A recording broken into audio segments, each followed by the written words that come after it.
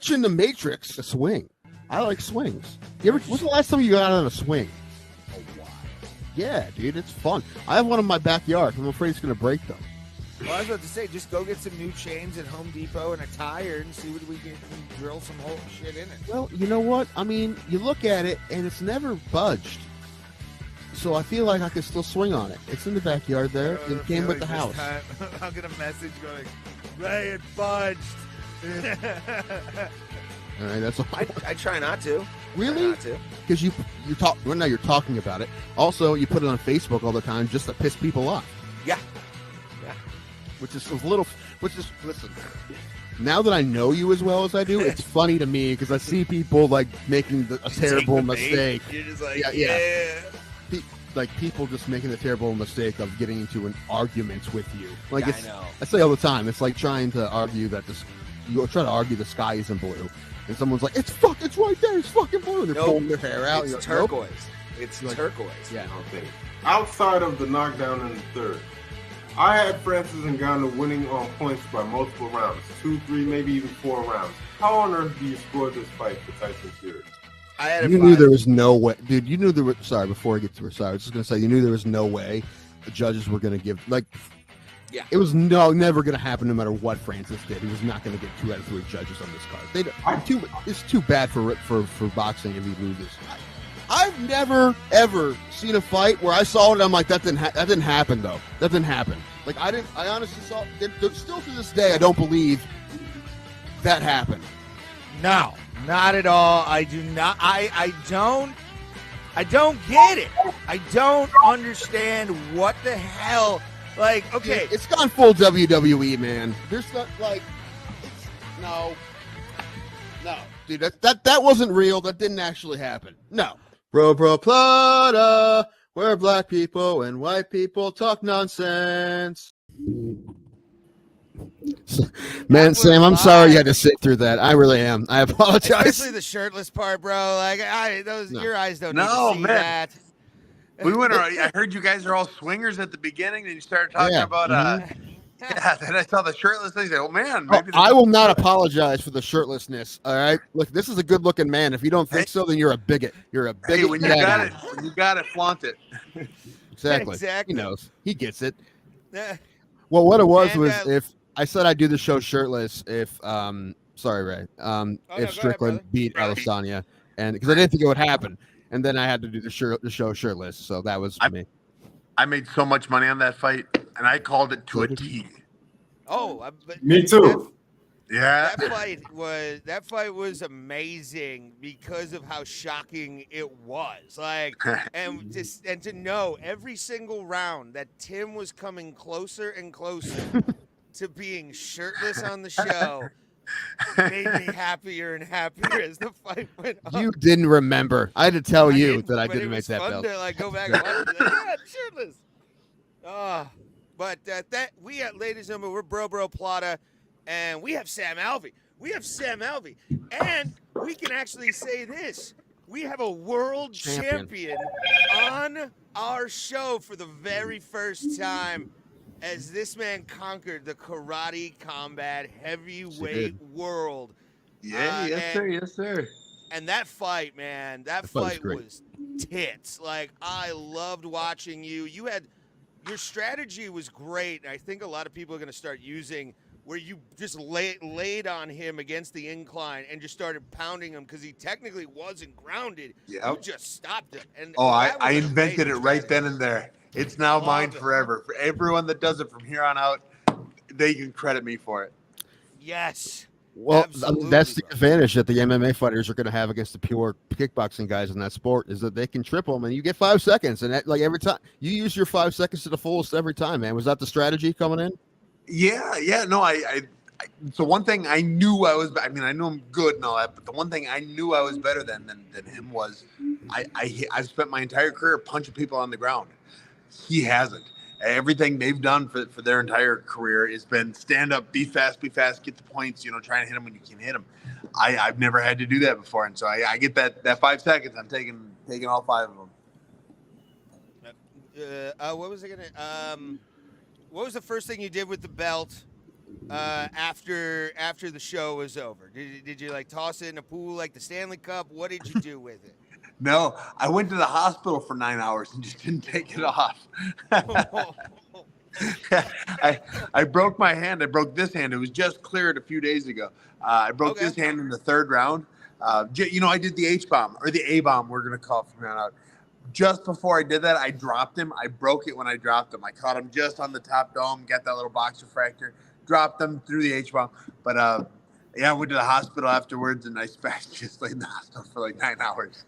Did you have to get an MRI? Did they make you take the belts off? No, no MRI, okay. X-ray. No, they didn't. I was surprised. But no, they didn't. Just refused. I'm not taking this off.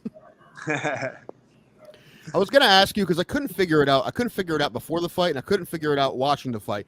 But I know it was in Vegas, but what venue was that at? The World Exchange something or other. It was a smaller venue, but Karate Combat always does the smaller shows because they're growing and they do most of their stuff online. But it was really it was a big. I mean, it's big for us to be able to warm up in the back, and they came out and there were so many people there. It was outside of their show. When I was fighting for him in the Dominican Republic, which that show was 4,000 people. This one was the biggest show they've ever had to put on. I like to think I was the main reason for it. Probably.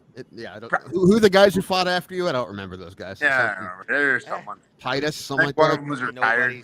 Yeah. Titus and Henderson. All right. Where are you right now, Sam? It looks like are you at a train station? It looks like you're hanging out by the public restrooms. My kids are in wrestling. Oh, okay. My kids are in wrestling right now. They're in. I'm in a. I don't know, high school somewhere. Yeah. Yeah. Nice. So my kids are in the gymnasium doing wrestling practice for the next hour and a half, and I'm here talking with you. Actually, just as I was coming out, I set my alarm to remind me it was happening.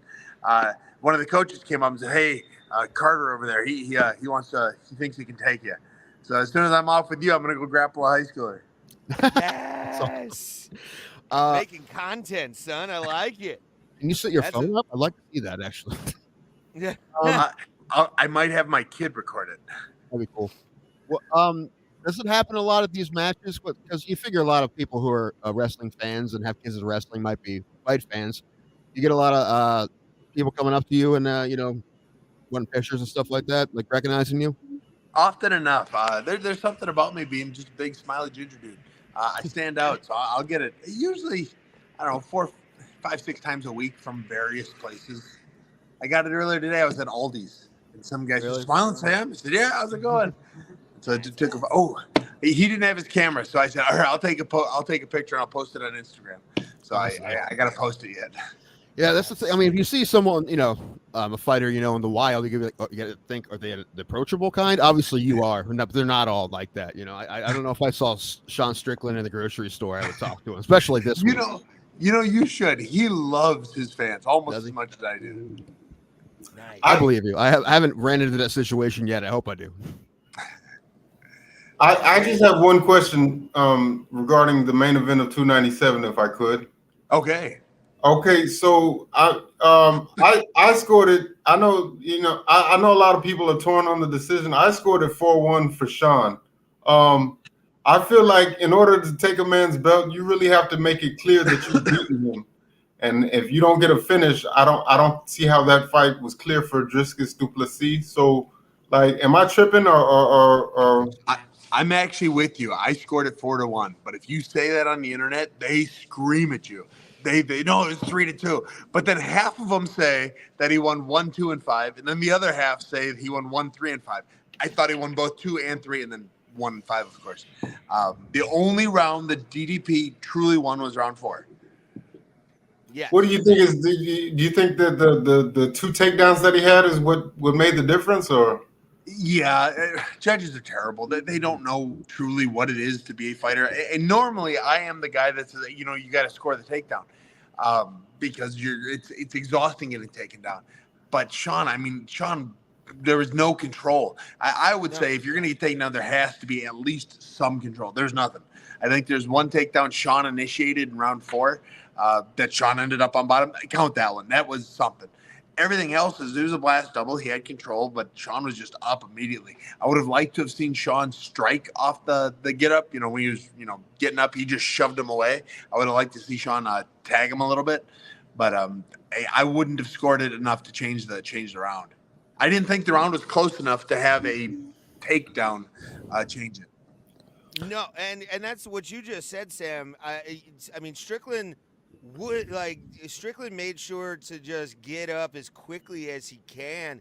And do you think that's going to be a thing? I mean, we have Chris Lieben now that's a judge.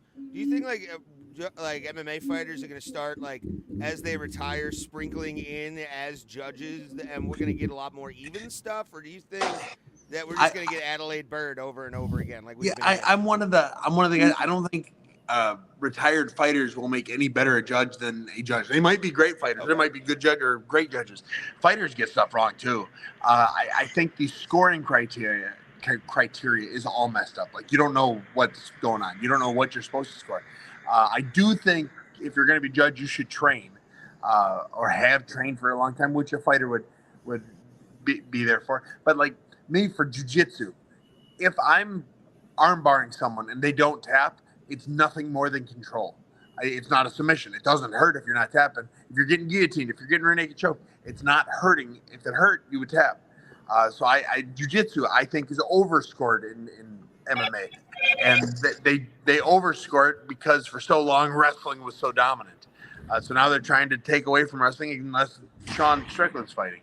And that's kind of where I'm at with it. Is the criteria of what needs to be scored is just nobody knows. They kind of say it, but it's not.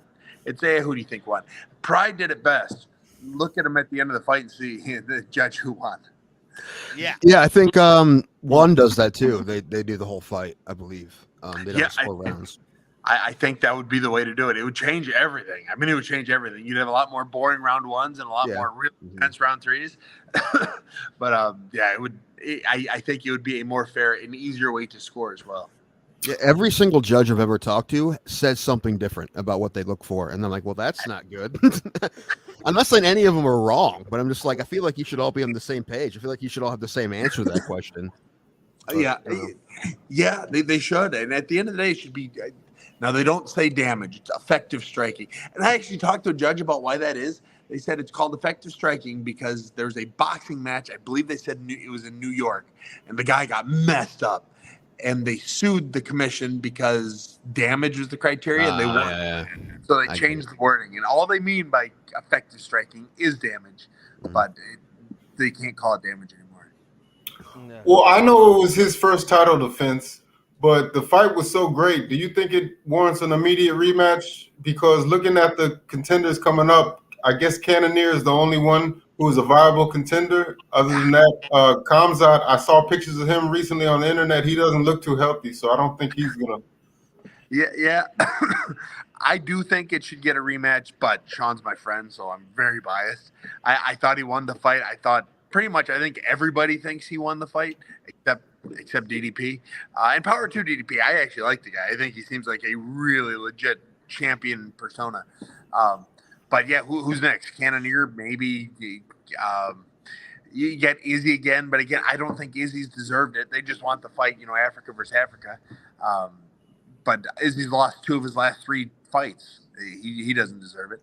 I would like to see John. Khamzat has done nothing to deserve a title fight. Khamzat has hardly done anything to deserve a top 10 fight. And so I don't think he should get it. I have another idea. How about a champ match between him and Pahea at 300, UFC 300? Wouldn't that sell, you think? Oh, I'll bet you it would. I don't know. I think DDP loses that one. I think his striking is way too sloppy. If Sean's was too sloppy to get to. And that's funny. I think Alex is the most overrated champion in UFC history. I think he is a terrible champion because he has no grounder wrestling. And but he keeps beating people, so I must be wrong. Yeah, it doesn't matter though if he keeps winning. Like the thing. Yeah, no, I thought he lost to Jan. I do think he lost to Jan. I think that was the biggest robbery of the year was Jan losing. Do you want to play this game? Yep. I had something and I lost it. Oh, sorry. Sorry, I didn't know mean to do that to you. Oh, Sorry. No, you're fine. Sorry. Last time we were here, you were here. We played a really stupid game. We played match game with you, and Okay. we wanted to bring it back. Yeah, let's do it. Did We're I gonna win do it last again. time? Did I win? No. Yes, you win. Yes. You win. You're always I the won. winner. Okay. Yeah, you're always the winner. No. We try to Next play Like in against Life, each other. Sam Alvey is. Also, I want to talk to you about something after the game that's somewhat internet related, and it's the fact that I woke up one day, and while we're waiting for Pulse to get back, I woke up one day to a short of you at a Michael Knowles event in Nashville, and I'm like, oh crap, it's Sam Alvey. I'm like, what was that?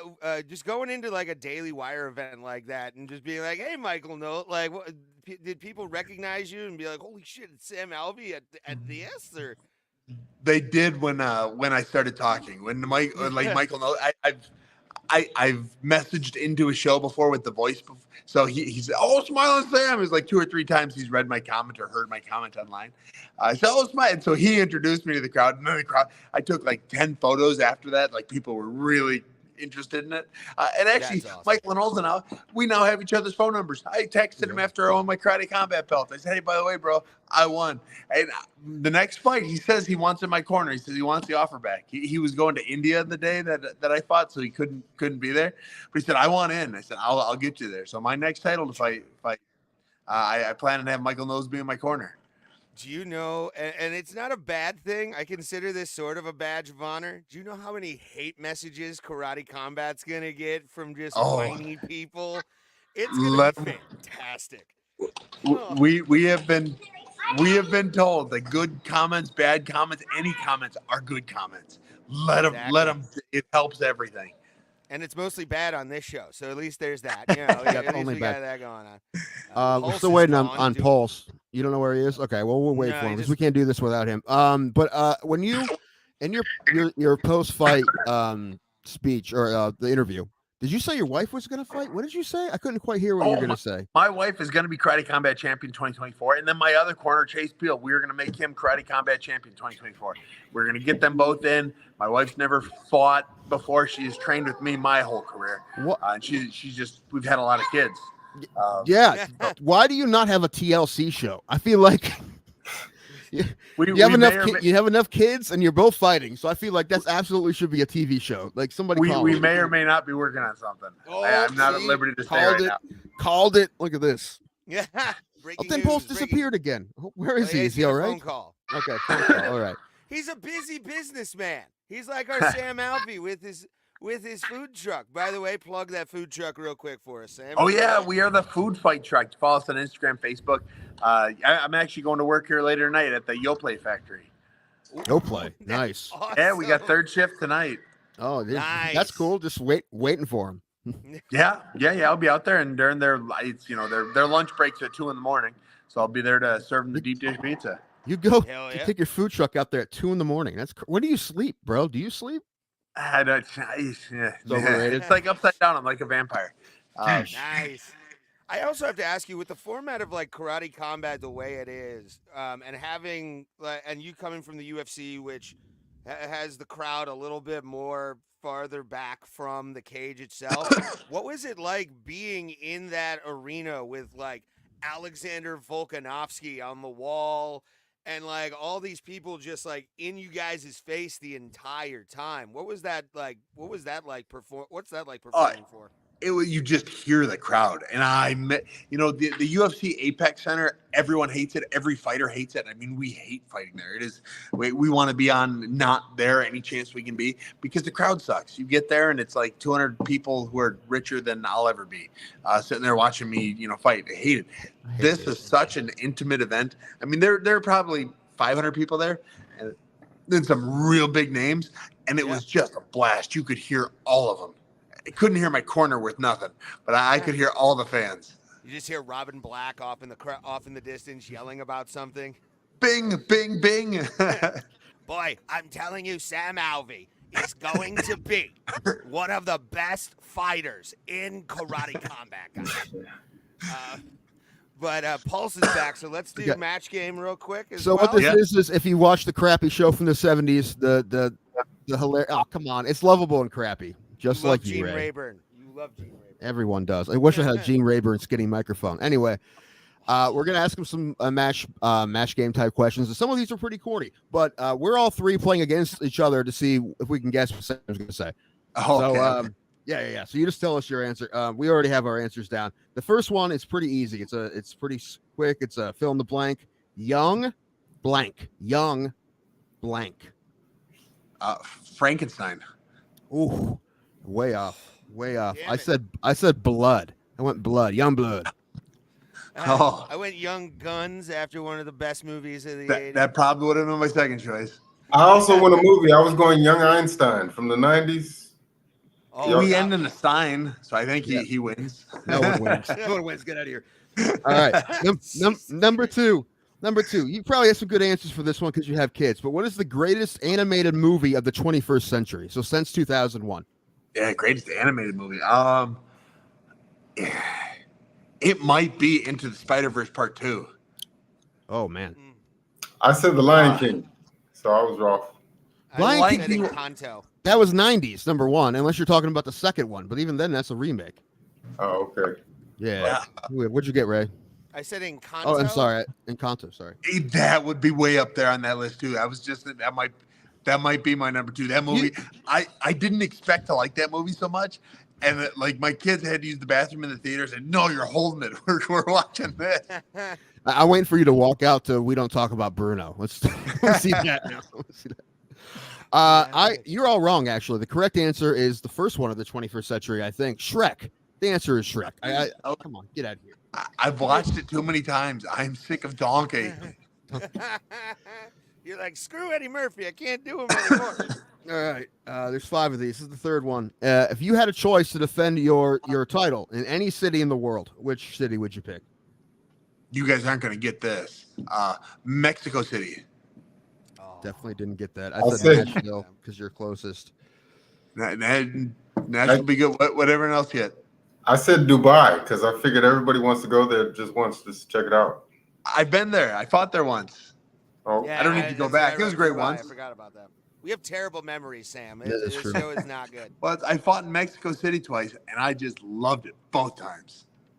It looks like a fun city, really. I mean, It was the crowd was into it. The hotels, the accommodations were just beautiful. The food was incredible. I just loved it. okay. Can't drink the water, but besides that, it's great. Yeah, you can't drink water. What'd you have, Ray? I said Dubai as Oh, well. Dubai. That's right. I'm sorry. Oh, two Again, Dubais. Memories are terrible. Yeah. All right. We're all for so far. Okay. Here's a really corny 70s style one. All right. Whimsical Wendell created a new submission that changed MMA forever called the blank lock. Blank Oh. lock. Is it? All right, it's the cock lock. It's That's good. That's a good one. What'd you guys have? Strong. I had Wendell's lock. I don't know. I just went basic bitch on that Okay. one. What you Pulse? I just said Pop Lock, like the dance. Pop lock. oh, that's Oh, pop a good lock? one. That's good. I was closest. I said taint lock. You gotta lock Oh, that that taint was up. you were the closest. Yeah. You were so close. How'd you not come up with my word? I don't. You know what? I don't know. Maybe I was having a tainty day. I don't know. So all right, this is the last one, and we're all over so far. So it's another fill in the blank. The alien was so confused on Earth, it tried to communicate by speaking in blank. The alien tried to communicate by speaking in blank. Trying to think of a funny answer. Realistically, it would either be French or sign language. Oh So- my God. So we'll go with those. Which one though? He said French Oh. sign language. Was that? Oh, French Sign Language. Okay. French or sign language. Probably. I'm going French. French? I'm in sign language. No, you said French, Ray. You didn't Yeah. you use sign language, Ray? I have sign language. Yeah. How do you know sign language? I said interpretive dance. I thought that Ooh. would be a good way to do it. Yeah, I said I- Klingon. I said Klingon. So I was, yeah. Well, it's not Klingon, but yeah. So we all went over. Good for us. So Yay. Sam wins. Sam kicked all our asses. Good job. Good job. That's what always happens. Thank you for playing that dumb game with us. It was fantastic. So much fun. Good. That's the Absolutely. point. You're the only one we played that with so far, but we plan on playing it with everybody, and I'm actually pretty excited for like bad reactions to it. So You have to keep that the submission question in there. See how many other people answer like me. Well, probably. Well, next we're all going to say cocklock. So Yeah. What was it? I had a question and I lost it. I'm not even high yet, guys. This is terrible. I have one. I have one. You just got cleared to fight again, right? Your hand's okay? I got cleared to use my hand again. Oh, gotcha. So, have you talked with Karate Combat at all about when possibly your defense will be? No, I haven't yet. I talked to President Awesome last week, like as he was getting on a plane. So we're scheduled to talk again this week. Just to we've got to renegotiate some stuff. At the end, it was the end of my contract, and so now we gotta go for it from there. Hey, the man. Who you gonna fight? Who they gonna find to fight you? I'll fight whoever. Darren Till's the man that was on my tip of my tongue, but I don't know if it's gonna happen. There's some guys out there. I just said Roy Nelson. He's still fighting. Call Roy. He's so big. He's huge. Yeah, but it's fat. It's like fighting me. You know, like, that's not really an advantage. I just had a couple questions, if I could, real quickly. Yeah. The next UFC pay-per-view is 298, headlined by Volkanovski versus Topuria. In your mind, is there any chance that Topuria can pull off this upset, especially considering Volkanovski's coming off a first-round knockout loss? Yeah, I'm leaning towards Topuria. I am. Volkanovski is the better fighter, was the better fighter, but that was a big knockout. And he really is a pretty quick turnaround to be knocked out like he was and then to come back and fight. I do think before that knockout, I would have said Volkanovski all day. No, he'll be fine, man. Just rub some Vegemite on it, dude. He'll be fine. No, I've been saying the same thing. I know Volkanovski is former #1 pound for pound, but Topuria is legit. And I just think I brought up a stat on this show a while back. It was champions who lost via first round knockout by a head kick, and they didn't have the greatest record. So I think that really affects them. That particular strike really affects guys. So I'm picking Topuria. That's my early prediction. I'm picking Topuria. And I'm leaning that way too, and I'm hoping I'm wrong. Although I like Topuria, I just like Volkanovski more. I shook his hand once. Y'all are wrong on all kinds of stuff. Volk's gonna win. Du Plessis won. Easy. He's the king of Africa. Dude, he's okay. Nagano is the king of Africa.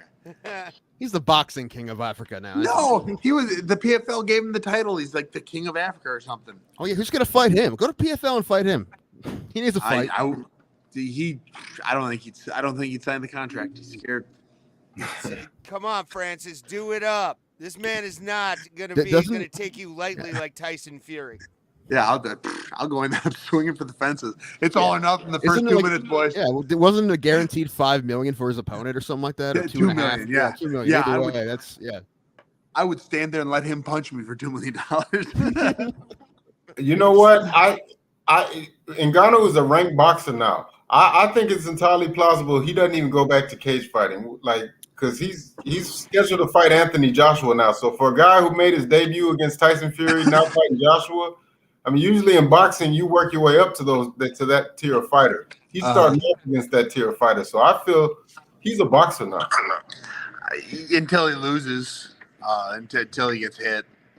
Yeah. And if he doesn't get back out, he gets knocked out or something, he'll go back to MMA and say, hey, I'm an MMA fighter anyways. I feel like there's something to say about him possibly not wanting to leave PFL hanging too. I mean, they did give him a contract when no one else would at the time. He gets $10 million just to fight anyone? Yeah. $10 million to fight Smiling Sam. Let's go. Hey, I don't know who else they're gonna get. Like who else is there? Like, heavyweight free agents or whatever. It's not that many. Yeah. You got anything, Ray? No, I got nothing. I don't know why, but my brain isn't working today. Yes. Everyone at the show has dementia, Sam. So I don't. Yeah. We I've got Coach different in the White House. What were you gonna say, Paul? Sure. Well, no, I've got just a couple more on 298 if that's cool with Sam. Yeah, let's do it. Okay, so in the co-main we got Robert Whitaker versus Paulo Costa. Who do you have there? Taking Costa. Whitaker had the better career. Will always have had the better career, but His time has passed, and Costa's big. Yeah. If you were fighting Costa, would you like just as like a gag send a bunch of wine to his room the night before? I would. Just a couple crates. Couple crates and an ab roller. And then also on that card, a welterweight matchup. We got Jeff Neal against the guy nobody really likes right now, Ian Gary. I'm hoping Jeff Neal knocks him out. What do you think? So is everyone else. Ian Gary's supposed to win. UFC doesn't pick fights, or doesn't rig fights, but they know who's supposed to win. Ian Gary is supposed to win. Do you think he will? Do you especially with all the drama and everything like that's been going on in his life? You know, like the guy's been through a lot, but like he is still a top elite fighter. Do you think that's really gonna like mess with him down the line here? Or? No, it's so hard to make a fighter really worry about it. Like everyone's talking about Strickland's mindset. Strickland didn't care. He was ready for action. Yeah, Ian Gary will be in there, and he won't care either. I think everyone's blowing the Ian Gary thing up out of proportion a lot. I think but Ian Gary keeps making it worse. The dude needs a publicist. Yeah. Good God, if he were to just say nothing, it'd be over already. Now every time he tweets. Yeah, that Ariel interview was awkward. Oh my goodness, he's making himself. And I met him once. He was at my first karate combat fight. He and his wife, and actually I didn't recognize him, so I just talked to he and his wife like all week as if they were no one. And then I started piecing it together. Said, I think that guy's someone. But anyways, it was great. He and his wife, they were a wonderful couple. But man, he is doing everything publicity-wise, making himself as unlikable as possible.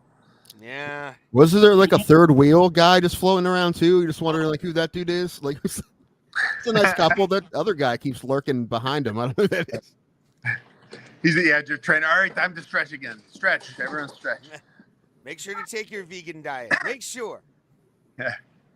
Okay, and I've got one last one on 298. Is a banger of a matchup at bantamweight. Merab Dvalishvili versus Henry Cejudo.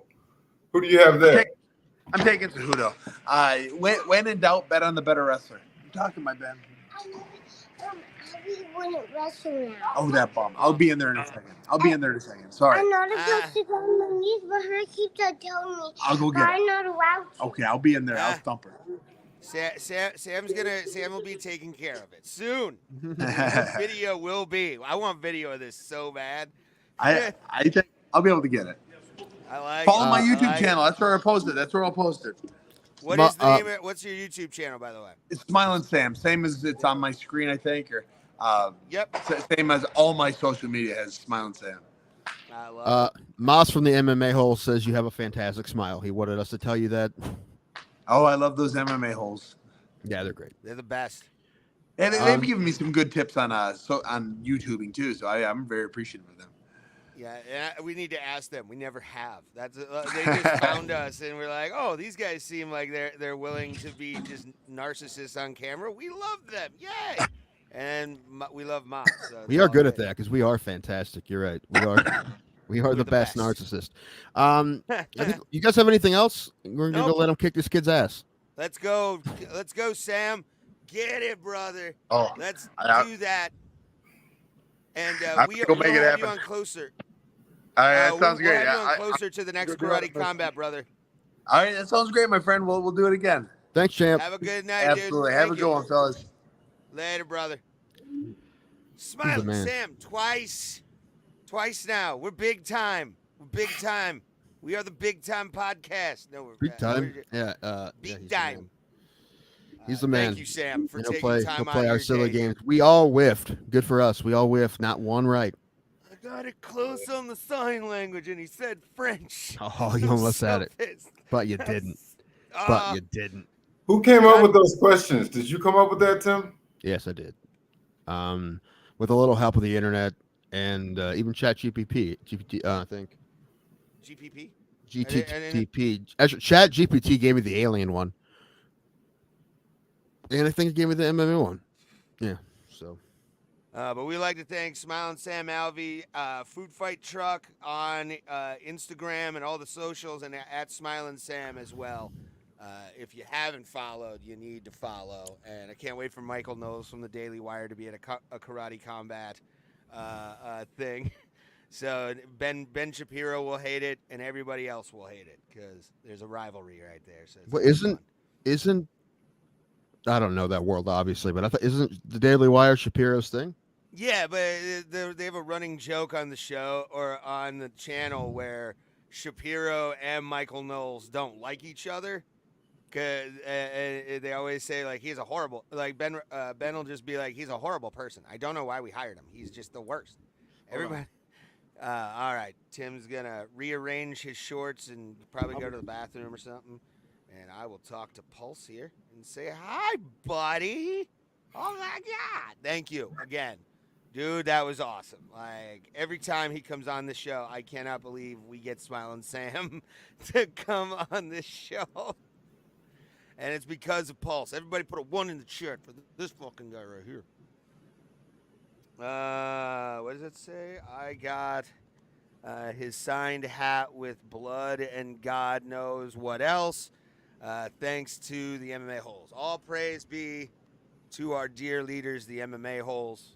MMA Holes show everywhere, every day. Check them out. They're fantastic. We love Maz. We love JBM, hopefully Logan, and hopefully the kids are good, especially Logan, because he's going to be a future UFC champion. All right, it's gonna happen, and we're all gonna watch that pay-per-view and go, fucking hell! That's gonna be the whole thing, bro. It's gonna be great. But yeah, man, fucking still tired, still kind of sick. Hate my life right now. Ellie, that's it. Thank you, Roberto.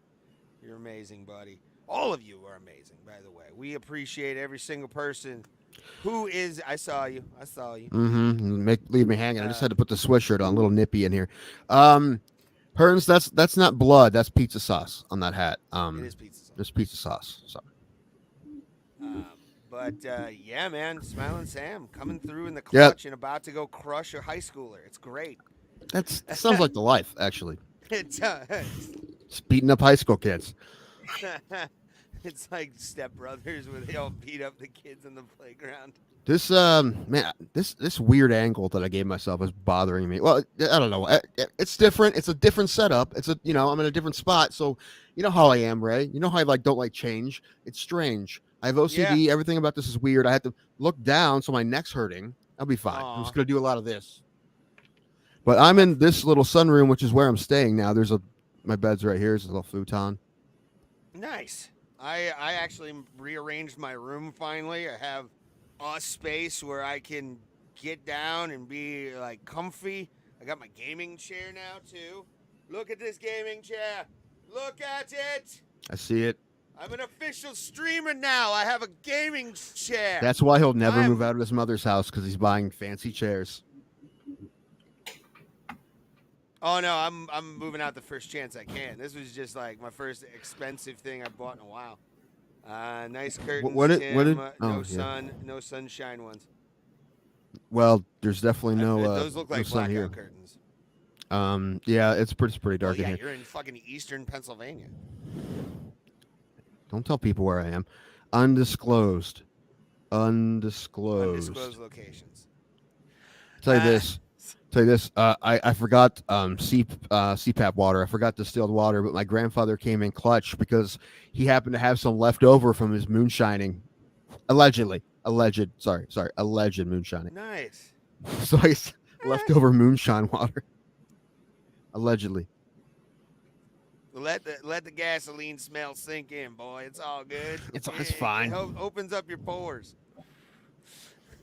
Sure. It's an exfoliant. I didn't leave the house today. I was gonna meet up with my dad, but I called him. He's like, "Oh, how about this day?" I'm like, "Oh, whatever, Dad. Whatever. I don't care. Whatever." So I didn't do shit today. Took a nap. That was good. Watched The Holdovers. That new Paul Giamatti movie. Oh, okay. Got nominated for an Oscar today. Oscar noms today. You see those? No, because I don't watch the Oscars. Well, people a little bit pissed. Greta Gerwig didn't get nominated for Best Director. What'd she direct for? Barbie, which was nominated for Best Picture and a bunch of other stuff, but she didn't get Best Director. and the nominations for best director were all dudes. So some of them weren't Oscar picture weren't best picture nominees. I get it. I understand why people are bummed. I get it, because it seems like it seems like it's always like it's a pattern. I get it. The female directors, I get it. I understand why they're a little bit bummed, but Well, no, it's Barbie also was a okay. fucking Barbie movie. It's not like People love the You Barbie. watched movie. it? Yeah, no. I did. It's a solid movie. I've seen a whole lot worse movies. It's not bad, dude. It's a Did you solid see flick. it alone Solid or with picture. your nieces? Alone. It's rated PG-13, right? I'm not gonna. So wait a minute. You've seen Barbie, but you just now saw Tombstone 2 weeks ago. Yes, sir. Yep. Yeah, Barbie's a better movie, hands down. That's blasphemy. Oh, fuck. It's what modern. Did you just say? It's more modern. Okay, Tombstone. Tombstone is outdated and sexist and all kinds of crazy shit. It's no. Barbie talks about the All right, patriarchy. You know what? Me and Pulse, we're gonna be in the man's club here. Take Tim off. He doesn't need to be here. None of this is real. Tim was an aberration. He was AI. This is a bro show where we don't talk about Barbie. Okay. I mean, I tried to bring him back on, and it didn't work in one tap. Fuck. Without All right. me, it's bigot Plata. Without me, What? yeah. How are we bigots when I have a black friend? Uh, He's my one black friend. because you mention it like that. Ray, hi, my name's Ray Highclack. Everyone, Just I 'cause have I a black refer friend. to That's what he him does. as It's on his one of the business good card. ones doesn't Friend of mean a black anything. man is on his business card. It is in big bold. It's most of the card, actually. Yeah, that's all it is. I have a I black like friend. black people. Don't ask me his name. well, you said you didn't do anything today but watch movies, right? I just watched a movie, yes, and sleep. Well, I have an idea. Do you feel like defending your crown? Dude, absolutely. Dude, I even brought one of these empty manila folders I got from Master Ken. Well, with that being said, 300 plus miles to this undisclosed location in Northeast Pennsylvania. I've got a gong right here if you're ready, buddy. Oh, I think it's Hold on, time. we gotta do it right. Here's Okay. the trivia song. They're a powerhouse duo. Trivia showdown on the Bro Bladder Show. Most reloaded, the host with the most. They need a hit. So trivia clash of the titans. What if Tim and Ray lock and horns? They won't back down. Down battle, they need out there. The talk of the town. Trivia warriors fighting till the end. We're getting better, but the games begin. Yeah. Bro Plaza, here comes reloaded. Trivia clash of the titans. We're getting better, but oh yeah. It is Trivia Warriors on Bro Plata. This is the Pulse Trivia segment of the show. 15 questions to decide who is smarter, Tim or Ray. We all know this answer. It's me. We do. I believe I'm like 7-1 or something. I don't It's know. not about wins, Tim. It's about not? how you do it and the effort you put in. I think that's incorrect. I think it's all wins and losses. The only thing that matters. This is America. Only wins matter. This is the UFC. I'm talking enough to get to a title fight, all right? I don't care. That's what it is. Ray just keeps talking shit, so we keep letting him face me, although I beat him every week. I know. It's just I make the most noise. Ray is the Colby Covington of this trivia game. Well, yeah, I would say so. You're just a cock, Tim. You're just a cock. Such a cock. Oh, let me write 8, 9, 10, 11, 12, 13, 14, 15. All right. What is the subject of today's trivia, Mr. Pulse? Okay, I told you last week because last week I kind of mailed it in. So this week I said I was going to make it tougher. Okay. Thus, this week we are doing cinema trivia, movies. All Okay. right. Come on, Brian, you can do it. I was watching Jeopardy last night with my grandparents right before we watched Auntie's Roadshow, and don't laugh. And I love Antiques Roadshow, by the way. You would. It's No, a I'm not very surprised interesting at all. watch. Anyway, there's a guy from Lakewood on there who won. Anyway, there's a category. It was The Job is the movie title, and I bored through those. I knew all those. So just saying. Just saying. They're like, it was like Anchorman, The Accountant. I forget what else. Okay. All right. I will say this. I don't know the many movies outside of maybe 1995 is my cutoff for a lot of my movies. But I do have some modern ones.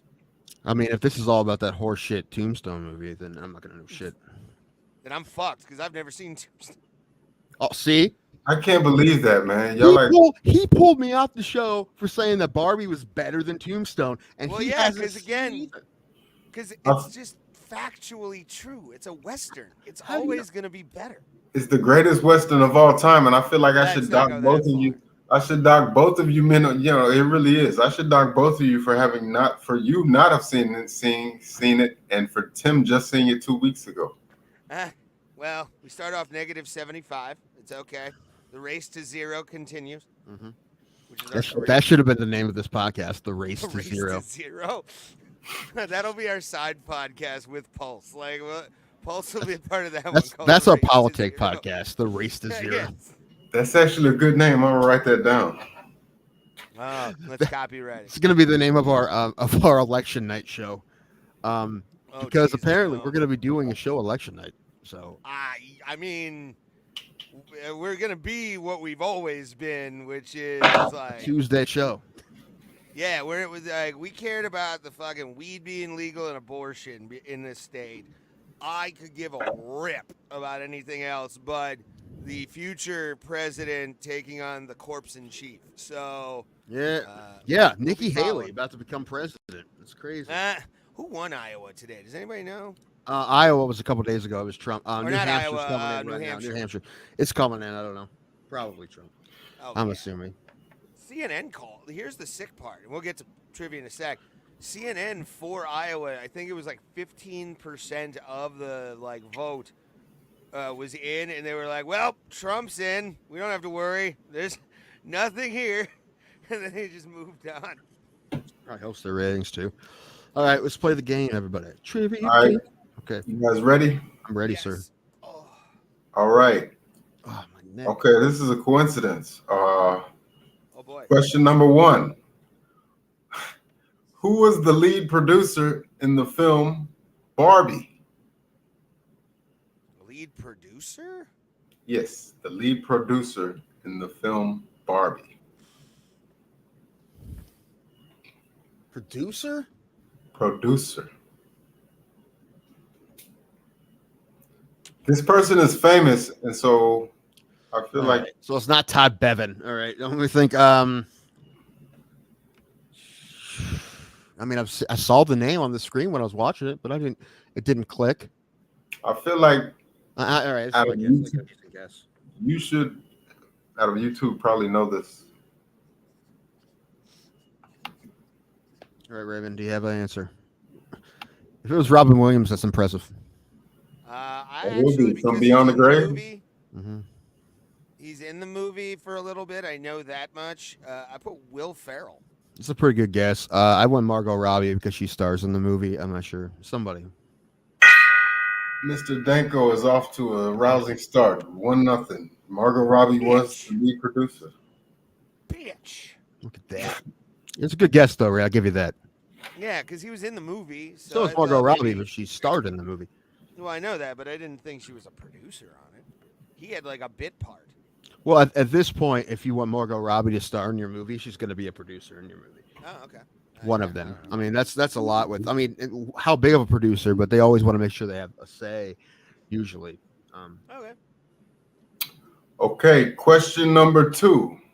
Number 2. In the movie The Matrix, what is Neo's real name? I don't like how quickly Ray's writing this down. Okay. I love The Matrix. What you got? Hold on, give me a second. Tim's still Give me a writing second. his, so I will be sportsmanlike with him getting this wrong. Oh, I'm gonna get it wrong. I said John O'Neill, which I think is a character in one of his other movies. Probably, but it is not because you missed you actually got the first name right. I knew it was John something. But it's Mr. Anderson. Oh, that's right. John Anderson, Seminole Wind. Ray Highcliffe, the point. Or I fell into the water that you walked on. That's another really good. Straight Tequila Night. Don't ask her on a straight tequila night. Yeah. Or thinking about Swinging. Swinging was his first hit. Just a swinging. Yeah. What a great song. Okay. There's a little girl. Oh, Would man. you let the man ask his question? No, I got more John Anderson songs to sing. Seminole Wind. Here it comes. Oh, God. All right, go ahead. Pulse, Sorry, get go the ahead. remove button ready. Pulse, you there? Did he freeze? In the film.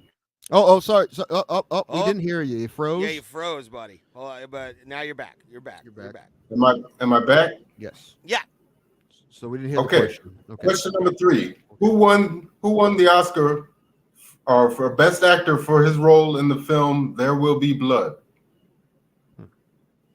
Looking for the actor's name.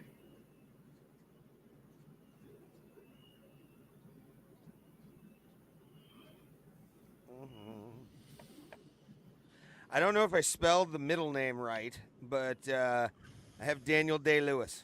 DDL, baby. Both are right. Daniel Day-Lewis. 1 point lead here, kids. 1 point lead. I might have to get my belt plugged Raymond, here in a minute. no. It's tied up. It's tied.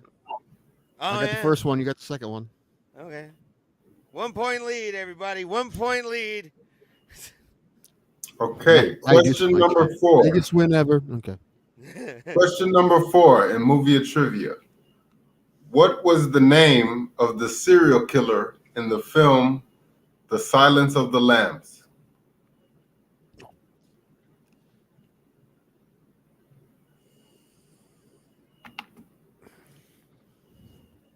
Hold on, I got it. Hold on.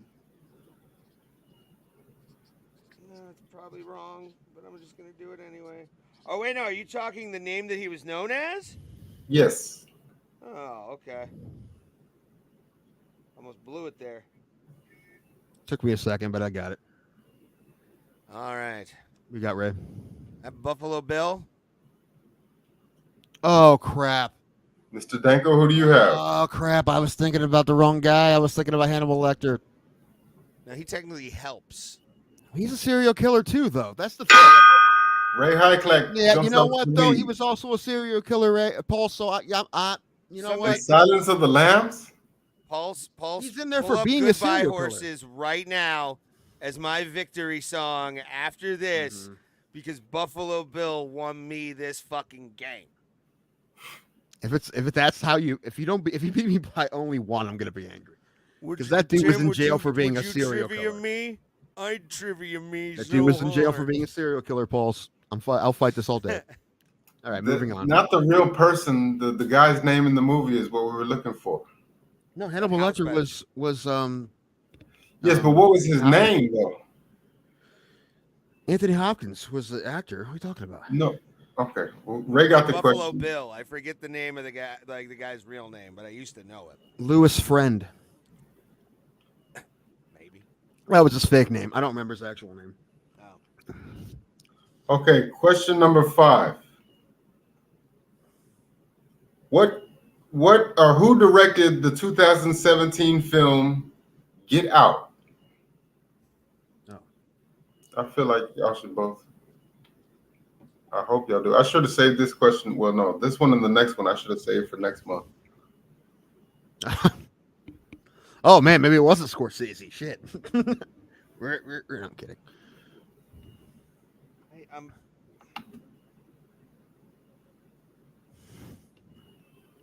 Oh no! Wait! Nope!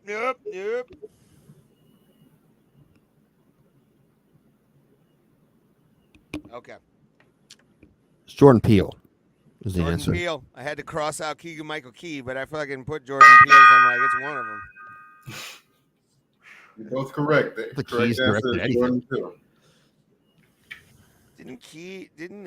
No, that was Peele that did Twilight Zone remake, right? Yeah. Yes. All right, Paul. Okay. Question number 6. What film won Best Picture in the year 2020? Hold on. 2020. Pandemic year. Yeah. Give me a second here, because I'm trying to think backwards. I think I have it. I think I know, but I don't. Hold on. I think that might have been 21. What was last year? I know what last year is. Oh, no. Shoot. Crap. There's 2 in my head. I don't know which one it is.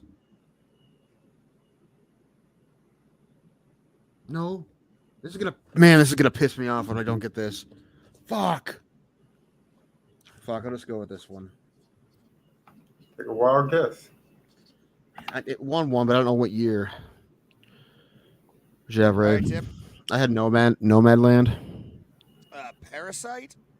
Fuck, Ray Hyclef is correct. Ray Hyclef jumps out to a... Nomadland was the next one. Fuck, I forgot about Parasite. Oh no, I'm in trouble. It's okay. I should have known that one. I'm just mad at myself for not knowing that one. Tim, did you get my Venmo payment to take the dive this week? Yeah, I did actually. Is that what it was for? Good. Yeah. Okay. When I had a guy on a diving board, you're supposed to know what that meant.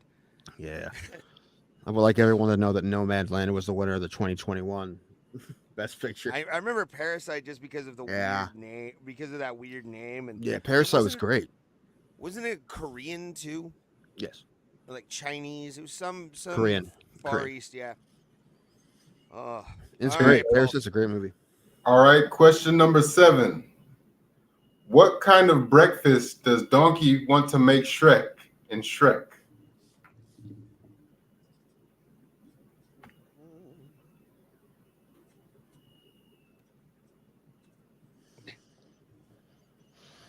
I actually had these yesterday morning. I made waffles. I'm making waffles. Did he freeze again? Oh, there he is. No. You both got waffles? Yeah. Yes. You both are correct.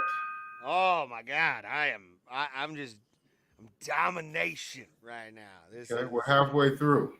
Self-sabotage could happen. You ready for question 8? Yes. Okay, this might be a little bit of a tough one, but I think I have faith in you. You can. Oh shoot! I'll be right back. Okay. Right now I'm up 2 in trivia. It's fun to know that Hannibal Lecter wasn't a serial killer in Silence of the Lambs. I thought he was in prison for killing and eating multiple people. I'm very surprised. He was, but he was helping the FBI. He wasn't hindering the question was, who was the serial killer? There was more than one. So if we both say one right, how can I be wrong? I'm not wrong. What was the name? What was the main one? What do you mean the main one? The main character was Hannibal Lecter. No, the main character was fucking Clarice. It was a flawed question. A flawed question, and I got the flawed question. I got the answer right. Oh, listen! If you're going to tell me that Hannibal Lecter was not a serial killer, that's fine. Who were they chasing? Who were they chasing? Yes, that was my question. That wasn't the question. You said who was the serial killer. That was the whole question. Who was the serial killer? There's more than one. You know what? He's going to be bitching about this if I win for the next 3 months. 100%. If you win by 1, yeah, you got to beat me by at least 2, or I'm going to be bitching. Okay, well, let's see what happens. Question number 8. What was the first superhero film nominated for an Oscar? When you say Oscar, what do you mean? Do you mean any Oscar? Or Academy Awards. Do you mean Best Picture, or do you mean any superhero film? The first one that was ever nominated for Best Picture, or any category. Because I know which one was Best Picture. Best Picture. Okay, Best Picture. I'll get specific. That was very important. Thank you. Okay. Best Picture one? Yes.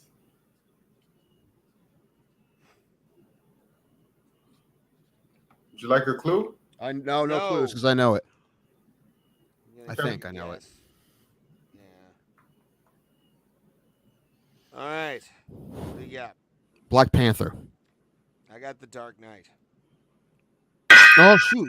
Tim Danko, no, that's right. Danko ties it up. That's right, because Dark Knight got snubbed for it. That's right. Oh, okay. Yeah, that's why I asked, because it was nominated like for different.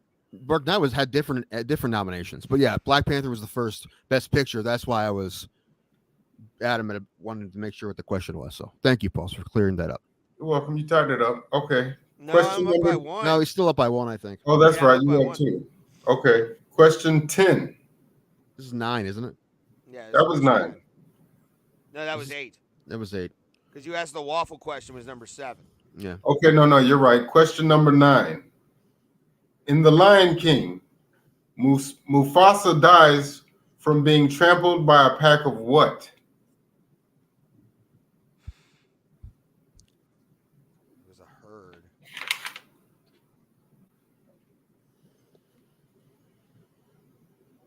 Oh man, it's one or two things.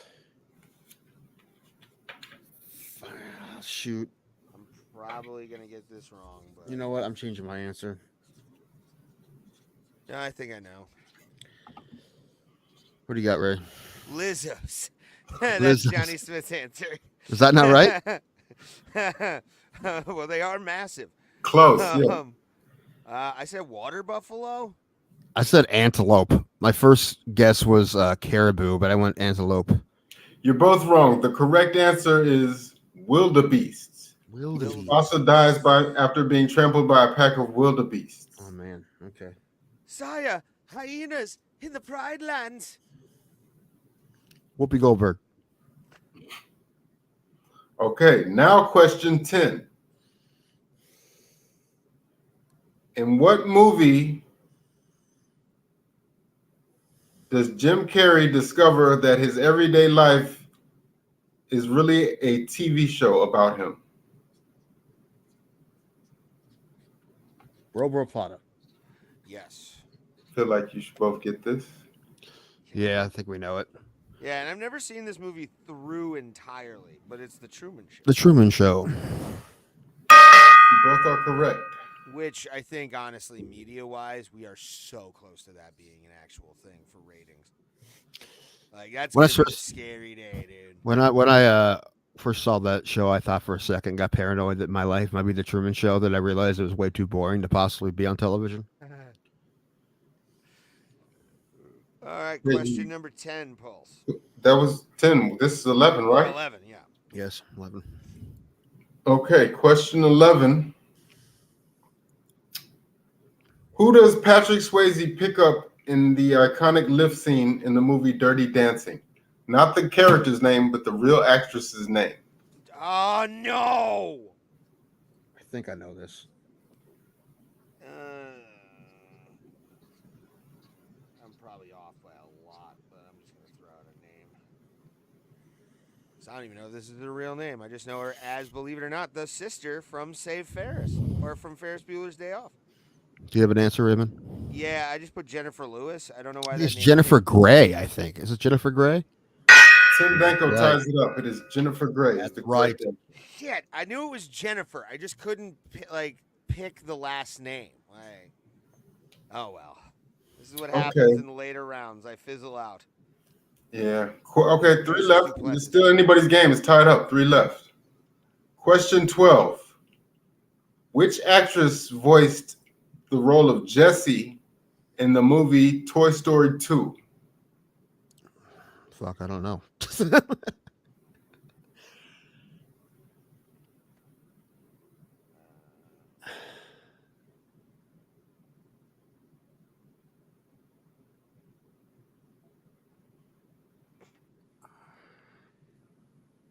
Would you like a hint? No Yeah. hints. No I just- hints, Pulse. Okay. Man, We're men. We figure this shit out on our own. Like relationships and complicated relationships with our I don't think fathers. this is right, but I don't know why this is the first person that came in my head. You'll laugh when you hear who I put down. It was My guess was Meg Ryan. like Jennifer Aniston. You're both wrong. The correct answer was Joan Cusack. Oh, okay. Didn't know that. Now I do. Okay. Question Alrighty. 13. All tied up. What is the name of the 1992 movie starring Tom Hanks and Gina Davis?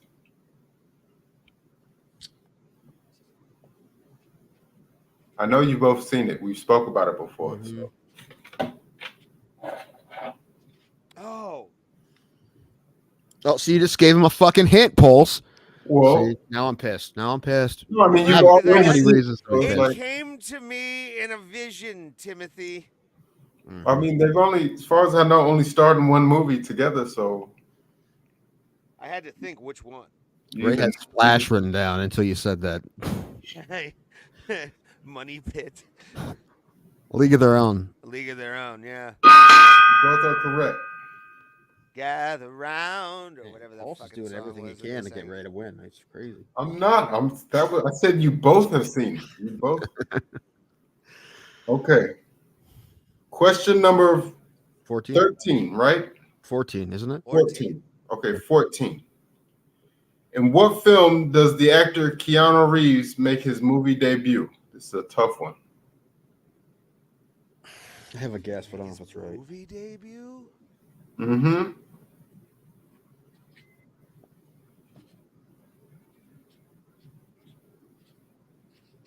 It's not that movie. I have a guess, but I don't know if it's right.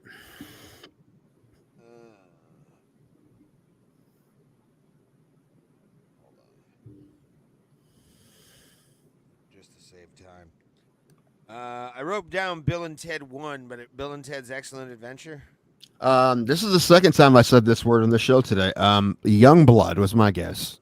Wow, Tim Danko, you know more about Oh, movies the than I hockey do. movie. Yeah, he was in that movie, wasn't he? Played the goalie, didn't he?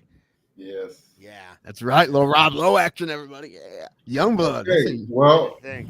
this is the 15th and final question. If Tim, you get it right, you're already winning. You win. Yes. If you get it wrong and Ray gets it right, Mhm. he ties it up and we go to sudden death. Yes. Probably won't happen. Let's get it over with. Tim's smarter. Okay. Okay, where does Sex in the City 2 take place? In what country does that movie take place?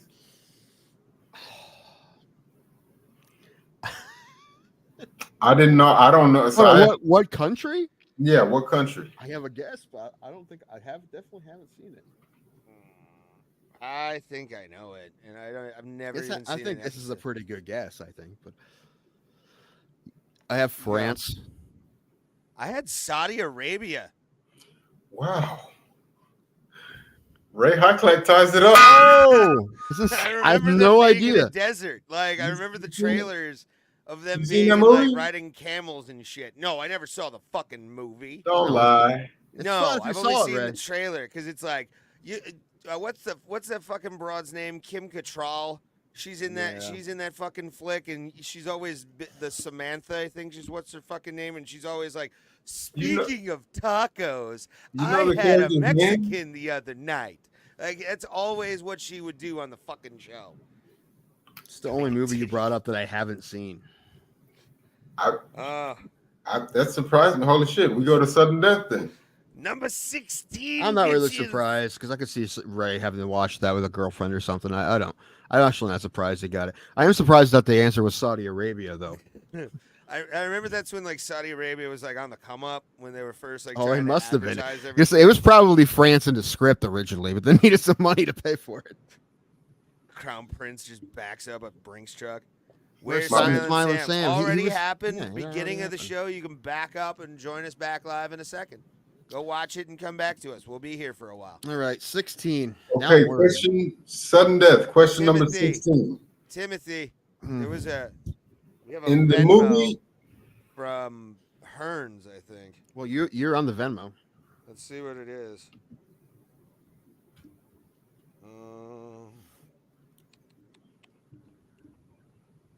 Maybe he means PayPal. One or the other.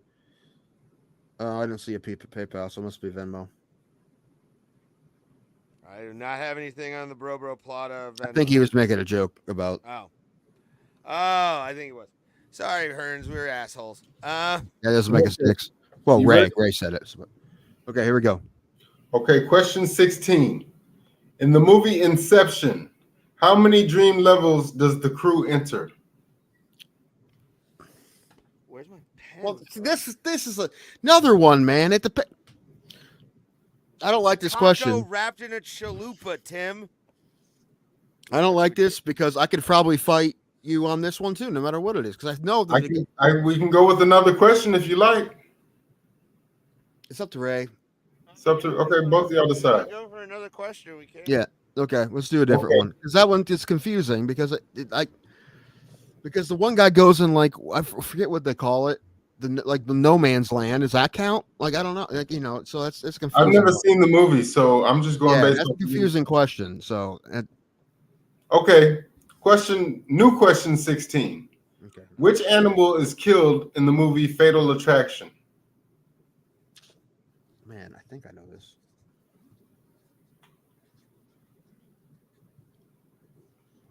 I'm not actually. I haven't seen that movie either. So. Jeez. What? You've never seen even I've seen Fatal Attraction. I thought the remake sucked. To be honest, I didn't watch that. Or are they making a remake? You just no, they made it. It's a TV show with Charlie Conway. You guys answered? Because if not, don't look at the chat. I'm not even. No, I'm not. I have an answer. Straight ahead, and I'm full screen on this laptop. I said a rabbit. I said bunny rabbit as well. Yes. Wow, you both got that right. Boiling in a pot. Okay, we'll possibly end on this note. Lucky 17. Let's go. True or false? The singer Janet Jackson turned down the role of Lisa McDowell in The Nightmare Before Christmas. Hey, you know how I feel about true or false questions, Paul. Y'all ponder that, and I'll be right back. Wait, which role? I think it was Sally. Was it Sally? And we're looking for true or false. No. Sally though? Well, who was? What was the question? True or false? Janet Jackson turned down the role of Lisa McDowell in the movie The Nightmare Before Christmas. I have no idea who Lisa McDowell is. She might have been the one that took the role, so it was Sally probably, because Sally's the love interest. I don't know. Okay, well it's basically a 50-50. Yeah, it is. I don't want to fucking lose this way. What do you got, Ray? I have true. Fuck, I have false. Tim Danko retains his belt. God damn it! Hey, thank goodness. I'm still pretty sour about that fucking Silence of the Lambs question. So luckily, I still won. Okay, and I will be right back, guys. Okay. All right. I do give you some credit though on Saudi Arabia, dude. I had no idea on that one. Why you acting so mean? Spread negativity. Not an appropriate song to play right now. Like in Like victory a bad scene. which I don't have a victory song on AI. I just want you to play Creed. I can hear my dad right now. It'd be just yelling at me. It's a terrible time. This is probably what he would say. It'll fucking load. Why is this not loading? This is why these sound bites don't work, because it takes forever for you to play them. Yeah, I have no idea. Like, it's like my thing's so low on the. It's losing internet, it looks like. Oh, no. Lame. What is that? What, did you download any of those Major League sound clips I sent you? I did not, but I will tomorrow. You know what? Don't even bother. Just don't do anything that will make me happy. Just ever. Nah. All right, you don't have to say what your dad said to you years ago. All right, Let's not talk about that. But here it is. Here's what he said. You blew it! Just like Ray trying to play that sound, he blew it. This is me every time Tim wins a thing. And also Tim wins a trivia. And I have exclusive audio, by the way. This is from the locker room of Sean Strickland after he lost to Du Plessis. Nothing works here. The medications don't work. I hate this place. But here's the problem, Tim. What is that from? I don't know what that's from. Hold on, I'll explain it in a second. But and then this was him as he was leaving the arena. Staff was calling me. I have sources everywhere, Tim. And this is how he was going down the hallway. Nothing works here. I hate this place. Nothing works here. The medications don't work. I've been here for 7 years. I hate this place. Nothing works here. Is that 12 Monkeys? What is that from? No, it's from this show called Bellevue Inside and Out. Okay. It was one of those. It was in the same vein as the Iceman tapes on HBO, where they did like a documentary series. And there's this guy in the show named Brian, and he's still. I don't know whatever happened to him. But it literally opens up, like the show opens up with Brian just going like this in a room. Nothing works here. The medications don't work. So this is a real person. It is, yes. So you're making fun of a real wow. First class human being, Ray. Heck luck, everybody. First class. Nothing works here. I hate this place.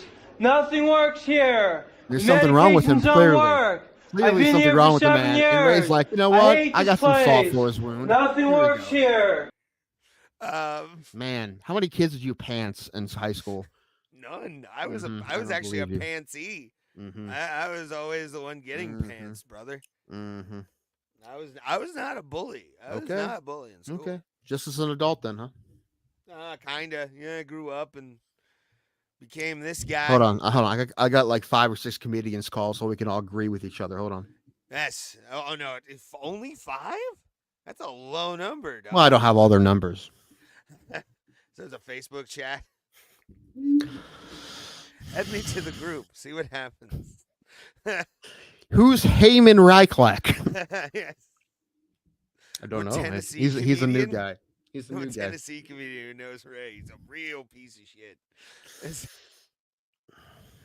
I have a game. I don't know if I'll be here Thursday or not, especially because there's no fights and I don't know how big a deal it is. I don't know for sure. I'll let you know, but I don't think it's a huge deal. Really, is it? I don't think it is. There's no fights until next week or next week? Yeah, there's no fights this week. Interesting. Well, at least I don't know if there's something else going on. Is there like a PFL or is there a boxing match or something? No. But yeah, February 3rd is the next UFC card. Oh yeah! Wow. Okay. But looks like I'll have to do something with my. Oh, I know what's happening this Saturday. I'm actually getting a Peacock subscription just for it, and then I'm going to cancel. Wrestling Royal Rumbles this weekend. Oh, that's probably why. If it's Saturday, yeah, that's probably why. It's going to be where the. They are owned by the same company now, so they wouldn't want to fight each other anymore. So. Oh yeah. Yeah, that makes sense. But the is the Royal Rumble? Is that the goofy one where they like bring random people out and throw them over the? Yeah. That's okay. Okay, Royal Rumble. It's a battle royal style pay-per-view. That's actually like Oh, it's on Peacock. Maybe I'll watch it because that's actually kind of one that like it might be a kind of fun for a while until I turn it off. I don't know how long I'd watch it, but I'll just be waiting for like somebody I know. You might be pleasantly surprised at like how much you enjoy. What is McAfee they call him McAfee out? Dude, it wouldn't surprise me if he was like one of the surprise because every year, and I know this taxes the word of that I'm about to use. But every year there's always like surprise entrance into the Royal Rumble. Last year, I don't think there was really. That's the only thing I care about. That'd be fun. Like I want that. McAfee's been in it a couple times actually as like a wrestler, and that's the reason I love Pat McAfee, dude. He's compared to a lot of guys in pro wrestling. He's a motherfucker who gets it. You know what I'm saying? Do you think they'll throw to do like an Endeavor crossover? They throw a UFC fighter in there that like just a random one, a current roster guy. They throw Strickland in there. Do you know who I think they're probably going to bring out, and it's going to be kind of sad, but like I want to have him on the show. He just signed a Legends contract recently, and it's Ken Shamrock. I can see Ken Shamrock coming out and like. Just choking everybody out. Yeah, play the music, and you just hear that because he had badass theme song back in the day. Like the WWE really made him a good fucking like ring walkout music. Somebody walked out to the Edge's song, the Alterbird song. Yeah, Metalingus. Yeah, somebody who was that? On Saturday. Woodson? I think it was Chris Curtis. I thought it was a. Okay. I think I'm not sure. Yeah, because Barry walked out to something good too. What did he walk out to? I had the TV off during the entire Yeah. or So the sound. Curtis off during walked the out to entire that, and Barry walked out to something good too. I just can't remember what it was. I gotta figure out a way Let me to look at this jerry up. rig what do you call it, into my television for sound.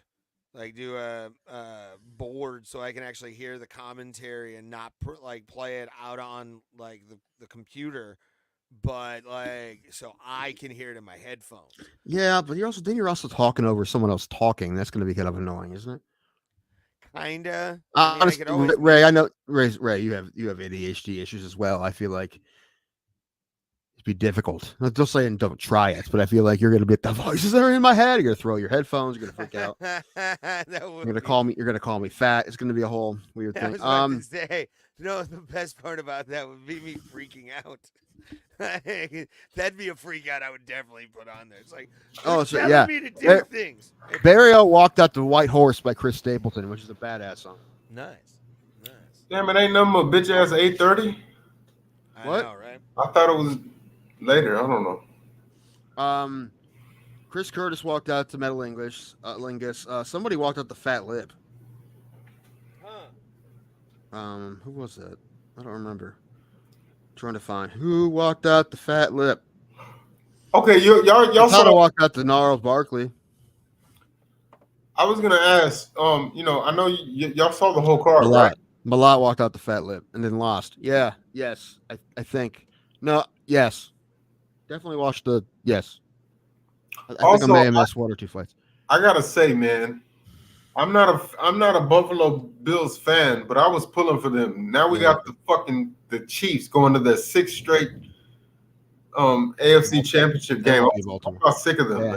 No, but they won't be Baltimore. I don't think. I don't see it happening. Baltimore's fucking good. I'm tired of them. Mahomes. Yeah, me too. Yeah, and Buffalo kind of choked, which sucks.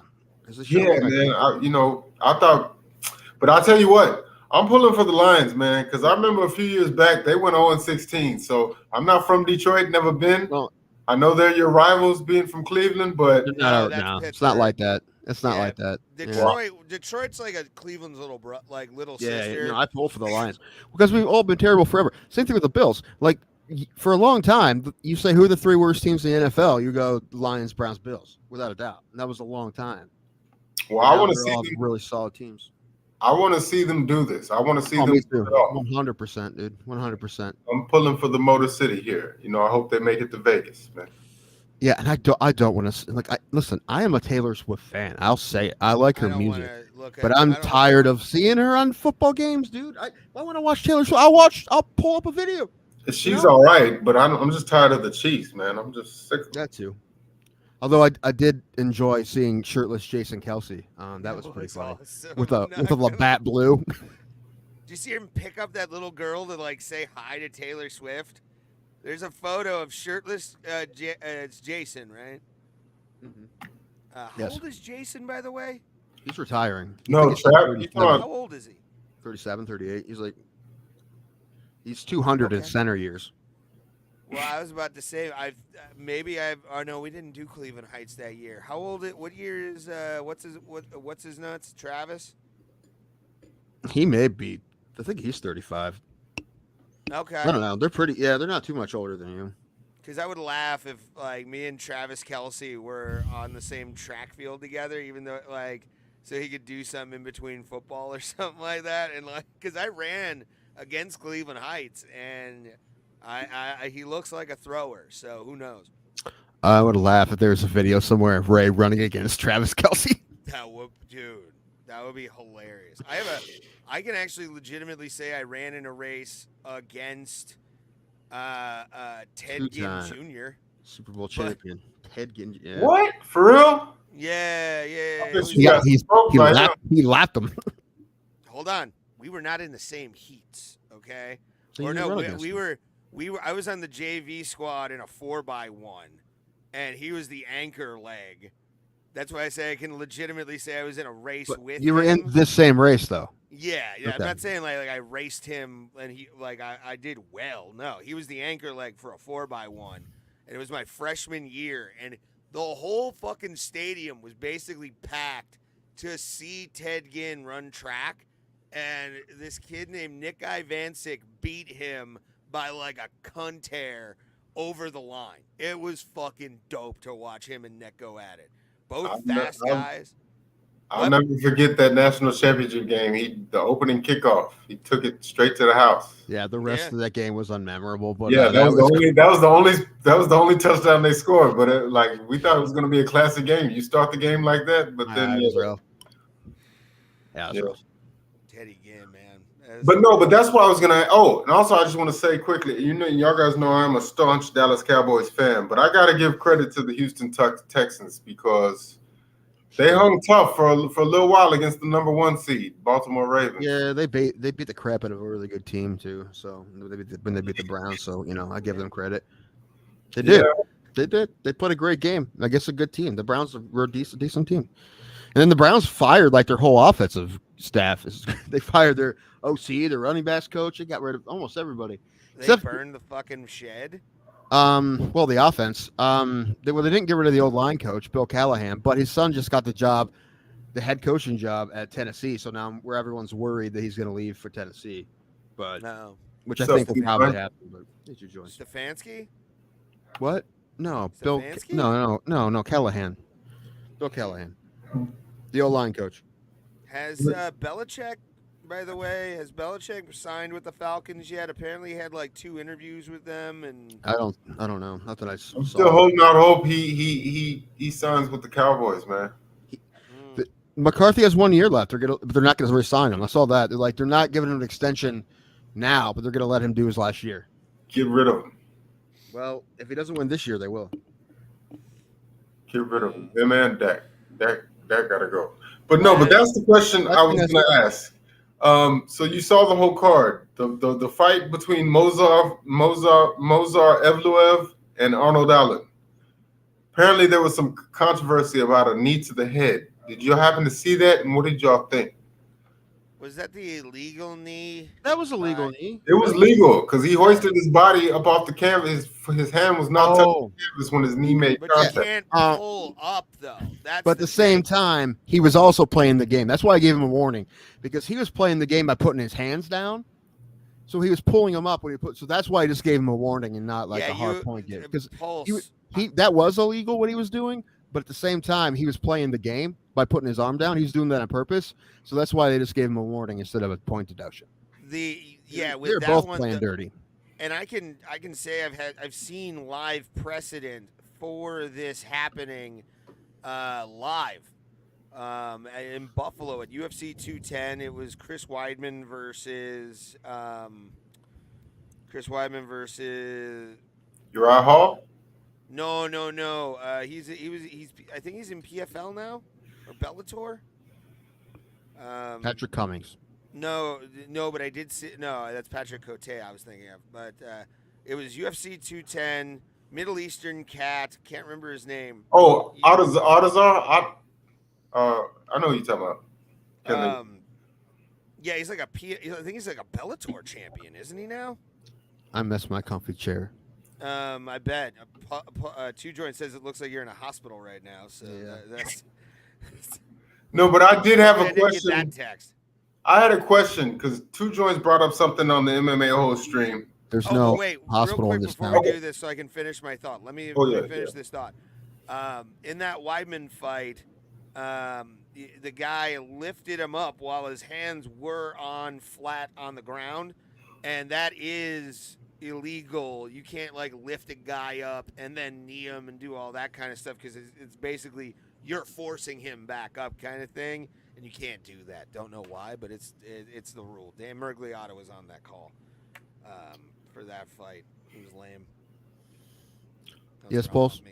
Well, so Two Joints have brought up something. They were talking about something Sean Strickland said. He said something about Canadians, how they invented hockey, but they're not good at it. Can y'all elaborate on that? Like, what does that mean?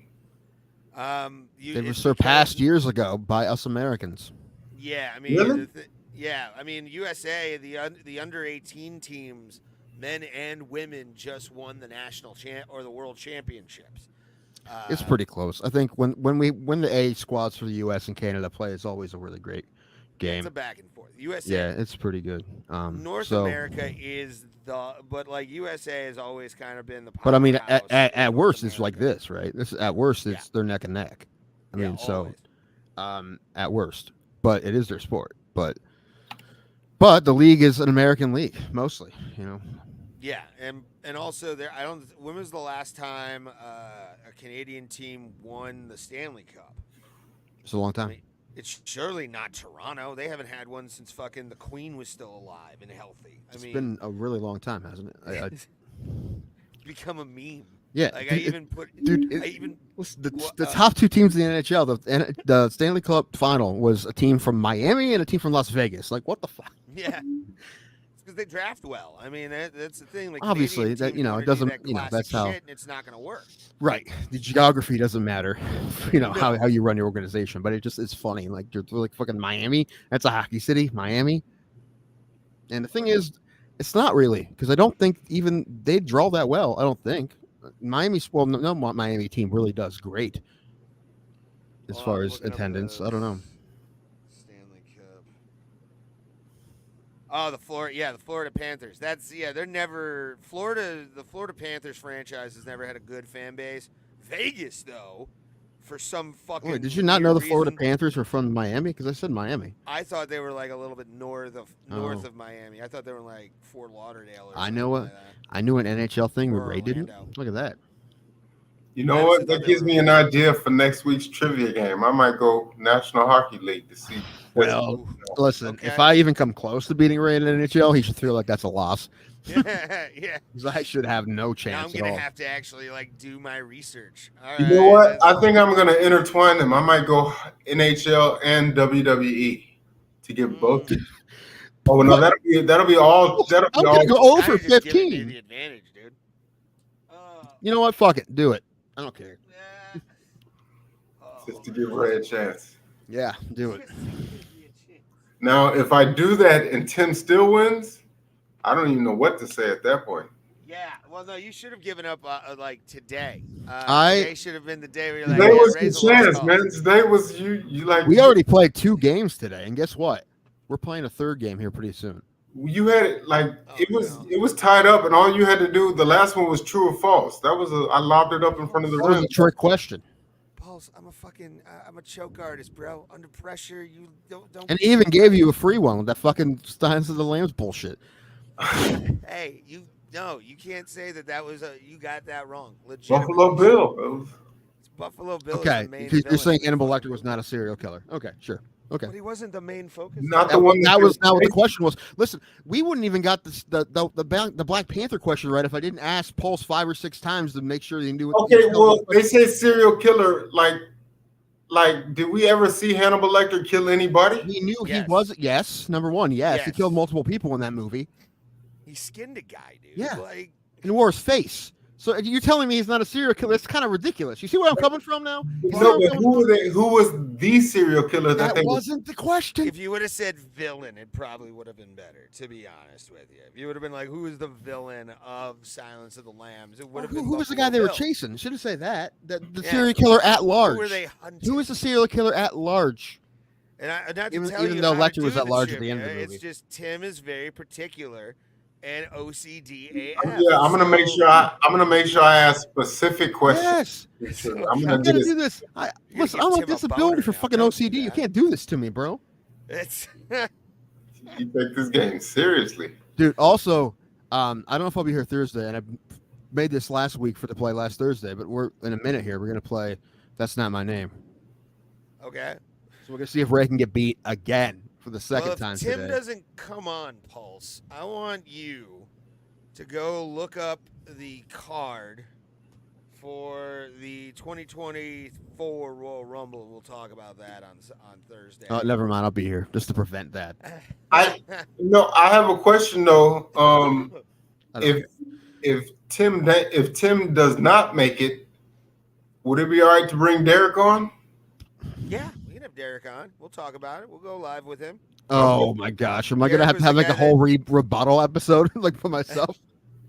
I'm not gonna watch it. I'll freak out.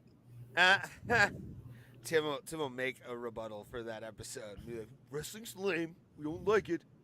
Shouldn't be a thing. Oh, it's a wrestling? I thought you were talking about somebody else.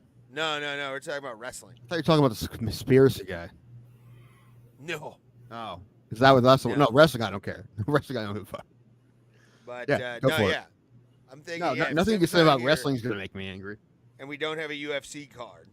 So, talking about the 2024 Royal Rumble is going to be kind of fun, for me at least, because it's going to lead up to WrestleMania 40, baby, and my favorite holiday ever. It's the best holiday ever, which Arbor is Day. WrestleMania weekend. Uh-huh. I don't like Christmas. This is my Christmas. This is the one thing I've missed 2 in my entire life. Scrooge One and a nerd. unintentionally, and the other one completely intentionally, because I did not give a fuck about the fucking booking that they were doing back in 2021. Terrible. Fucking awful. Or was it 2019? I can't remember. Exactly. That's how I felt, Tim. Every single time I turned on the Talking to television, my I'd fall grandfather, asleep. talking about when he used to watch wrestling when he was a kid back in the day. They had it on Saturdays, and there was a guy who did a claw to the face. Yeah, you know who that probably was? Rich Van Erich. Yeah, that's what I told him. Yeah. I'm like, you know what? You need to see Iron Claw. So I want to wait. I can't wait for that to come out on digital so bad. it was an enjoyable movie. I liked it a lot. It Yeah. wasn't nominated for any Oscars though. So Well, because it's a wrestling movie, and I thought it would. I still thought it would. No, they won't do that. They'll probably do one for like Hulk Hogan or fucking The Rock soon. But besides that, Rock's gonna play himself.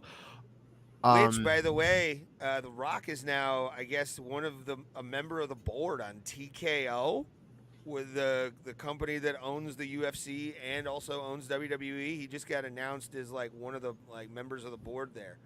I think they should buy the UFL too. Fuck it. And here's the fucking weird part. That's not weird.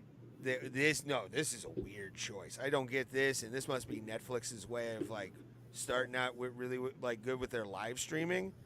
Monday Night Raw for the first time. No, don't say it. Don't say it. Ever over 30 years on television is leaving gross. the USA Network Ugh. to go over to Netflix in 2025.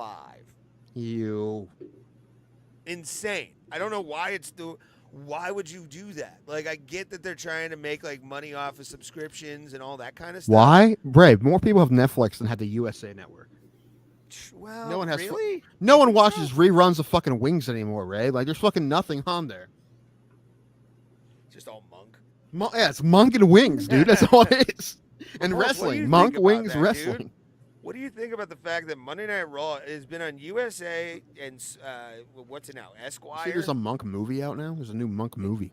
Is there? Monk's Last Case. But for them to go to I can't watch Monk because it gets me all. What do you think that's gonna do, man? I heard that the NFL is gonna put in upcoming years. They're thinking about making the Super Bowl a pay-per-view event. Yeah, they've been talking about that. That would be That should be stupid. a thing. I don't think they need to make money. I think it'd be fine. But the thing is, I mean, They the already numbers will make go down, but I don't think they go down that much. They're making money hand over fist. Didn't you say that they pay their the guy that's in control of the blimp cam? He makes like what, 20 racks a game? I mean, know the the 30-second commercial goes up every year. It's like 2 or 3 million now. You know, so. Dude, did you see like who's gonna be at the halftime show with Usher? They like Luke Combs, Reba McEntire, Post Malone. Like it's a Reba, weird isn't she lineup. singing the national anthem? She may be. That'd be Yeah, great. I think she's singing the national anthem. No, I wanted her to play Fancy at the halftime show. That would be amazing. Everybody wants to hear a nice young girl prostitute song in the middle of the Super Bowl. That's an eclectic mix. You said Yeah, You Luke said- Combs. Luke Combs is definitely going to be there. Luke Combs, Usher. You said Post Malone. I want Luke Combs to sing an Usher song, please. I want You got Jelly it Roll bad. to come out on a forklift just as like a surprise guest. Driving a forklift or on a forklift? No, Like he's being on picked the up? forklift Okay. forks, and he's just sitting there like singing his songs and shit. I love Jelly Roll. His rap albums are some of the most fun rap albums I've ever heard in my life. How about Colt Ford? Let's get Colt Ford. Cold, up Upchurch? How about Upchurch? Can we get Upchurch here? Upchurch. Eh. Before I get a new drink, we got to talk about. I don't know why it's not clipped and on the YouTube page yet, but dude, it's not etched in stone yet. But the greatest possible fight of 2024 and possibly the whole world, possibly. The heavyweight matchup between Ray Hyclak and Eric Danko, of Who Dat fame. We'll talk about this coming up once Tim gets a new drink. If this is really gonna go down, obviously Tim is gonna be in his brother's corner. Then that's the only person I would fly up. I'll give you some money for playing fair. It's not gonna be much, but I'll fly you up here, and you can be my corner man. I mean, you know I box, so I can show you some things. I like it. Oh, 2 joints already picking his winner. I like Who'd it. he pick? Who'd he pick? It. Dude, my Pick brother doesn't me, like it. baby, I already me. listen. I already picked you, and my brother does not like it. He does not like it. That's only because you know more than he does. However, he's fucking crazy and he's redneck strong. So yeah, and he does know a little bit. He doesn't know nothing. So it's just. But the thing is, I hope I don't have to train him because I'm not gonna be able to. I don't have that in me right now. I'll corner him, but I can't fucking train him. He's got to do that on his own. You should do it for pride, Tim. Pride and family. Well, speaking of the card, over the weekend, did y'all see the fight between Jasmine Jasdavicius versus what's her name? Priscilla Cachoeira, I think is how you pronounce it. Yeah. Jazz beat her. Yeah, I was surprised by that, bro. I thought the Priscilla chick was gonna, because she looks like she has man strength. Well, that's the girl that fucking eye gouge Robertson. Fuck that chick. Yeah. I thought she was gonna beat the brakes off of Jasmine, but she showed up. She's the only Canadian that won on that card. Is that correct? Wait, is that true? Yeah, like you figured it was in Toronto. All of the Canadians were gonna. Robinson won. Okay, so those two, only the women. Mike Malott was close. He was beating the brakes off of Neil Magny. Yeah. Then Magny just pulled off a Hail Mary. Mary just turned it around. He forgot he had to fight 3 rounds. He just forgot. He's like, I thought this was a 2-round fight. So quickly in that 3rd round, and Magny took over. Like he beat him. Like he stole his car. Like he was about to steal his car. Like I was expecting a foot stomp. He was beating the brakes off of him so fucking bad. Mike Malott has to kind of conserve his energy. He's a young guy too, so he has time. But Magny showed exactly what a veteran should do in a UFC fight, bro. That was awesome to watch. My call's up, by the way. If you ever guys want to go, it's the live stream.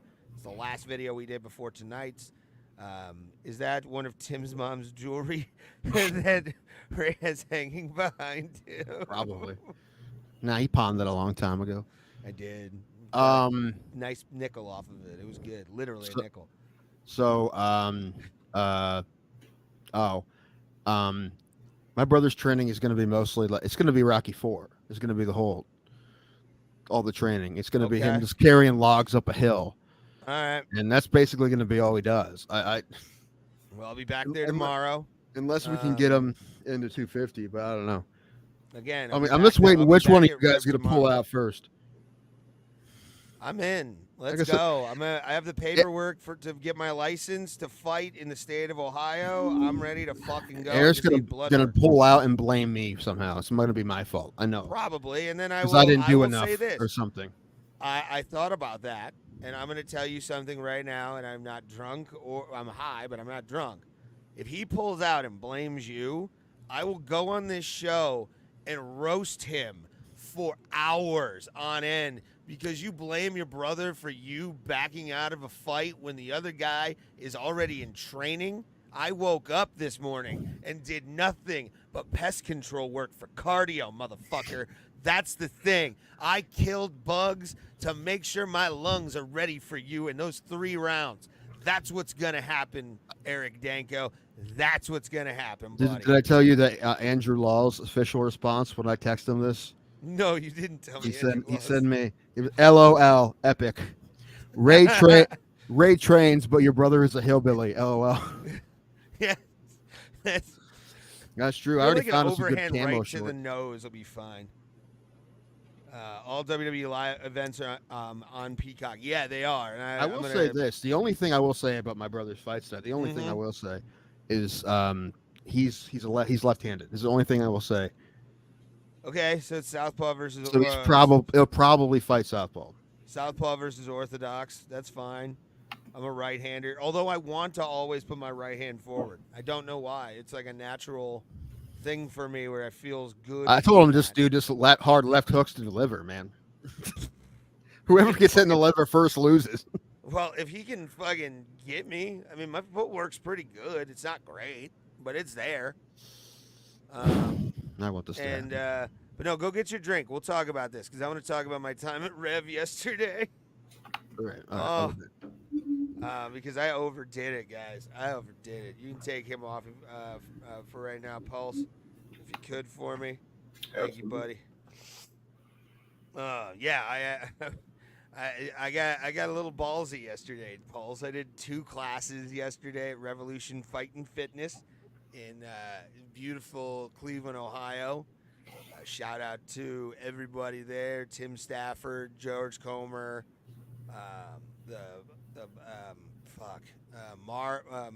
Professor Marv for the jiu-jitsu lesson. I learned octopus guard yesterday, which was kind of cool. It's simple, but it fucks with your head, man. Jiu-jitsu. Have you done jiu-jitsu before, buddy?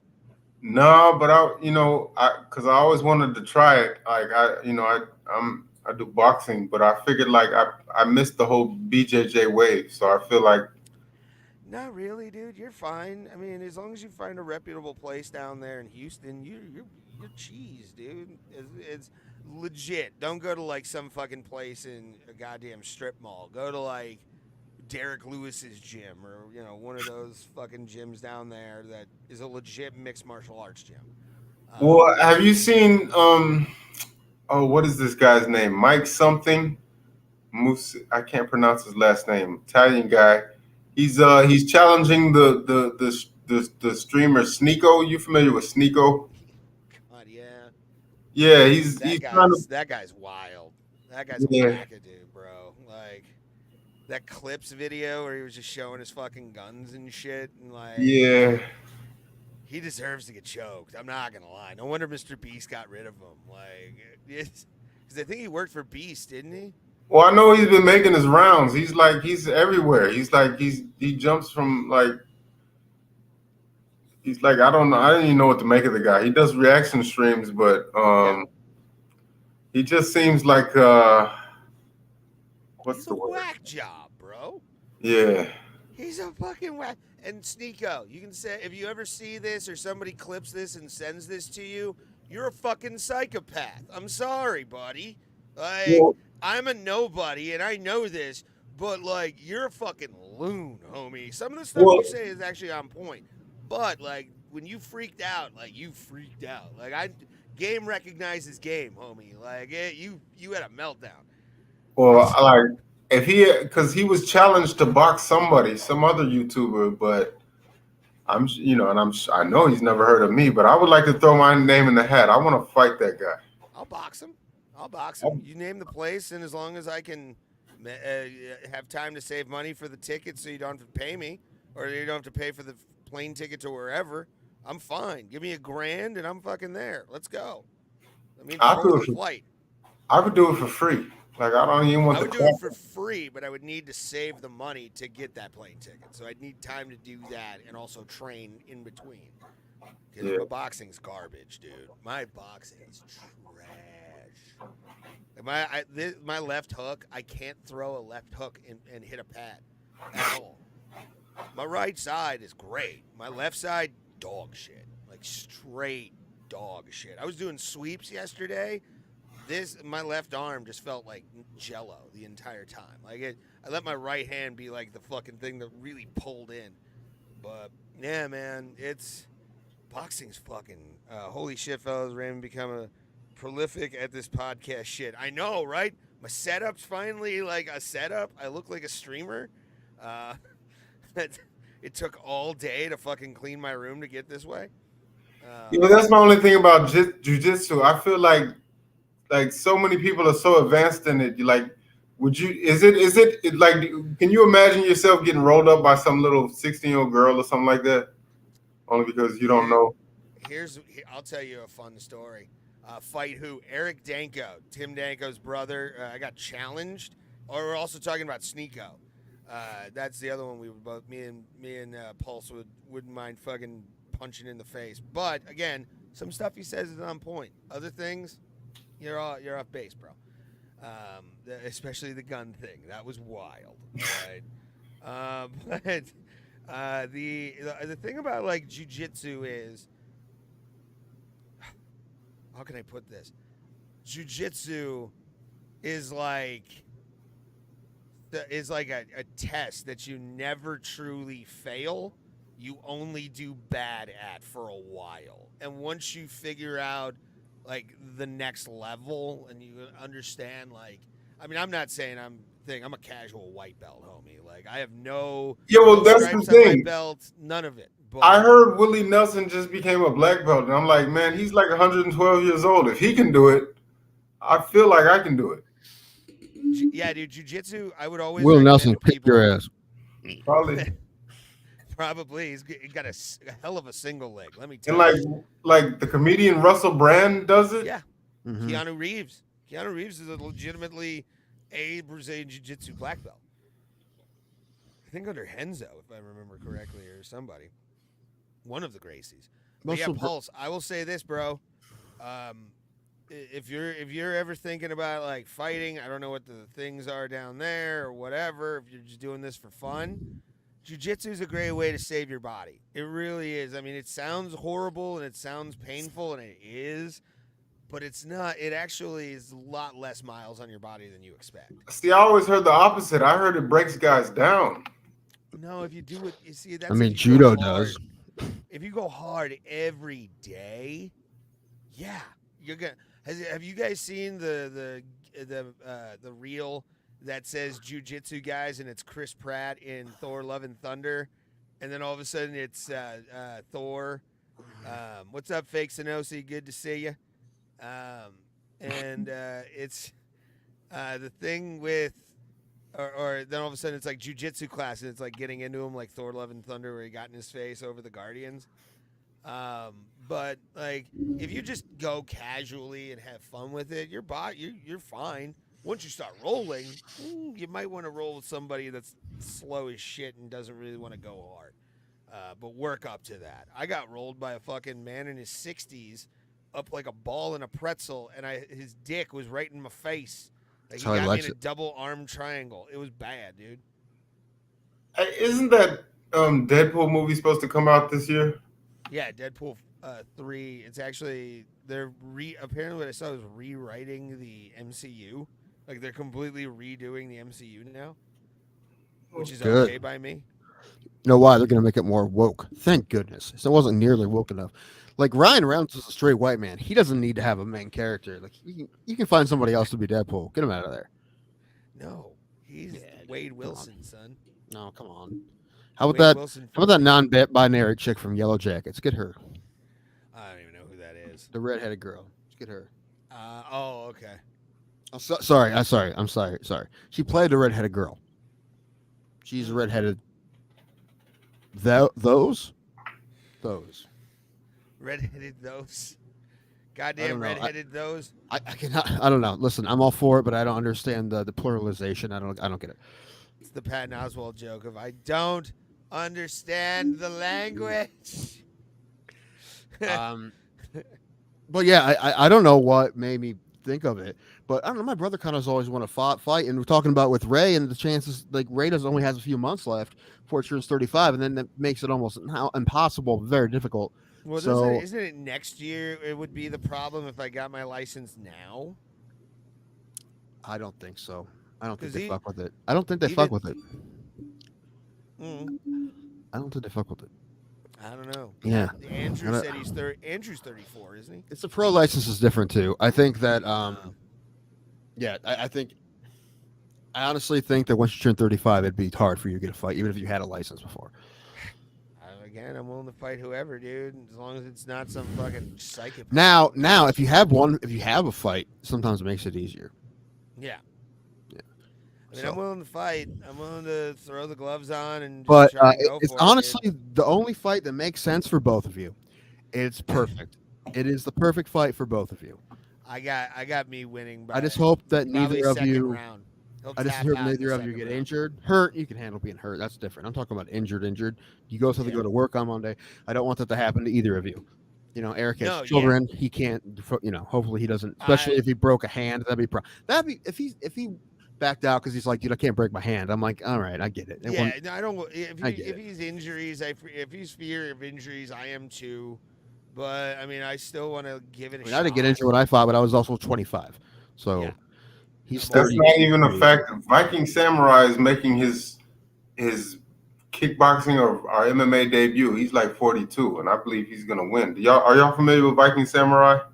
Is he an internet person? Sounds like an internet person. Then no, I do not know. He's about to be in movies. They're doing a remake of Bloodsport. Oh God, can we like? Is Jake Gyllenhaal going to be in it? Hey, me and Ray's motion picture debut is coming out in March, by the way. That's right. Conor McGregor's in that, right? Yes, he is. Yes, and Ray and I play fan number 37 and number 142. Yes. What are the odds that y'all are in that movie, man? Y'all might be almost zero. We didn't even see a camera. We didn't even see a camera pointing towards us. They might have just turned the camera around and showed y'all for a split second. I mean, there's a chance that there's a little blob that we might be like, dude, that's where we were sitting. Yeah, I like see maybe that like being a thing. You wouldn't be able to see our faces, but we could tell you that we were up there. Because if you look stage left, that's where we were. Like if you were on the stage of the UFC for the weigh-ins, we were to the left of where the fighters were weighing in, doing all that stuff. You see a long-haired, handsome blob next to a very gross, ugly blob and a scully cap. Maybe that's us. Well, who is the fighter? Who is the man that Jake Gyllenhaal fought? I know he's a former fighter. Do y'all I can't remember? remember his name. Yeah, I mean, if we look, I'm sure we can look it up. I don't remember. Look it up, somebody. I'm looking at it. But when you were watching it, what did the fight look like? Did it look fake? Could you tell they were pulling punches, or did it look real from where you know what? From our angle, it looked like a fight because his back was turned towards us, and they were making some contact, so it looked like a real fight. It did. It didn't look that bad. I mean, we definitely saw some, pulling the punches, but it wasn't that bad.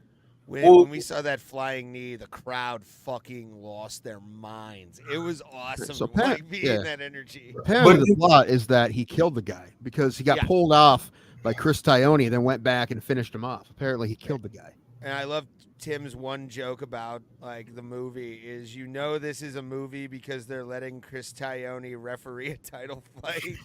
No, but like, did they do everything in one take, or did they like have to go back and like? They did a few. They reset. They did. Yeah, they did a couple of resets. They did about 10 minutes in the cage, I think. Well, the original Dalton in Roadhouse killed a guy, so that's like yes, not an MMA fight. That. And also, there was never a scene; it was just a story, right? Yeah. So I hope they don't cut it out. I don't think they will because I think the UFC probably gave them some money for it. Probably. So they probably won't cut it out. They might cut the weigh-in out. I hope they don't cut the weigh-in. I will be surprised if both of those scenes are in the movie. I'll be surprised. I think they'll cut the weigh-in out. I'm just guessing. Yeah, that was I think they'll just show a little. They'll show just a flash. There won't be any audio. I don't think. Yeah. Because they were just improvising on the mic. I'm like, they're not going to use any of this. Yeah, it was fun. That was fucking. I've never actually been a part of that, and all of a sudden for Rogan just to say, and now I'm handing the microphone over to my friend Conor McGregor. And I'm like, no. Ray lost his mind, and it was embarrassing to say he was my friend. Pulse, I went full fanboy, full Conor Dick Rider, like mode. You pressed a button and Conor Jock Rider came out. I think other people were also cheering and yelling, but I only heard one. Wait. So Conor was there? Yeah. Mm-hmm. Yeah. Yeah, he was filming Ultimate Fighter. No. He was filming Tough at the time. Okay. But no, yeah, it was wild because I was saying to Shauna actually, like weeks before, I'm like, what if Conor just like is there? And I'm like, And all of a sudden, Rogan does that, and I'm like hopping up and down on these, like in the seat at the MGM Grand Garden Arena, just like, yay, my hero. Gentlemen, I think it's time for the greatest game of all time. Pulse's trivia already happened. Okay, second greatest game of all time. Who Dad isn't, your brother's not here for Who Dad. Shit, you're right. Third greatest game of all time. It's better than Match Game. Don't even say that joke. Actually, no, it's not, because we have Sam Alvey. Fuck, it's the fourth greatest game of all time. That's not my name. That's not my name. That's not my name. That's not my name. Nickname game, everybody. Okay. It's time. It is time. I set this up last week. It is time. Guess what? Time. There's 16 of these, and guess what? This week, these are all people who have fought in the UFC. Every single one of them. They're all fighters. Pulse, do you hear me? Are you with us? Yes. The OC, okay. Tim would make the worst supervisor. He's like, you with us? Huh? Are you here? I'm gonna have to go ahead and disagree with you on that. Your doc you pay. Yes. So what this is going to be is I'm either going to give you a name of a fighter. They're given Christian name, and you will have to tell me the nickname that fighter used in their career, or I'm going to give you the nickname, and you have to tell me the name given Christian birth name of the fighter. Okay. Do we understand? Some of these are easy, and the easy ones are mixed in, but some of them are less easy. So here we go. All you guys right. ready? Pulse, are you ready? Yes. Yes, sir. All right, hold on. Let me write a scorecard here. Hold on a second here, Ray. Oh boy. He's keeping score. Speaking of I nicknames, Pulse. like it. That's his government name. You shush. Okay. Reloaded is a family name. Reloaded is a multi-generational last name for him. There's a guy who played for Ohio State. I don't know if he ever got a play in the NFL at all or not. His name was Master Teague, and he was like the fourth master in his family. Master Teague the fourth. Mm-hmm. Did he have the IV on there? Yes. I don't know if he was the fourth or not. Okay, are you guys ready? Yes, sir. Yes. Okay, here we go. Number one. What was the nickname? So this is an easy one. Nickname of the fighter, Lyoto Machida. Lyoto Machida. What was his nickname when he fought? The Dragon. Are we Pulse. supposed to- You have to we're write these down. My bad. I'm The sorry. dragon. My bad. You know this, Pulse. You knew the answer. My bad. Number one, we Thank you, never Pulse. played just yell it out. Now Well, it's raise on the now board. It's time. It's time, everybody. Ding. My bad. My bad. Okay, No, you're good. you're I both just right. like the fact you ruined it. That was nice. That was You're a both good right. touch. Jealous. My bad. No, it's fine. Listen, you gotta give Ray some hints sometimes. I get it. That was number one. That was one of the easier ones. So okay, next. Number two. What was the fighter? He went by the nickname, the Irish Hand Grenade. The Irish Hand Grenade. You guys remember the Irish Hand Grenade? I got it. Wait for Raymond.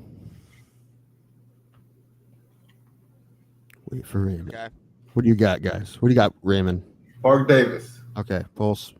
I got Raymond? Tits McGee. That's Ray's correct. Now, Pulse got it. Mark. What was it? Marcus Davis. Marcus Davis. Yes, sir. Marcus Davis. Marcus Davis. Good job. 2-1 for Pulse. Good job. I'm proud of you. All right. Number three. If Ray doesn't get this one on his own, I'm not being his friend anymore. Mark Hunt. What was the nickname of Mark Hunt? Trying to get Mark on the show. Still want to get on the show because he has a fun accent and he'll call us bruv. That will make me feel warm inside for no real reason. Raymond, do you have an answer? I do. The Super Samoan. What do you got, Paul? Super Samoan. What? Super Samoan. Yes, sir. You're both right. Woo! I don't have a fancy gong, but you're both a gong. You're both right. You need Bang a it, gong. gong. Oh, yeah. All right. Good job. You should get a giant one and sit it behind you in your basement. Nice. Boom. Gotta wait till it stops ringing. 5 minutes every time. No, you just use like a little mallet to hit it, like just behind you. Like, Number 4. This is one of my favorite nicknames. Who was the fighter that went by the name the Polish Experiment? I got it. I don't know if I can spell his last name, but I got it. Well, you don't have to spell it correctly. I just have to make sure that I know what you're trying to do.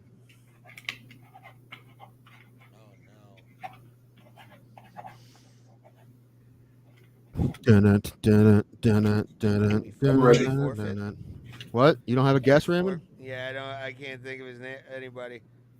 Pulse, we got. Krzysztof Szynski? Yep, Szynski. Krzysztof Szynski, the Polish experiment. Apparently a really good DJ, too, apparently. Apparently. I forget who it was, but they said the first time they saw him, they're like, man, this guy looks Russian as fuck. And then when he spoke, he's like, whoa, you're American? He's like, yeah, I'm from Fresno, bro. Like, oh, shit. Because his name, and then if you ever see him, he looks like a guy from a movie, like, you know. Do you remember his best fight ever? It was when he fought Kevin James, and Here Comes the Boom. Yes. Right, number 5. What was the nickname of the fighter? Mark Kerr. Oh. Mark Kerr. Be disappointed if you don't get this right. You know this one. Yeah, the documentary is actually pretty good on Mark Kerr. If you ever Pulse, ever cheating? No, I already know. I don't know it, so I'm just. You don't know it? You don't know Mark Kerr? You don't know this I one? know who Mark Kerr is. I didn't know he had a nickname. I remember. I believe it's the name of the movie that The Rock's going to be in, right? Isn't this the name of the movie? Yeah, technically, and also they made a documentary with him. Raymond, tell me. The same name. I know he was. Go ahead, Pulse. Oh no, I was just gonna say. I know it was before my time a little, but he used to fight back in the UFC when they used to allow him to wear shoes and shit. In HB days, yeah. I mean, the documentary that I'm about to say the name of, it opens up with Mark doing a voiceover, and he's like, back in those days, you would find any way to get a fight stopped. You would put your thumb in a wound and open it up. You would do all these fucking things, and the Smashing Machine is a really good documentary. Go check that out about Mark the Smashing Machine. You know what? It seems like a weird choice to have The Rock play him, but I want to see that movie. I don't want him anywhere near that movie. I bet he'll be fine. All right, that was number 5. Number 6. What was the fighter that went by the name The Crippler? The Crippler. We can't mention him. He, after what he did to his ex-wife and son. That's a. Can I mention his name? I hate you because I'm writing that down right now. No, not the MMA fighter. Not that guy. Oh. Don't let me. God damn it, Paul. Was that Chris Benoit's nickname? We both would have wrote Chris Benoit on there. That would have been great. I don't know that's Chris Benoit's. No, the fighter, the MMA fighter. Yeah, he was known as the Crippler, Chris Benoit in WCW. No, I didn't know like that. I wouldn't have put that on the list if I knew. But and on WWE television, you are not allowed to mention that guy's name. That's probably fair. Do either of you guys have something other than Chris Benoit? I'm guessing it's a submission guy with a name like that. That one guy? No, I already got nothing. What's nothing. the one guy's name that wouldn't let go of the chokes? No. Oh. Rusimar Paul Harris? No, you're both wrong. You had the first name right. Chris. It's Chris Lieben. Chris Lieben was the crippler. Oh, okay. Was he? Yes. Yeah, I guess he was. That fight against Vanderlei Silva still haunts me to this day. Dude, that Sexyama fight is one of my favorite fights ever. That fight against Vanderlei is the highlight of his career. Bro, that was great I too. Missed that fight live because of weather. Everybody just assumed Vanderlei was gonna knock his ass out, but no. He turned the table. Yeah. Wild uppercuts to the face, and he goes straight into the mat. And like the sad part was, the fucking pay-per-view feed came back on after Goldberg yells, "It is all over!" Like perfect timing, and it comes back on, and we all missed the fucking finish.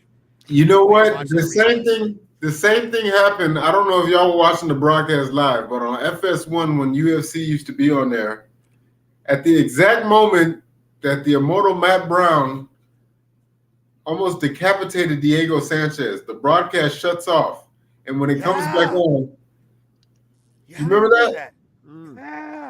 I remember Yeah. watching it, but I don't remember that happening. I guess it was nationwide because I remember watching a reaction stream where Luke Thomas was watching it and he was like, "What the fuck happened?" And like, yeah, like when the camera cuts back on, you just see Diego Sanchez laid the fuck out, and Matt Brown like, yeah, and everybody's like, "What happened?" And That was a also, while ago, and that was supposed to be Matt Brown's last fight. He said it was gonna be his also last the fight. main event of UFC 94, Conor McGregor when he knocked out Jose. Depending on what broadcast you were watching. The one I saw, the angle, and I was watching it live. I actually ordered that pay-per-view. The angle I saw when I first saw it, you didn't even see the punch. You just saw Jose commit to a punch, and the next thing you know, he's going down. And I'm like, what the fuck? Did he take a dive? And then you see it from the other angle. No, Conor slips the punch in there, and sure enough, it lands. But when I saw it live, it looked funny. I was like, what is that? It was wild because that was, I think, my first Conor fight because I really wasn't paying attention to UFC until Conor took that belt away, and I'm like, oh, the UFC's doing wrestling shit now. Yes, it looked staged. Then I saw the replay, and I'm like, okay, no, it landed. Well, no, I'm talking about just like getting me into like MMA again. Conor doing that, and then for him to knock Jose Aldo out cold like that. Yeah. Our brains couldn't process that 12 seconds at all. That was way too fast. Yeah, because like to be honest with you, I thought during the lead up to the fight, I thought it was going to be a 5-round war where they were both going to be bloody at the end of it. And in my head, just because of the way they were hyping Conor up, I always suspected he was going to win. I didn't want him to because I hated him because of the shit talk he did and the whole lead up. But I always felt like he was going to win. But I just wanted it to be a war, and it was so anticlimactic. But no, the first angle I was watching, I remember watching it live in this same apartments when I just moved in here. And when they showed it, you see Jose commit to the punch, and then out of nowhere, he just lies flat on the ground. I'm like, what was that? Yeah. And then they show the replay, and then you see it, and sure enough. That counter left was perfect. That was such a good number. That was such a good 3 to the face. It was so good. As a man who trains boxing, it was. I'm with Johnny Smith. It's fake. Everything's fake. Conor's not really that good. Now, moving on. Right now, going into question 7. We have a close game. It's a 4-3 game. We get a tight game so far. Your next one, number 7. Who's winning? Pulse by 1. Okay. What is the nickname of the UFC fighter and former commentator, Dan Hardy? Dan Hardy.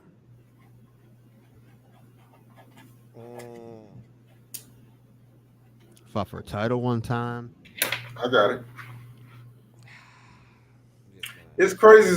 It's crazy to see how far he's come. He used to be so like punk rock back in the day.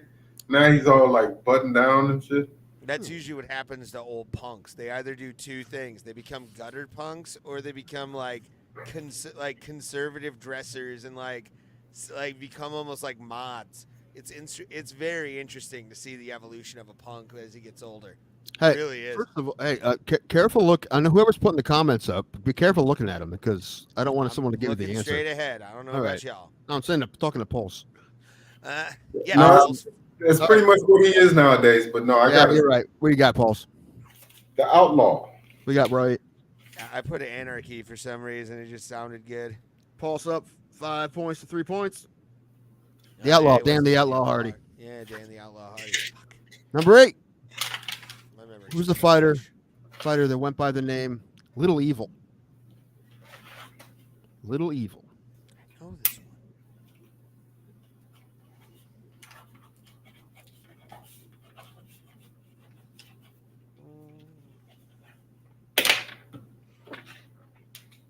one. Pulse is like mic dropped with that pen. Seriously. He's like, I'm beating Ray today. Ray's going 0 for 2, which I am probably. I said Diego Sanchez. No, we got Pulse. Jens Pulver. Jens Pulver's correct. I'd like to get Jens on. I think we could. Well, no. Is that Pat on? I mean, I could possibly talk to Pat about doing that. I think we could probably reach out to Jens ourselves, and if that doesn't work, we'll ask Pat. But I feel like that would work probably. I mean, Jens has his own podcast. I think he'd come on. Yeah. Number 9. 10. Nope, 9. I'm looking at my list. 9. Oh yeah. What was the nickname? The fighter Mark Munoz. Mark Munoz. Remember Mark Munoz? Yes. I believe a middleweight. I think. Yes. Pretty good. He's pretty good. Not great, not amazing, but pretty good. I didn't know he had a nickname, so I already lost. He has a great nickname.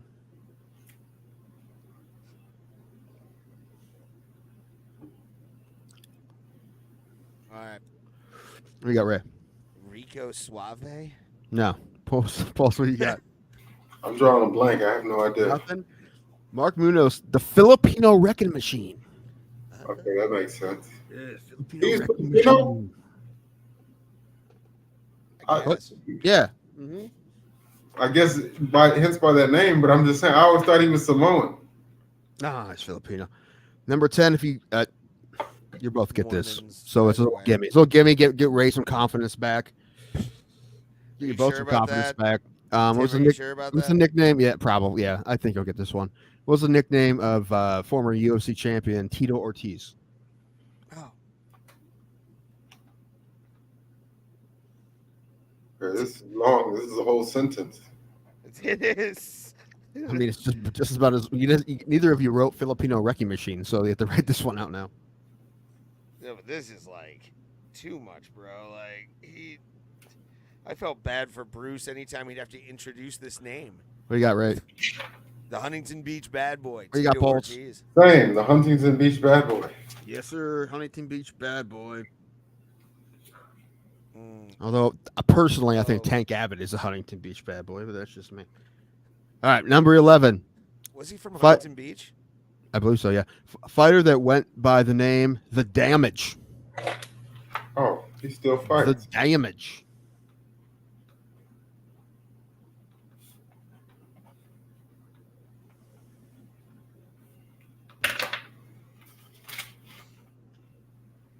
It should be Justin Gaethje's nickname, but it's not. But what is he? The Highlight. That's good too. No, I mean, although the thing about that's actually, now that I think about, a shitty nickname, because his whole fights are highlights. No, but just the punishment he's taken in his career, it should be his nickname. But he also dishes it out. Yeah, no, he doesn't. No, Where you got, Pauls? Where you got, Pauls? Darren Elkins. Ray? Yeah, all right. Darren Elkins is correct. All right, number 12 out of 16. The Irish Dragon. Oh.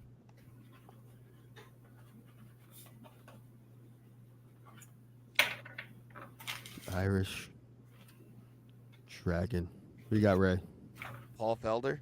Paul's. Samesies. Boom. Paul Felder, the Irish Dragon. He's back in the USA. He's back in the Nada pool or whatever the fuck. I guarantee you. Is he? Good for him. I want him to be. There's rumors that he's back in testing. Good. So. All right, number 13. You'll get this one too, but it's a fun nickname, so I want to put him on the list.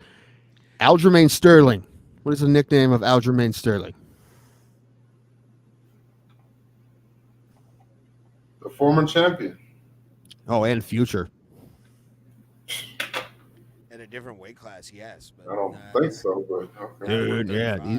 He's going to be Volk. 125. All right. Where you got, Pauls?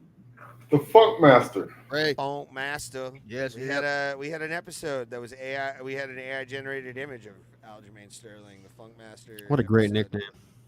It's almost as good as Disco Gangster. Not quite as good, but almost as good. Number 14. It's a fighter who went by the name Overtime. Overtime. Overtime? Overtime. I know No Time. That one's Alexander Volkov. Or no. Overtime. Ozdemir. That's Overtime. Volkan Ozdemir. No Time. Yeah, that's No Time, yeah. Overtime. Tapping that watch, son. It's 20. It's a timeout. I know it. Ray, do you have anything? Nope. Nothing. Not even a guess. All Drawing right. a blank. Pulse. It used to be Beastin 25-8, but it is now overtime. We're going with Corey Anderson. Corey Overtime Anderson. Yes, sir. would have known that one. Pulse already won, but we got 2 left. Yeah, this is a Next blowout. one. This is honestly one of my favorite nicknames. Questionable character, but favorite, great nickname. The New York Badass. Ooh, Oh, Who's the New York Badass? New York Badass or New York Bad Boy? New York Badass. Don't say Sean Lynch. He's the Boston Bad Boy. he actually got this. He actually got NYBA tattooed on his arm. Did he? Ray, did you see Bill Stone's new tattoo? No. And apparently, I like it actually. apparently he's gonna get a couple more prison tats. I think so. Raymond, you have anybody? I do. Phil Baroni. Pulse? Same. Phil Baroni. Oh, the New York Badass Phil Baroni. I was He really used to be waiting. the Bad Boy back in Strike Force. It was the New York Bad Boy back in I like the always Strike remember Force. New York You Badass. guys know he's in prison for murder, right? Oh yeah. Uh-huh. Yeah. I think we talked about it on the show. Yeah, I think so. There's all levels to right. this. There is. Ryan Last one. Gills, there definitely. Last one. He's a current fighter. Ray and I saw him fight Julian Marquez. What's the nickname of Julian Marquez? All I know is before fighting, he used to work at a Top Golf. That's all I can tell you about that guy. Marquez? I can't remember. He has a great nickname. You can't remember his nickname? I No, can't. dude.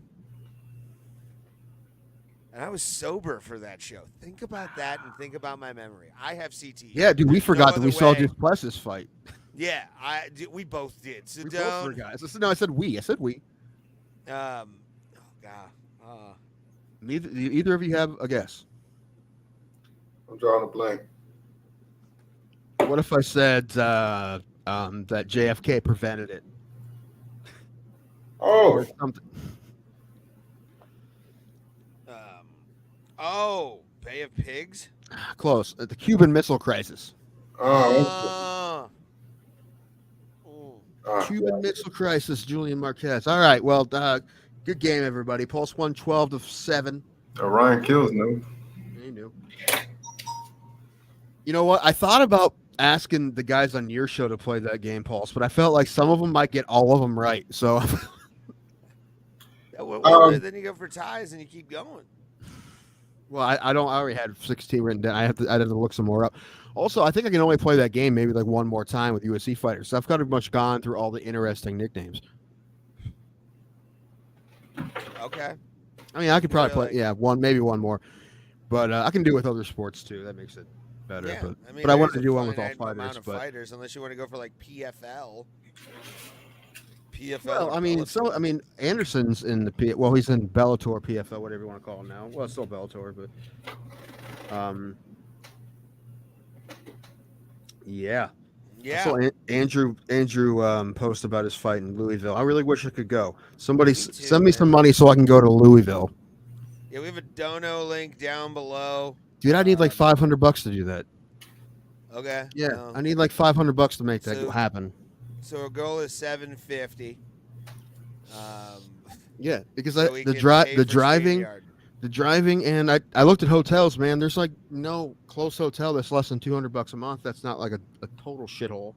And you know how I am with hotels, man. I get paranoid when I stay in a shithole. I did that with the Red Roof Inn, and I fucking hated it. And I thought I had bed bugs. So I know. I had to talk you off that ledge. I still think I saw something I shouldn't. And I told him, I'm like, I'm not complaining, but I just want you to check. After I left him, I did it when I was checking out. I'm like, just look, maybe I'm crazy, but I saw something, and something did bite me. I did get a bite, but it might have been a normal bug. I don't know. Yeah, I do a weekly bed check, so that's like I'll get really high and paranoid and check. Yeah, no, I told you that I had them one time. I don't know how we got them, but we got real lucky that we kind of spotted it pretty quick, and we were able to eradicate them by ourselves. Not to throw her under the bus, but was she working as a nurse at the time? She's not. Well, no, she's not a nurse, but or like working in the medical field at the time. Yeah. Yeah, then probably one of her patients or something. We found them in my room. No one else's. So. Oh, and you probably got it from going to a bar or something. Or maybe a hotel, maybe a crappy hotel, maybe. Yeah, or that, maybe that. Yeah. Do you know how many times I've had customers go over to a chick's house and then all of a sudden they're like, fucking bed bugs. Yeah, it happens a lot. Yeah, so check the beds, kid. Look at the beds before you fucking hop in there. It's never good, dude. Anyway, Bill Stone's tattoo is of a microphone that says "Funny Stop" or has FSCC on it, and then it has like a ribbon around it that says in Arabic, 5 minutes clean material. That's okay. Yeah, that's a good tattoo. Yes, like it is nice. Although my first thought was, "Oh, dude, you got Arabic tattooed on you, dude. You're on a list." You're 100%. I'll say that when I see him. I'm like, dude, you're on a list. Don't post that on any social media. You'll immediately be on the no-fly list. No, but I will tell him that next time I see him. I'm like, dude, you're on a list. You got Arabic. You're a white guy with Arabic tattoo. Come on. And it was nice. He had to Nadal read it out. I'm like, did you have a double check? Because I could see her messing with you. That would be funny. I almost also put, hey, gave this to Yusuf, and Yusuf told me that what it actually says is, I don't read Arabic, I only speak it. Is what it says. Forever Middler. Maybe. I like Bill. He's a great guy. I do too, but I like fucking with him. I like fucking with anybody, man. Like, it doesn't matter who you are. Everyone as long knows. as you can take He's well aware people fuck with him, but like, he's a great guy. Dude, let's play What's in This Random Drawer. Oh God, what's in this random drawer? Arthritis cream. Ooh, I could use that, dude. Oh, this would have worked if I didn't have something else. A little notepad. Tim. Air freshener. Ooh, what kind? Some tape. New car? This looks like a little sewing thing. Probably is. It's got the needles and shit in it. An old remote. What is this for? Oh, this is like to get stitches out or some shit. What is this? I don't know what. I have no idea, dog. Perfume? Man, how old is this? Is this deer urine? I don't know. So, Tim, what? You want to hear about yesterday and how I tortured myself for? Yes, but I'm still straight? going through cords. Cords. Oh, fuck those cords. My story is more important. You can do both. We'll also get into. Flashlight. Does it work? Doesn't work. Flashlight. Doesn't work? Fuck. How will you survive if the power goes out? What are these nuts? What are they? Buttons? What are these? What the fuck are these? Tim, up here. Hey. I'm doing something right now. I'm playing What's in the Drawer. Why are I'm you also playing listening to you. Drawer? Because it's interesting. What if I found something? What the hell are these? I don't know what those are. Oh God, this is the ADHD part of the show. If you're new to Bro Plot. No, because I told you there's a new segment called What's in the Drawer. But no, yeah, dude, I did An unopened letter. hours. I did 2 hours of fucking class yesterday, and It's just a ploy to get you guys to work out. I know. Well, I enjoyed it, and I'm definitely gonna go back. How'd you get there? My mom drove me. She didn't have orange slices, sadly. I was kind of no. That's a bummer. Sun. Yeah, dude. Like, at least if you're gonna drive me to a sporting thing, you gotta have Capri Sun. Like, Sure. it's almost a fait accompli at that point. But no, I got there, got to see George. I got to see Tim Stafford, who are the coaches for Revolution Fight and Fitness. And got there like right as boxing class was starting, so I was like I did like 25 jumping jacks to get in like any kind of shape. Did you tell them what your intentions?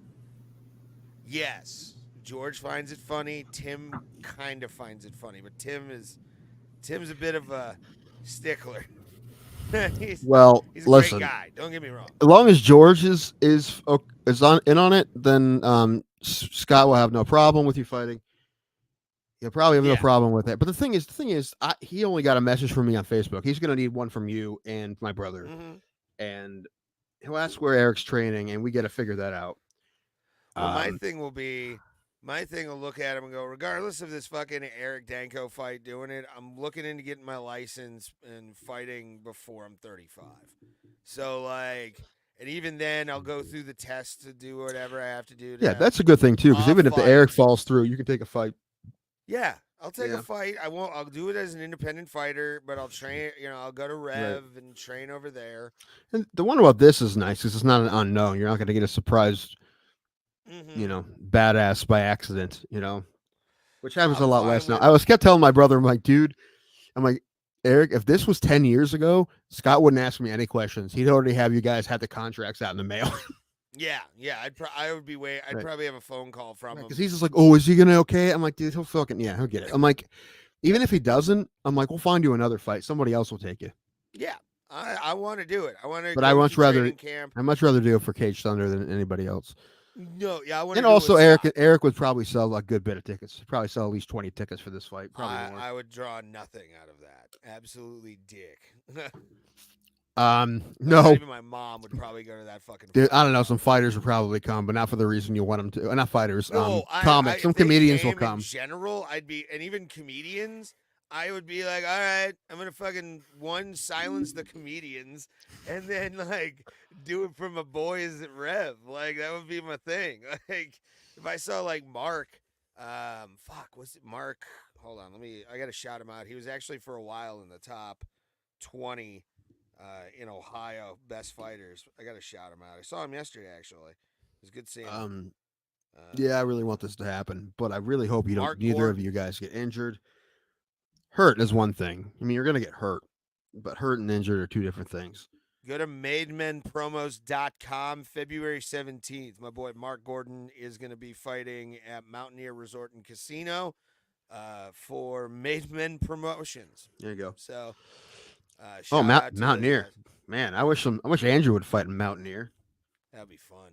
I'd have my mom drive me up there and then drive me down to you, and then we just go together. Fun as shit. It's not that close to me, but it's not bad. Wheeling's closer, but it's like an hour and a half. Trip. But Mountaineer, I've won most of the time I've been at Mountaineer, so Wheeling not so much. But I need you to make some promos as well because I need him to show them to my brother. I sent Eric those videos you made. I mean, you called his name out. I assumed you wanted me to send them to him. Well, yeah, I did, but also I just didn't know if you were going to or not. I was just more sharing those with you. I did. I was going to put them on the show, and then I just didn't edit them. So I just want you to be very serious, Eric. I'm sure you're a tough guy, but I train. You're not going to be able to figure this out in a fucking month. Look, this isn't redneck brawls. This is MMA. No, listen. If you guys are fighting, rough and rowdy or tough man, it'd be different.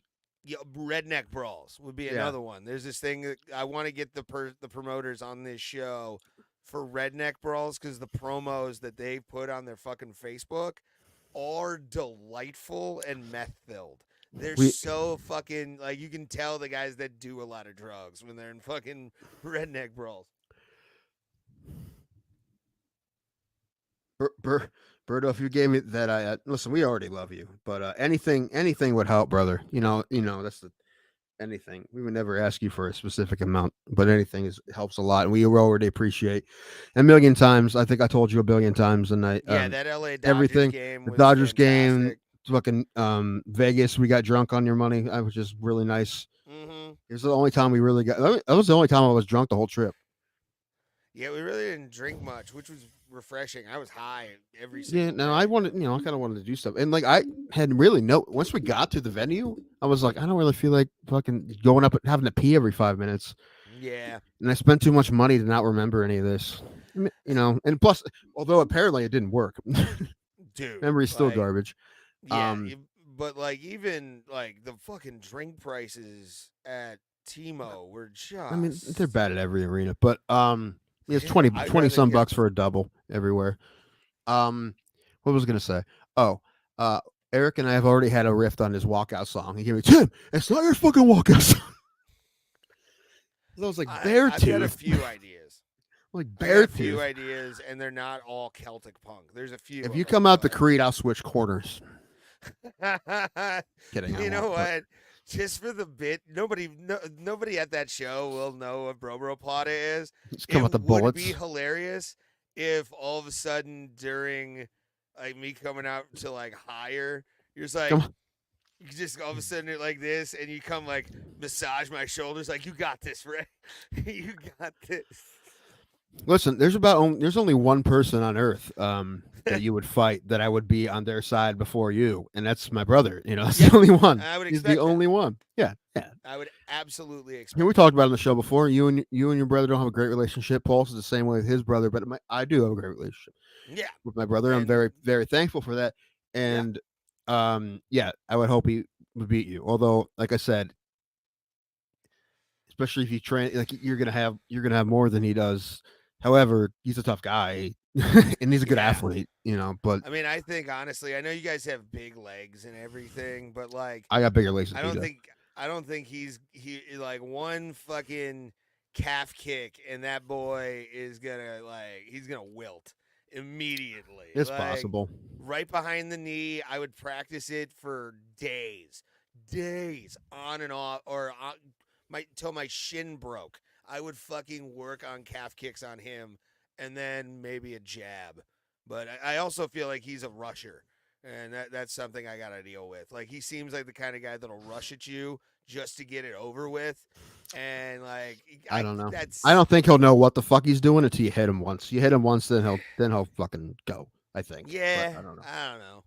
I don't know. It- I have I no would feel fucking bad idea. if I did knock him out with a punch. If it was not a flash KO, but if I got a couple good ones and then one straight right to the face, I I would feel bad. also let's see if well, he told me he's like, dude, I don't want to fucking do any hard sparring before the fight because I want to fight. That's how I was Yeah. when I took my fight. I'm like, I get it. He's like, I don't want anyone to hit me in the face hard Yeah. before. I just want to get in shape and learn some techniques. I'm like, we can do that. I'm like, we'll get a hold of Andrew. I'm sure they'll get. I guess somebody there. I don't know if them personally, but somebody will give you a fucking crash course. That's what they Yeah. did with me. However, they weren't running a gym at the time, but Oh, you the, pay him some money, he'll give you a fucking. And also, he knows that if he does it, it will motivate him to get in shape. yeah. What he wants And to do, and he knows that will kickstart it because he doesn't want. He wants to That's be in the- shape. And you know what? Knowing him, he I don't know. Maybe he'll get him to quit drinking. Who knows? Mm. So I think there's a lot of positives here. The only negative would be, which is the negative in any fight, is that if somebody gets seriously injured, that'd be a problem, right? So, Which, by the way, I've gone almost a month without drinking. oh, 'Cause I've good. been sick most of fucking. That's when I went a month. 23 and 4. In 21, when I went a month, because I thought I was dying. I remember that. But the It ended up being, I'm guessing, a lot of gastral distress and ear infections combined. Both those things together, I thought I was dying. mine also was legal at one point. When I didn't that month back in last March when I couldn't drink for a month. I'm having fun. Or Where's smoke weed. Paul? I don't know. Pulse is somewhere. Probably getting laid. This is good for him. It's been a while for me, so I don't even It's want not to fucking good. hear it. I don't want to hear it. yeah, it's okay. Oh, I also Hold on. I am I've 7 taken years. time off. 7 years. Fuck off. Years? 7. Oh my god. Oh my god, Tim. Well, see, just- Ray, after a couple, that you don't want to just hook up with anybody. Is this you when you watch porn? Nothing works here. I hate this place. Nothing works here. Kind The of. medications don't work. I've been here for 7 years. I hate this place. Nothing works actually worked here. It did. Kinda, yes. Nothing works here. The medications don't work. here. Hold on. I need to give you the context of what that is. No, I get it. You told me. I understand. It's a guy I get it. I get it. It's more gut wrenching when you see it live, or when you see it. Then I like, don't in wanna see it. motion. But yeah. Where's it's Pulse? We that- haven't talked about small injury repair yet. Yeah, I know we haven't talked about that yet. Which We'll I wait do for want him. to talk about. But I really hope this happens because I do know that both of you would love to have a fucking scrap, and I feel like it's the perfect one for both of you. Oh It yeah. is. I wanna get, like I said, that's always been a dream of mine, is to do an MMA fight, and then I also I want mean, to do he a won't be- boxing fight too. He will probably be stronger than you, no matter what, because he's just Wow. he's just a strong dude. But he doesn't. The thing is, But jujitsu is he for won't- the no. smaller guy. What I'm saying is, you have that, and I'm just gonna say, like weight wise, even if you both lose weight before then, you'll still be. He Can won't my- be. He won't be can that my- much bigger than you. Can my ring name be the Casual White Belt? You can do whatever you want. I like Ray flying high clack myself. I like Ray, the casual white belt high class. You can't listen.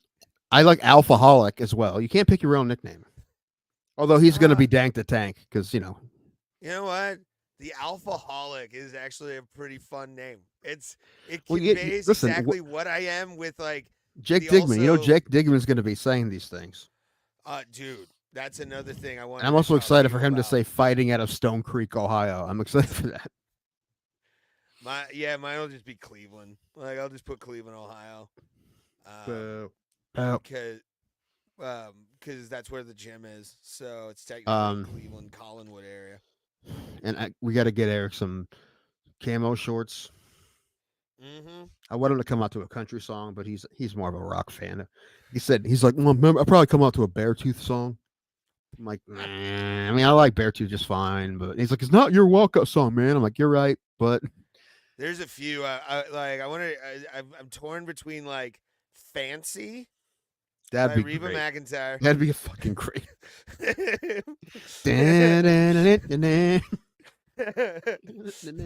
I remember it all looking well. I remember it all very well. Looking back, it was the summer I turned 18.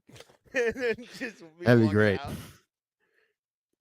And as I'm getting this shit put on me, you just hear, here's your one chance, Fancy, don't let me down, or when I'm walking into the fucking cage.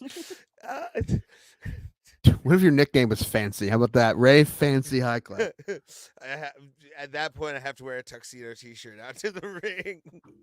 I have to do it, Tim. Oh, your best dancing dress or whatever this is in that song.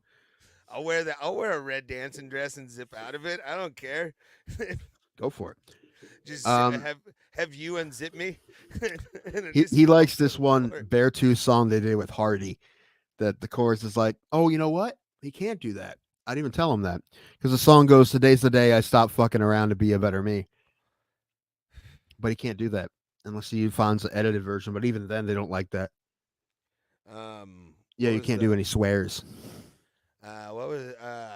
We'll find something. What did I send you? I sent you another one.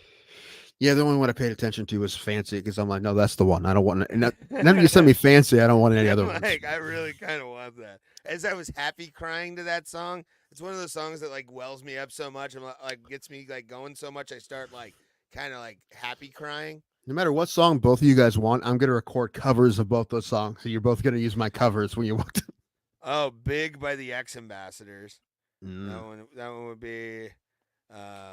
But another one I would love to do just to pop you. You would be the only human being that I would want this to be a thing. Is I would play fucking Burn On by Randy Newman. Where you just hear like the piano, there's the red moon rising on the Cuyahoga River. Like what's that song they play 8 times in Major League? What is it? Oh no. Running round in circles. Yes, that one. Circles running round and round. You don't know where you're going, so you need a break. Whatever that the one. fuck that song is. Fuck that song. No, I told Eric, I'm like, dude, do Cumbersome. He's like, not my right. I'm like, all right. But dude, everybody loves Cumbersome, man. Water's Edge, where you're like, don't go there. Hurt her see. Well, you do Water's Edge, Cumbersome. Yes, I'll do it. Oh, that's make him an AI song that goes, "Hey, that's gonna beat up Ray." And then you make me one that's like, Ray is the worst MMA fighter. Just totally biased. Yeah, trust me, Ray. I'll just pick your song, but trust me. No, I told him he needs to come out the Rain Wizard like I did. Rain Wizard. Yeah, dude, Blackstone Cherry. Oh, okay. They played the wrong song. I wanted them to play Drive, but they played the wrong one. I gave them a CD. They played the wrong song. But now they have DJs and they won't fuck it up. There's also a song, and I wish a Swedish fighter would do this. You okay, buddy? Oh yeah. Okay. I wish I could. Swedish fighters would use this more. It's called by a band called Krigsgalder, or no, it's called Krigsgalder by a band called Heilung. And it's very like Norse folk kind of shit with like deer antlers as percussion and all that kind of stuff. They wear like the what the cult leader from fucking what's that show? Yellow Jackets, like with the fucking antlers and shit. My sister-in-law hit a deer yesterday. Aw. Yeah, she's fine. She's fine. Kids are fine. Was but, it a yeah, doe? car, What was it? I have no idea. I just know my mom told me, and she sent me pictures. I think looks like the car is probably fixable, which is good, but I don't know. And it's a brand new. I mean, they got it like 2 years ago, but still, it's new. They got it new, so yeah, not great. The only time I'll say insurance is good for something. They have the same insurance I do. So, anyway, Pulse, you finally finished Small Engine Repair? Yes. What'd you think? Man, did you enjoy it? Yes or no? It was. I mean, listen. I said when I first saw the first 15 minutes of that movie, I remember I told you guys the daughter. She just seemed like a fast little, She was just a kid, Pulse. Just a kid. No, you made a mistake like any kid could have. Yeah, I believe. I said. What did I say? I said she's gonna end up at a truck stop or some shit like that. And she said she's gonna be a thought. Yeah, and like, man, you like when in the third act, what happened. It was not surprising to me. I kind of saw it coming from around the corner. He Nate Diaz'd it the entire time. I'm not surprised, I really was not. I really wasn't, man. Like, there's no way you saw that coming. No, but when he told the story to the guys, you were like, "Oh, he's talking about the girl." No, that's the thing. Like when he started talking about what he was gonna do, and then they took the guy in the back room, and they already had the plastic on the walls, and like he had all those tools. He brought out all those tools. I'm like, oh shoot, I didn't see that coming. But all in all, yeah, those like I feel like. The movie, the one guy in the bar fight, when they had the bar fight at the beginning, it seemed kind of like they were trying to remake Boondock Saints. Like I was like, this is like they're trying to. I didn't get that vibe. I didn't either. Well, I thought it was going to be like a mafia movie or something, or he was like a retired hitman and like he was going to get one more hit at a small engine repair shop or something. Yeah, that's the thing. The name really throws you off. Like, what does that have to do with anything? Like, very much nothing. So. Nothing except for the fact that he owns one, and a lot of the back half of the movie is all at a shop, right? But I mean, what else would you call it? Right? I guess sure. Daddy's Revenge. I don't know. Yeah, but that would throw everything off, right? That would, that would telegraph everything. Here's a question: what would you do in that situation, man? Like, there's a kid you basically helped raise. Oh, buddy, I would have. You would have never heard from that guy. Like, he's like, and you're at your friend's house, and all of a sudden he's like, "Oh, by the way, we're about to kill this guy." You're like, "Ugh." That's why you need friends like that. Murder. You need I have a few friends, but I only have one friend that if something ever happened like that, and he's the same way. Like, if something ever happened to his daughter. I know he can call me. I probably shouldn't even say this. That's what the whole movie does, building up. For you to understand that those two guys, even though they had a falling out for a minute, right? That wasn't real. When the shit went down, those were his dudes, right? And the most gangster was that woman, though. The mom. Yeah, she was, dude. Like, she played no games. Anyway, it's sort of like in the movie Training Day. I remember some guys were having a debate online. Some comments in the comment section, they were like, "Who was more gangster? When Alonzo Harris goes to the black neighborhood, or like when he goes to the Mexican neighborhood? Who was more gangster?" And I'm like, neither. The Russians at the end were the most gangster. Yeah, Russians don't play, dude. They caught Alonzo Harris at the stoplight, and by the time it turned green, he was dead. I would love to see a sequel to Training Day, and it's just like Ethan Hawke putting in his resignation and working in insurance. Like what is your second day after that? Yeah, but see, this is my thing about that movie, and it was a great movie. Yeah, out of all the days that you could pick to train that guy, you know you ran afoul of the Russian mob. Why couldn't you like call Ethan Hawke and be like, "Yo, I got something going on, so I'll train you another day." No, he You probably know? thought he was gonna actually be like that guy was gonna get killed, and he'd fucking like probably move on. But Do you think he made all his training smoke crack?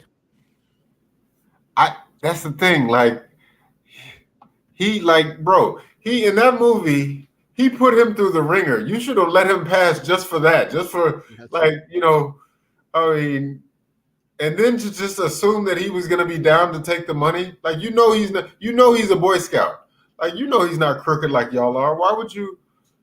it's that story, dude. It's always where it's you get the one nice guy. It's the good cop, bad cop. But That's my question. If that was y'all and they pulled out, like I guess it was $500,000 from up underneath that guy's kitchen floor. Would you keep your mouth shut? You just witnessed a murder from a cop. He's supposed to be on your team. For that amount of scratch, because I don't imagine cops make, No. Man, I would just really wish I didn't come into work that day. Number one. Yes, but once you're already there and you've just witnessed what you just witnessed, and they say, hey, keep your mouth shut, we're going to give you this much. What do?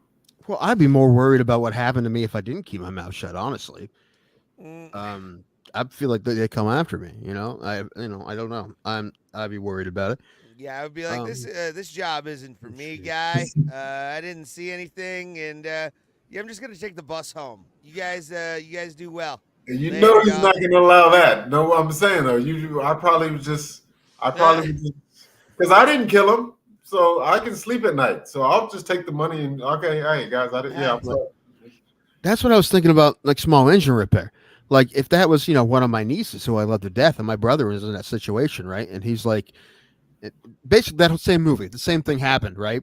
And all of a sudden he knocks this dude out, and he's tying him up, and he tells us what's going on, and that one, that whole same situation. I'd be, listen, I do not want to get in any trouble in my life at all. I would, usually bail. But in that situation, I'd be like, well, I guess we're murdering somebody today. Like I feel like. And especially in that case, he's already knocked the dude out and tied him up. Yeah. You don't really have much of an out. Now, in that movie, they found an out. Yeah. And it probably would have worked. I thought it was a fun movie. Listen, I've seen better movies, of course. And I told you that, Pulse.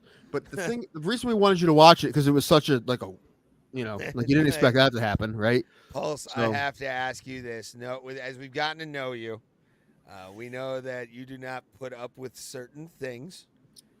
And I have to ask you, when a certain appendage goes down a certain hole. Oh, buddy. Didn't show much, man. They just showed a little meat, that's all. And plus it was, plus obviously it wasn't real, obviously, clearly. It looked real enough, Tim. Of course it looked real. Like your question to me at the baseball game, I think, was, what do you think the dildo budget was on that? Sitting next to Terry Francona's daughter. Okay, in that scenario, are both of them gay now? Neither of them are gay. You kind of. I don't even consider Ray gay, and he takes. I mean, that's my question: is the pitcher or the catcher gay in that scenario? Neither. No, that's more of. Dude, that situation right there, like. If I was him, I'd be like, "Hey, shoot me! Hey, fuck it! You get it." It's like I don't know. I just told my grandparents to watch that movie because I think it's a good movie, and you know what? I like the lead up because I understand it, because I see this is a single dad who's worked his ass off to raise his daughter by himself, and he has his two friends that are basically like their uncles, right? They're not, they're basically all family, and the girl in that movie is awesome. She's so good in that movie. Oh, the teenager. Yeah, she plays a great like little 90-pound badass of a teenager. And, wait! I gotta ask, not to cut you off, but are you talking about? What is it? Not Pomona. What is the neighborhood? In LA. Yeah, in LA. I hope don't type it, Hearns. What is it? Mo Beach. No. What is it? Oh shit. Take a wrong turn at Albuquerque. Is it Pacoima? 2026, Bro Plata does Hollywood. Where's the neighborhood where The both homeless problem, sure. where what's the comedian's name? He had the #1 show on ABC. Sandra Bullock produced it. George Lopez, where George Lopez and Danny Trejo are from. Is it Pacoima? I have no idea. The He furthest said- west I've ever been is Vegas. So What's the neighborhood in LA? I'm sure Hearns knows. Ray, what? I think that graphic you made of show goals, I think you had that backwards of what we were saying. no, I said 200. I would get a tattoo. I thought you said 300. No, 200. Well, if it's 200 now, that's fine, but I'm almost positive you said 300. No, I said 200. I believe. Well, hey, it's your call, so you can say whatever you want. So yeah, if we get 200 subs, we're about 47 away from getting That's to a 200 big. subs. I know you already have tattoos, man, but that's a big deal. Yeah, I'll just get BBP on me in some kind of cool font. Probably What that about the Lord what about the font. logo? That's a good logo. I'd get that too. Yeah, I'll Probably get it wouldn't be right very Right expensive. in a bare spot Probably somewhere. that's probably $100 tattoo. Yeah. Coloring is really the bitch on it though, because the yellow's not really gonna stick. Yeah, I honestly I wouldn't So, even do I'm yellow. thinking I just, like just white on that with the blue. okay. I just So, but no, yeah, that would be that would I definitely need to be get one home. of Maybe I'll those. do it tomorrow. Brian And then- Gallagher. Yeah, I would like him to do something. and just like- if we get 300 subscribers on this channel, we're gonna do a 24-hour stream. I think it was originally the opposite, but I'm fine with that because 24-hour stream is going to be a pain in the ass. Yeah, we need time. We need to like prepare, get videos together, playlists, all kinds of different things. Oh, and we'll also need like I feel like we have plenty of comedian friends that will fucking do it. We'll have to do the shittiest hours. That's the thing. We'll have to do the shittiest hours ourselves. Yeah, And we'll start and finish it, and probably the crappiest hours in between. But we're gonna need a couple 5-hour breaks. well, yeah. I mean, there's gonna be there could be a shift, a sleep shift kind of thing. Yeah, where I it's feel like one there's of us no way gets we 3 hours each or something like there's that. no or way two. we can do more than like 14 of that. Yeah, without Yeah. sleep. I mean, that's Yeah. the thing. And that's why I said also a video playlist where we can do some of the better bits from the show, stuff that we've done, interviews, and use those as like filler for the 24 hours. Yeah, we're gonna have we're to come up We're gonna with have to some make shit. a custom screen share window. That's gonna be fun. And I think what's best is we should try to get interviews from every time zone. Yeah, Mark Hunt, I was thinking could be part of that 24-hour stream. Have we given up on the idea of letting people call in? No. No. We're gonna run a test. You want to run a test? Yes, let Hearns come in. No, I was just gonna call. To see Yeah. if it works. Hold on. Let me do something. You Listen, guys I'll call, and if it works, we'll let him call. talk amongst yourselves for a second. Okay. Yeah, because Ray thinks he has an idea how it might work, but I don't know if that will work or not. Sorry, Pulse. Are you on Facebook? Sparingly. I mean enough that like the messages will pop up. I'm on Messenger. Yeah. Yeah. Okay, I need to get you on that because I only talk to you on Discord, and like I don't have it because Discord gives me too many notifications, so I just turn them off.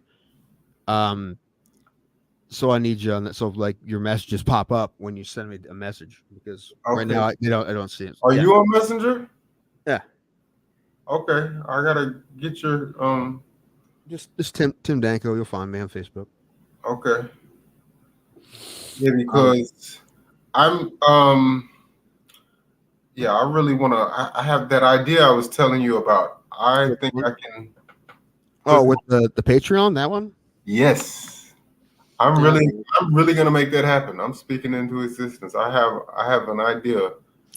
Called the Holes and I contributed. Man, that's an amazing amount of money. You are a saint, sir. I mean, you giving up? I mean, Hearns is like close to $1,000 probably. I mean, I don't know if we've made that overall, but it's definitely been mostly you, and it's been probably 500-600 at least, and then we appreciate it so much. Yeah, Hearns needs his own segment, and that's one thing I'll say about Roberto, man. Not just because he's a generous guy, he's always a man of his word. we had a side bet going on for the Magny fight. He always keeps his word, and like that's the thing in this whole community. There's a few people I don't rock with, right? Mm-hmm. But to a person, like he's cool with everybody. You know, he's like Mick Foley in that regard. He's like nobody who's not friends with her. So, you know, being true to your word is just like a normal tenet of being a good person. It should be like it should be the standard, but like a lot of people are not like that. So yeah, I'm the same way. If I tell you, I'll bet you, dude. I wouldn't make the bet if I couldn't do it. Yes, I'm the same way. Oh yeah. So yeah, you're getting it 100%. I don't mind being a loser on a bet, but I don't ever want to be called like a. I don't like talking bad about people behind their back too. I try to do that. I don't do it often. Every once in a while, I get in a situation where like, fuck, I'm doing it, and I don't like doing it. But I try real hard not to do it, and I usually don't do it. Well, I forget what it was. For example, Ray, everything that I've said bad about Ray, I've said to his face, and he knows that about me. I know. Even if I had a conversation with someone, I would tell him right after that. Hey, by the way, Ray, I think this about you. Well, I think you and I had a potential bet to. I think it was what was it? I asked you to on the Patty Pimlet Ferguson fight. That's right, and I was like, yeah, I can't afford to lose any more money, and I wasn't that. I was confident right away if I lost. Yeah, no, and that's the thing. If I had lost, which I would have, I would have had to have paid you, and I didn't know if I could, show that out at the time. No, I get it, man. It's not a big deal. Actually, looking back, I feel bad because I didn't give you odds or anything. It wasn't a good bet anyway. I know you thought he was going to win, but it was still not a good bet. I was just so confident. I'm like, dude, I'm going to just get some money. I'm still listen. Okay, congrats on that pick, but I'm not sold on Patty Pimlet by a long shot. Oh, neither am I. I said the same thing. I think it's just because he fought Ferguson. I don't think he's that good. I mean, I still think he lost to Jared Gordon. I think only two people think he didn't, and I don't even know if they actually think that, those judges. But yeah, anyway. I hope they run that back. I don't know how many more fights Jared Gordon has in his career, but before it's done, I want him to get that back. I feel though he won his next one, I think. But yeah, that's just I always what are those like Rogan talks about those tenets, like what always be true to your word, and there's another one like always try your best. And those are ones that like I don't worry about what people say about you. Yeah, no, I mean that's the thing. If I make it if I say I'm gonna do something, I'll do it, even if I find out later it doesn't behoove me. If it's not, if it's not in my best interest. But if I said it, I'm gonna do it. Say it. That's the thing about That's the thing about well, like my brother and Ray. They both said on Saturday they will fight each other. So now they're both like, dude, I'm not going to pull out. I mean, listen, I was drinking when I said I'd do my fight. The next day I get a call from a matchmaker, and I'm like, I said I'd do it, so I'm going to fucking do it. I was high when I said it. Let's go. But you're always high. Is there any footage anywhere, online or anywhere, of that fight, Tim? We need to find it. And now that I'm going to be getting in contact with Scott, I think Scott Corbin has a copy. They exist. Like, there are DVDs out there, copies. They're not online, but there are hard DVDs of that card with that fight on it. And I've never seen it. It's been over 10 years. I've never seen it. Almost 11 years. I've never seen the footage. So I want to see it. I want to see that.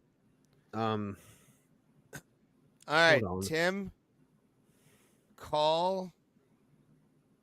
How do I do Okay, hold on. I'm clicking on voice call. Okay. Right now? Yeah, hold on, wait. I did something.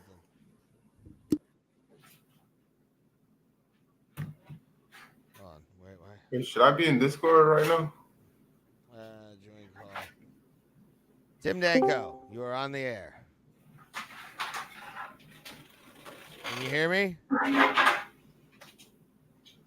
No? I can hear you. Hello? Yeah, how does it sound? I can hear you. It sounds not great. Not great? Oh, shit. Not great. There's also, I'm trying not to pay attention to the delay. So I'm just gonna not even look at the screen. Talk to me. Say some things. Hold on, I'm trying to figure something out here. I'm actually gonna do this real quick. Trying to cut this microphone off here. Can you hear me now? Can you hear me now? Or no? Nothing? Nothing now? Okay. Yeah, then we have to get a board because this is running through my microphone over here. That's why it sounds like shit over here. So, yeah, we got to get like a board.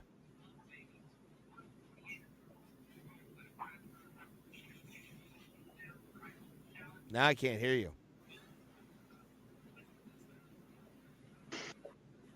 Can you hear me now? Yeah. I got kicked off.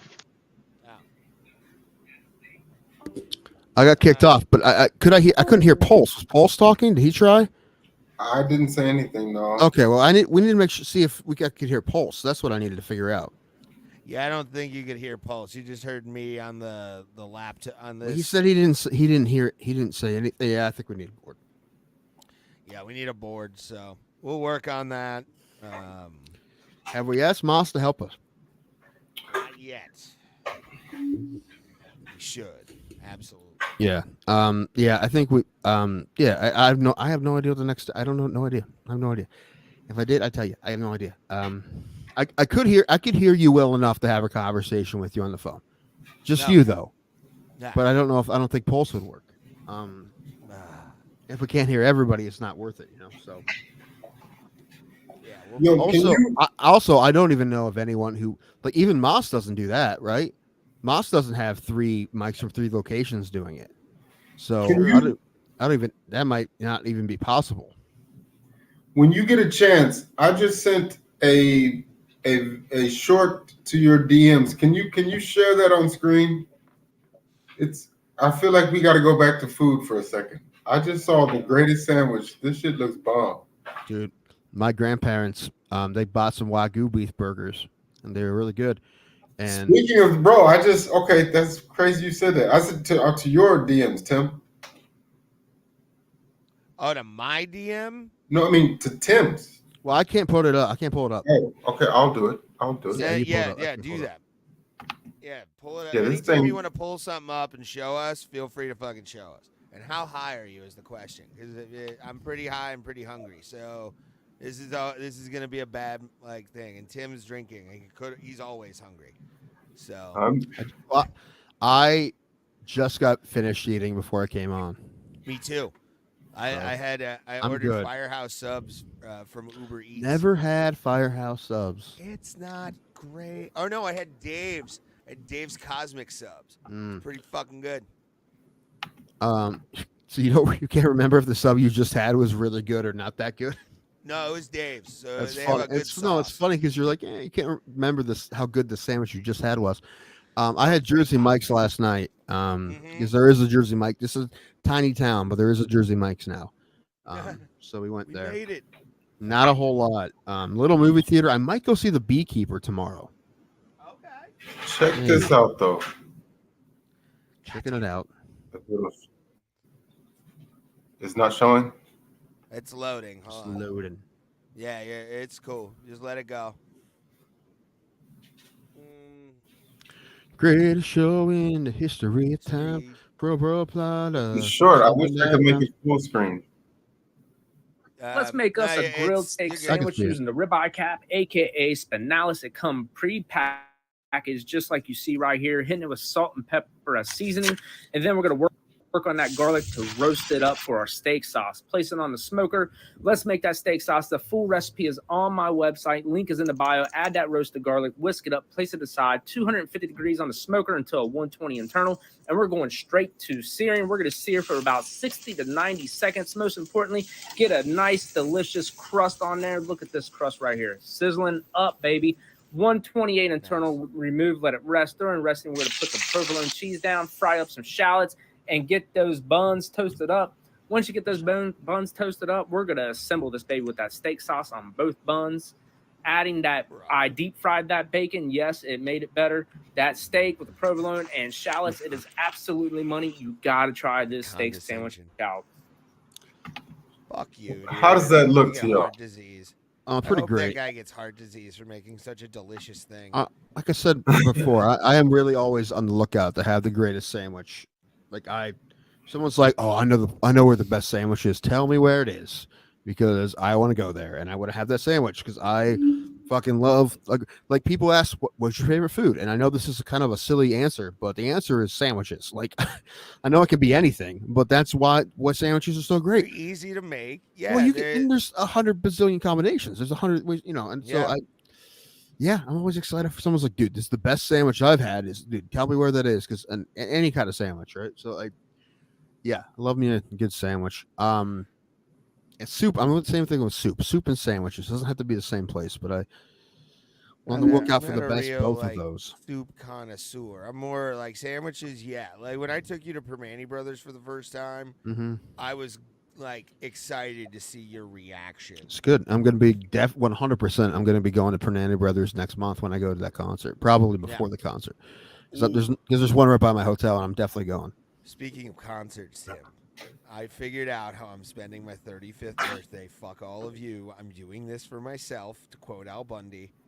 I'm going to Temple Live to see the Young Dubliners perform. That sounds like a band you go see. Yeah. It surprises no one. They're a Celtic punk band out of, they're out of Ireland, I think. But they've done a lot of covers. They've done a lot of like Pogue songs. They've done Dubliners songs, and they have their own like catalog. But I've always wanted to see them. And June 22nd, yes, Saturday, June 22nd. Hopefully, even if there's a fight card, I'm taking that day off.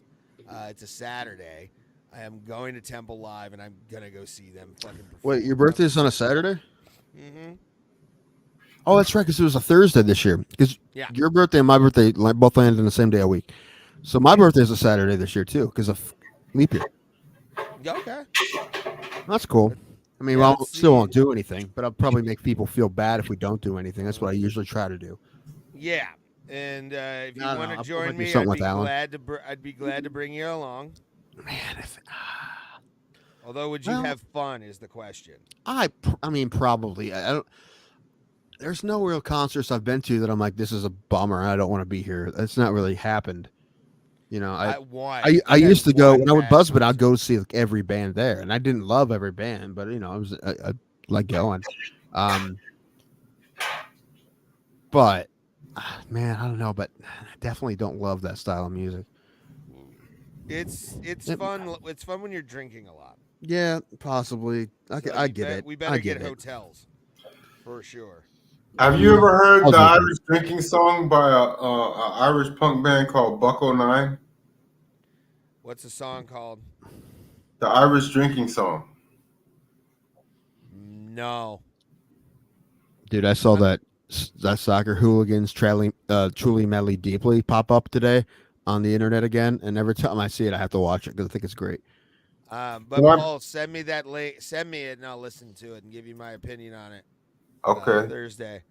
But that's the best way, because I don't know when Flogging Molly's coming back. I don't know when Skinny Lister's going to be here again. Sure.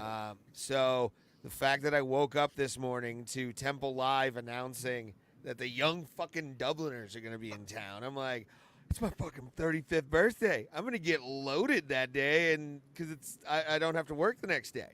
Like, that's why I love the Flogging Molly show last year in August, because it fell on a Saturday, and I could just get loaded on and sleep and rest it off on fucking Sunday. So that'll be my 35th. No, knowing that my birthday falls on a Saturday, I mean, if Alan ever finds a place, I probably guilt him into doing something with me that day. I'd come with, for sure. We'll find something, for sure. But I'm excited because that'll be the first concert I buy of the year, and then I've got 2 more to fill. I always do 3 concerts a year. I always try to, like, local or small to big. It doesn't matter. Like, I'll go. Let's do this. Man, I was bummed to see Breaking Benjamin's doing some dates where they're headlining. They did some dates with Stain as well, but they're doing some dates where they're headlining with Daltrey. But I want to see Breaking Benjamin because they're one of my favorite bands. But they're not playing Cleveland or Columbus, or they're not even playing Pittsburgh, but they are playing Bethlehem, Pennsylvania, which is okay. That's middle of the state. Well, it's actually east. It's an hour and a half from where I am right now. Okay. So it's, I don't know. I think it's in March, so I don't think I'll do it. But I was just thinking it's possible I come back out here, go to the show, then like come back here. You know, it wouldn't be. You know, it's an hour and a half from here, so. Yeah, I mean, I thought about it, but I don't know if I probably won't do it. I'm still waiting on like some other dates. I know that Flogging Molly they're doing St. Patrick's Day in Vegas, which is fucking nuts. But they've done it before. That'd be fun. I don't know, dude. It'd be like going to Chicago for fucking St. Patrick's Day. You're like, all right, I'm done. Yeah, you're right. It'd be a mess. You're correct. It'd be a mess. Dude, a mess. I wouldn't leave my hotel room because I'd be so scared of the fucking drunk white boys who are trying to fight everybody outside on the strip. Yeah, I was in Cleveland once for St. Patrick's Day, and I wouldn't recommend that. And it was during the day, you know. Yeah, I had one bad St. Patrick's Day experience, and I've never celebrated since. Yeah. Do either of y'all watch the show Jack Reacher? No, I started watching the first season. Yeah. Perfect Circle and Primus at the Hollywood Bowl. Dog. Dude, that'd be fun. Oh, that's Tool, A Perfect Circle, and Primus are three bands I still have on my bucket list. Well, one of those bands is the same band almost, but yeah, different style. Like right? No, I will say this: I'm more of a Perfect Circle fan than I am of a Tool fan. That's just because that's a stylistic. That's just a stylistic choice. Really? That's just a stylistic choice. I think Judith's the best song that guy's ever done. But again, that's a stylistic choice. That's more mainstream hard alternative rock than it is like whatever you call Tool, which is Tool. Metal, It's Tool. Metal. Tool. Metal. Yeah. Yeah. Dude, and I like Tool. I don't hate Tool, but Judith is one of my. Also, Judith died in Dover. Oh. I don't know if you know that. That's true. No. I think that's true. Yeah, I've heard that a lot, and I think that's true. She was in a nursing home in Dover. Why didn't he just call it Judith Died in Dover? That would have been a good name for the song. Dover, Ohio, everybody, not Dover, Delaware. Because he's from Ravenna, correct? Yeah, Maynard's from Ravenna, Ohio, which is next to Kent, which is like there's not a whole lot there. It's about Jessica I is from the same area, Rootstown, which is like adjacent to Ravenna. Have y'all seen Kelly Bundy lately? Oh God, yeah. Yeah, she's MS. Yeah. Oh, I didn't know. I saw her at award shows. They were helping her on stage. I was like, yeah, she's MS. Christine Applegate. Yes. Yeah, that one show she was on where she was like a murderer or something. What was that show called? It was like one of the last things she did. It was like Murderer at Home or something like that. No, she did. Some weird Netflix show she was on. Yeah, that's what I'm. Yeah, I don't like murders her husband or something. I don't think she's a killer. She is. I don't know. I don't watch it. I don't know. She plays the killer. I watched it with whenever I was at Shauna's because she was always like watching that shit.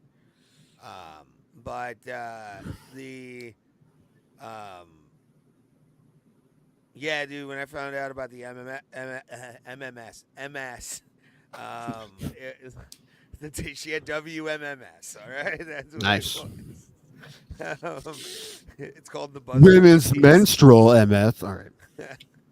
Yeah, that sucks, man. I was And there's apparently they shot like episodes differently because of like her disease and everything. That's what I heard. And to see her like that, man. How about you're just bedridden for this episode? Kinda. Yeah. I mean, there's like you're gonna be having your hand on the counter and like somebody will be holding you or something, off screen or like a weight or something. And to have her just go from being, one of the biggest sex symbols of the '90s even though she was like 17, 18 years old. Yeah, I had a crush on, like, I think every guy did when they watched that show. She doesn't look like a lot of my babysitters growing up. I had a crush on Bud. I had a crush on Bud. He looked like a twink. Just like, you fucking turn that dude around. He had DSLs, bro. DSLs. No, but real talk, Kelly Bundy, smash or pass, man. Smash all day and 3 times on Sunday. What are you talking about? Look at her and Anchorman, dude. Yeah, come on. No, I mean I'm Peggy Bundy. Oh, that's different. Back then? Yes, Back then, probably, yeah. What? Yeah, probably. Even now, I would. What's her real name? Mm-hmm. I don't know. Last thing I saw her on was Brooklyn Nine-Nine. I just remember that in real life, I believe she was married to the late John Ritter. Is that true? Oh, maybe. I don't know. I don't know. Let's see. And I know that she was on Futurama for a spell. Right. She played. She was Leela. Yeah, she played Andy Samberg's mom on Brooklyn Nine-Nine. She was only in a couple episodes, but she was in that. Yeah, I don't know. Okay, this is a different one. Okay, but no, was not married to John Ritter. Freddie Beckmeyer from 77 to 81. So he didn't get any kind of sweet residual checks on fucking Married with Children. Sadly, this is the guy who's like, I used to be married again. Yeah, her current husband is Kurt Sutter, who I don't know. Kurt Sutter sounds like a relief pitcher. He was on Sons of Anarchy. Oh, all right. But this one threw me off. From 1993 to 2000, she was married to Jack White. And I'm like, wait, who?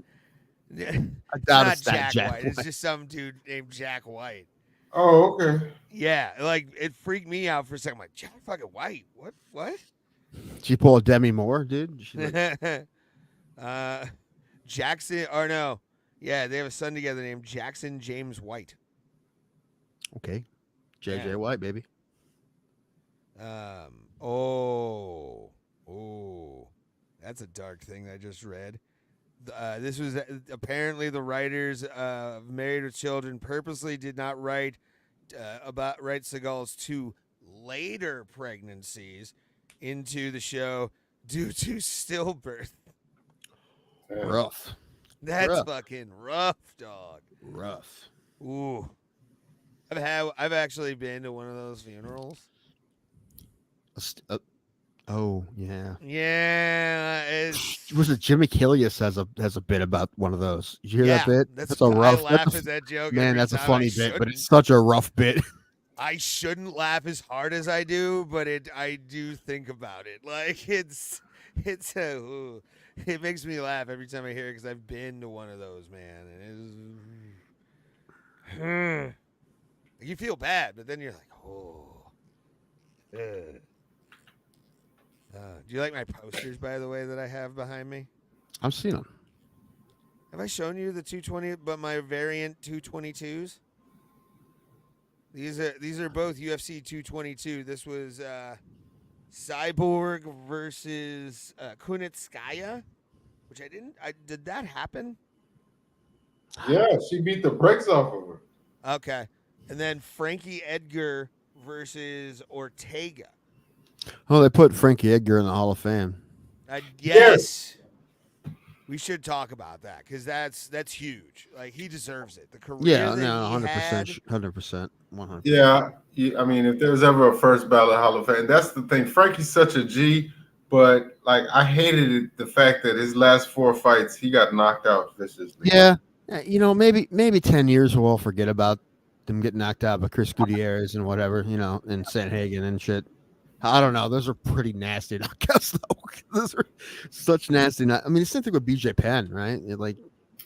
That's why I'm now, right? Yeah, no, that's why I'm so glad for Lawler, man. Like, I thought for sure when I heard they booked him against Nico Price, I'm like, please don't let Lawler go out on a stretcher. If he loses, just let him lose by decision.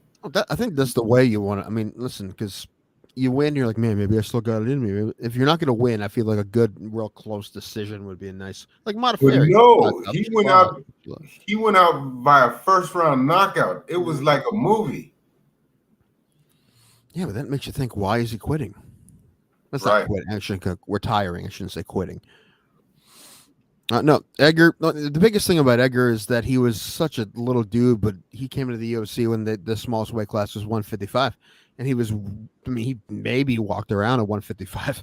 You know, he was tiny for that weight class, but he became champion. Okay, in y'all's opinion, what is the highlight of his career? Because in mine, and he's had a bunch of great fights, but to me, the night before Conor McGregor introduced himself to the world, the 13-second knockout. They had a rare back-to-back UFC. They had a Friday and Saturday card. The night before that, Frankie Edgar fought Chad Money Mendez. And it was a fight that a lot of people wanted to see for a while because a lot of people compared those two. And I just thought for sure at this time Chad Mendez had surpassed him and was gonna roll him up. But no, he knocked out Chad Mendez in the first round. And to me, that is the highlight of his career. That's up there, but I feel like I can't get past the back-to-back wins against BJ Penn. Yeah. Yeah. I mean, I feel like that's because he wasn't supposed to. I mean, he definitely was not supposed to win the first one. And the second one, even, they're like, well, BJ's just going to bounce back and beat him for sure, right? This fucking guy, Frankie Edgar. I mean, the first one was a big surprise, but then the second one. His fights with Benson Henderson were legendary. Oh, his fights with Gray Maynard. He came back from the breaker. Bro, that was the first, I believe that might have been the first 10-7 I don't know if it was scored a 10-7, but it should have been. Because Gray Maynard. Or 10-7s, unfortunately. Gray Maynard hit him with everything, including the kitchen sink. And he withstood it all and came back and knocked out Gray Maynard. And was that after the draw? I remember the draw. I think the draw was first. Yeah, the draw was a kind of a let. I remember I was at B-Dubs with Angel Law, and I don't remember which B-Dubs. I'm going to say Canton, probably Canton. And yeah, that was a letdown. Great fight, but I mean, I don't like draws make you think. If you just saw a great fight and then you hear draw, it makes you feel like you didn't see a great fight, although you did. But it's such a letdown. Draw, like fuck. I just watched that fight; it was great, and you're telling me no 1-1. Like what the fuck? Honestly, my favorite Frankie Edgar fight, even though it's like super recent, was the Yair Rodriguez win. Because people were thinking Yair was going to run through Frankie, this hot young prospect, and all that. That's Frankie true. Yeah, I remember that. Listen to me right now. I am the answer to this problem, and just whooped his ass. Like, you know what? It was a big brother versus little brother situation, and Frankie was the smaller, bigger brother or older brother. I remember that fight. Now that you mentioned it, Ray, that reminds me of the fight Jose Aldo had against two of them back to back. He had one against Jeremy Stevens, and then one against Renato Moicano. And I thought for sure because this was after the McGregor loss, and I was like, oh shit, the time has passed, Jose. He's about done for, and he made everybody remember who he was. Yep. And yeah, that's just like that Frankie Edgar versus Yair fight, because Yair was the hot up and coming prospect. I think that was his first loss, right? Yeah, that was. Everybody thought he was gonna be this fucking. I even thought he was gonna be a world champion. He was good at what he was doing, and like that creative style, and Frankie just shut him down completely and went, listen, kid, this is how it goes. And if you look at the trajectory of Yair Rodriguez's career, after that Frankie Edgar fight, he went off, I believe. Like, he became better because Frankie beat the fuck out of him and taught him a lesson. Yeah. So Frankie has had some fucking bangers, dude. Like, Frankie the answer, Edgar. Listen, there's only one the answer, okay? And it's Frankie Edgar. Get out of here, Allen Iverson. Get out of here. Oh, get off the gas, man. Come on. There's only one answer. He should change his nickname. I'm never calling that guy the answer. Frankie Edgar's the answer. Who do you think wins in the fight? Sparring? Boom. Done. Who wins in a game of one-on-one? Frank Yeager, dude. He's gonna get a sweet 3-point shot. You don't even know, dude. You got guys. I got plus fucking his crossover game might be professor level, so we don't know exactly you don't know. he's got. Okay, street fight. I give it to Iverson because he has weapons probably. And Jesus, what are you implying? That he'll fight dirty. That might not be wrong. I'm applying. They said he was a better quarterback in high school than he was a basketball player. I don't know if that's true, but that's like the stories. I heard that too, but he was almost sent to prison before he was the number 1 overall pick in the greatest NBA draft of all time. Yeah, that'll happen. Yeah. What year was he drafted? You'll have that. 1996, the greatest NBA draft of all time. No, dude, the greatest one was it 03 when LeBron and then Darko Milicic. Highly overrated. No, dude, Darko was the shit, dude. Fucking Darko. Darko Milicic is an MMA fighter now. Fun fact. No, he's not. Yes. What? Look it up. He's 7 feet tall fighting in MMA in some Russian organization over there. That can't be right. Can we get Darko on? That's one of the funniest things, bro. He was taken directly after LeBron James. Look how their careers went. What was Detroit thinking? They could have had Carmelo Anthony. I guess he's kickboxing. Well, that was in 2014. He had a kickboxing fight. Yeah, I don't see MMA, but it looks like he just. Yeah, no, his NBA. Yeah, he was one of the biggest flops of all time, if not the biggest flop of all time. I do like this one video that shows up in the search. How bad was Darko Milicic actually? I never heard of this guy at all. I never heard of this dude as like a prospect. Number one, world champion Darko Milicic. Y'all forget. Boy has a ring. With what team? Detroit. Which, we'll say this: the current Detroit Pistons may be the worst team in the history of the NBA. Really? They're 4-39. Oh, yeah, Detroit. You gotta trade something to get good, I guess. That's real rough. Because if I live like in Detroit, I go to every game, like fucking $10 front row tickets. Just be like, we're gonna do it tonight, Pistons. You'd be what's the guy from The Watchmen and Semi-Pro? You're like, I'm a season ticket holder. Yes. I pay $5 for my season tickets and it's floor seats. Yes. Well, at least the Red Wings are doing. I've seen the Red Wings are doing pretty good right now. So, Detroit's got some stuff to be proud of. But yeah. Plus, they have enough Stanley Cups. I'm real pissed about Hero of the Week right now because I know I had somebody and I forget who it was. I forgot to write it down. Oh, Timothy. We didn't run down the card though. No, we can do that too. No. I'm not saying I want to be done. I'm just saying I was just thinking about it, and I'm angry. However, if I can't remember who it was, I'll just give it to the guy from Portland who got snowed out. That was hilarious to me. Yeah, what happened? You didn't hear about that? It's actually pretty funny. Trying to find it. Where did I send this? I remember I sent it to Alan. I sent it down. How about we'll just get the 297 talk started. Right. DeAndre Ayton missed a game. I think it was last Wednesday due to icy roads in his neighborhood. He's like, bro, snowed. I can't come to work today. That's a kid from the South. It has to be a kid. It's like I can't make it to work today, bro. I'm scared. My roads are icy.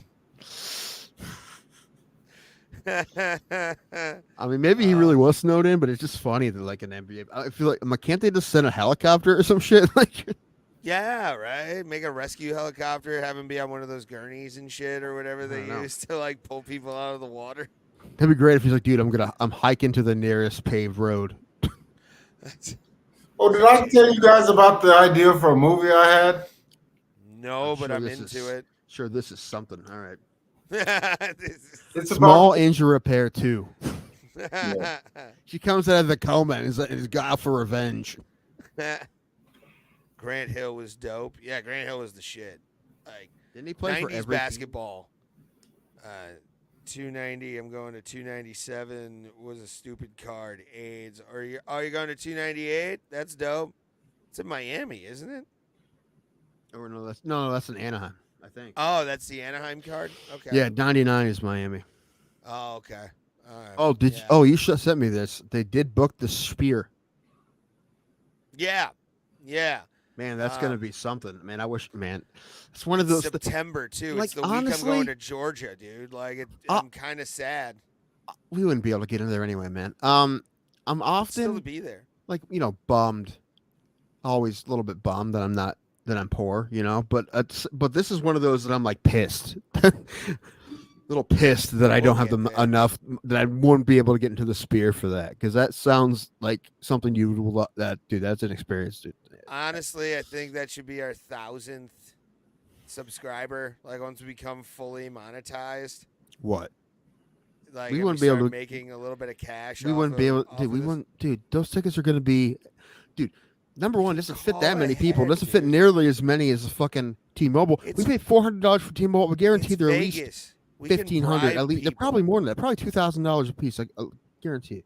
Okay. Oh, by the way, Sam Alvey's with me. The fucking Apex sucks. This is much uppity assholes. No one fucking cares. Yeah, I mean, I like being Mr. Big Business, because it's like. Yeah, but dude, we just heard from Alvey that fucking sucks. So the answer is it sucks. You know it sucks. I've always thought it was kind of dumb that they did that, but I mean, you have to look at it from their perspective too. I mean, no, they make enough money, man. They make enough money because they don't pay the fighters enough. So, dude, it's fucking. I mean, I like the product, but they don't like the way they do their business. However, I am completely fine with Data being like, yeah, Sean Strickland can say whatever he wants, whatever you're gonna do, not have a fight. We need to talk about that, man. Let's talk about that real quick, because I've been hearing that in a lot of podcasts. I heard Stansberry talking about it. Dan Stansberry. Yeah. Yeah, I ran into his radio show on Facebook. I listened to a little bit of it just randomly. I was flipping through channels on the way out here, and when I was still obviously in Canton, I was in Canton, but I flipped through and I landed on Rock 106.9, and he was talking about Dana White. No, and he had a lot of good points. So my thing with I do like Dan. I met him one time. He's a good guy. I've met him too. Yeah, he's a cool guy. But no, He hosted one show at the Funny Stop, and after hosting one show, I'm like, he's not coming back. Because him and Fantone were going to do back and forth, and Fantone liked it, and he didn't. So I'm like, Fantone's going to do this every week, and he did for a while. Anyway, go ahead. What he said, and to be honest with you, dude, like the way that reporter came off, he needed to be smacked a little bit for that question. Like, what was the question? I didn't see it.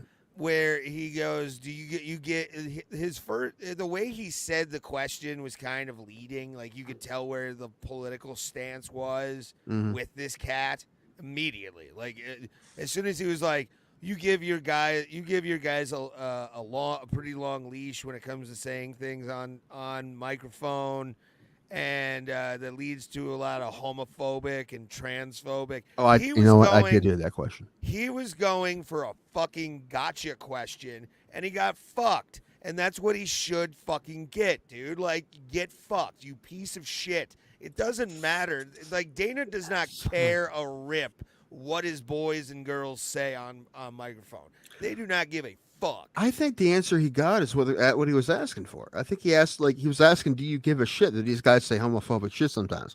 And Dana said, no, I don't give a fuck. I'll let them say whatever they want. I think that's the answer he wanted. I think that's what he was trying to get him in like it's we don't agree with. They wanted something like that. If he ever went to any of those press conferences before or ever seen any interview with Dana White, he would know he wouldn't get that answer. And you don't know. Don't pretend like you know where this guy's from or if he's been around or not. You have no idea. No, but there are. Will you agree with me that there are reporters like that won't? I'm sure they pop up everywhere in every gotcha sport. Question and all that kind of stuff. They exist.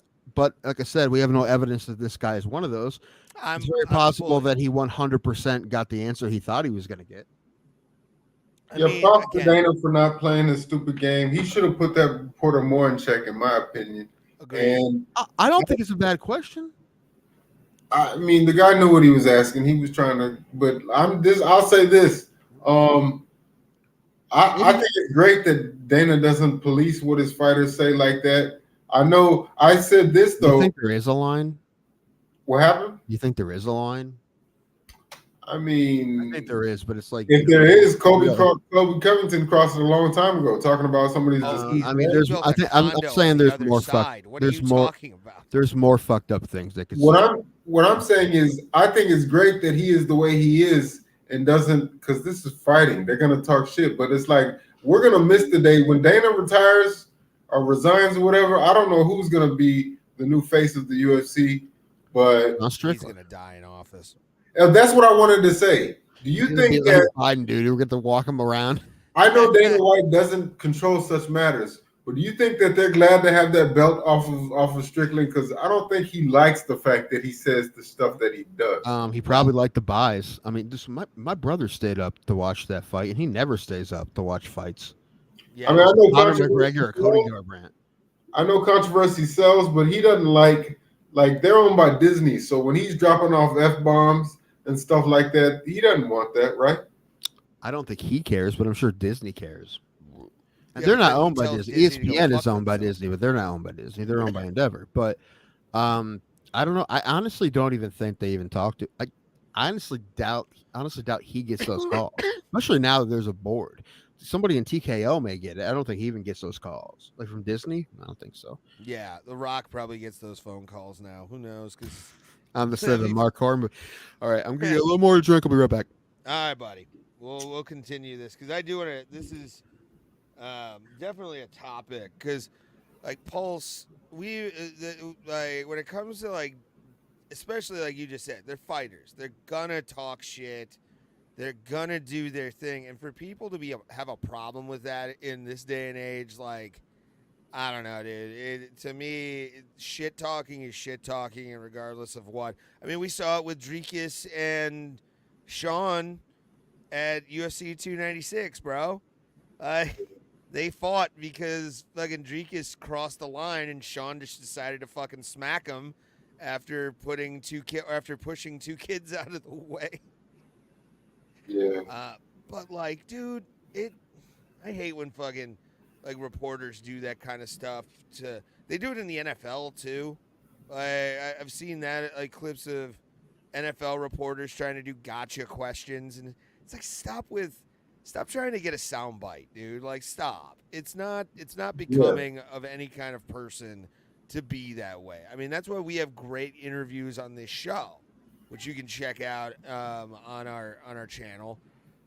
We have plenty of them, starting with Master Ken was actually, I think, our first, or was it Andrew Law? I can't remember. But if you go down, I think I have a playlist on the YouTube channel of all of our interviews. And the reason we do it is because we don't want to get gotcha questions. We're not one of these fucking shows that's like, we want to get scoops.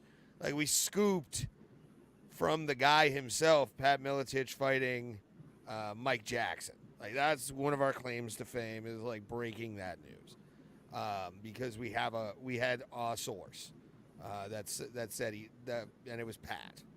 So I can say that. But all in all, dude, when it comes to like policing fucking speech, stop it, dude.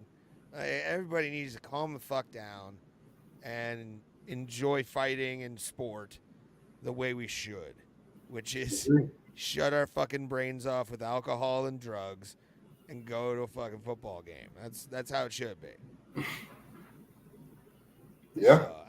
So it's bothersome. It really is. Like I heard it like 3 different places today on like podcasts that I listened to, and I'm just like, what the fuck? Why would you even do that shit? It's dumb.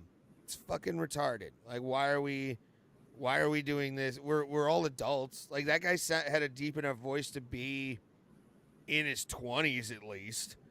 You know, I'll give him, like, late 20s. But, like, come on, dog. Enough with the politics in the questions. You know, And also, did you see the thing, Sean? Did you see Sean Strickland's thing? No, what did he say? No. He got that same guy and looked at him. Said something about like trans kids or he said something homophobic or something. And the dude was like, "That's pure." He pointed at the fucking guy and was like, "That's pure evil right there. Like you are pure." Did you see that one that Sean Strickland did? Yeah, I saw that, and I gotta say, like, I know he said some wild stuff, but I don't disagree. Like, kids shouldn't be learning about that shit in school. They're gonna, because I feel like, your opportunity to be a child is like all that. No, I know, but like we learned about stuff like that from watching TV, I think, or like our uncles would have those conversations. You don't need to be hearing about shit like that in school. No. Roberto Hernandez is famous from this show, John. Come on. Oh God. I think I'm getting a phone call. Leave that comment up. No. Damn it, I hate when this happens.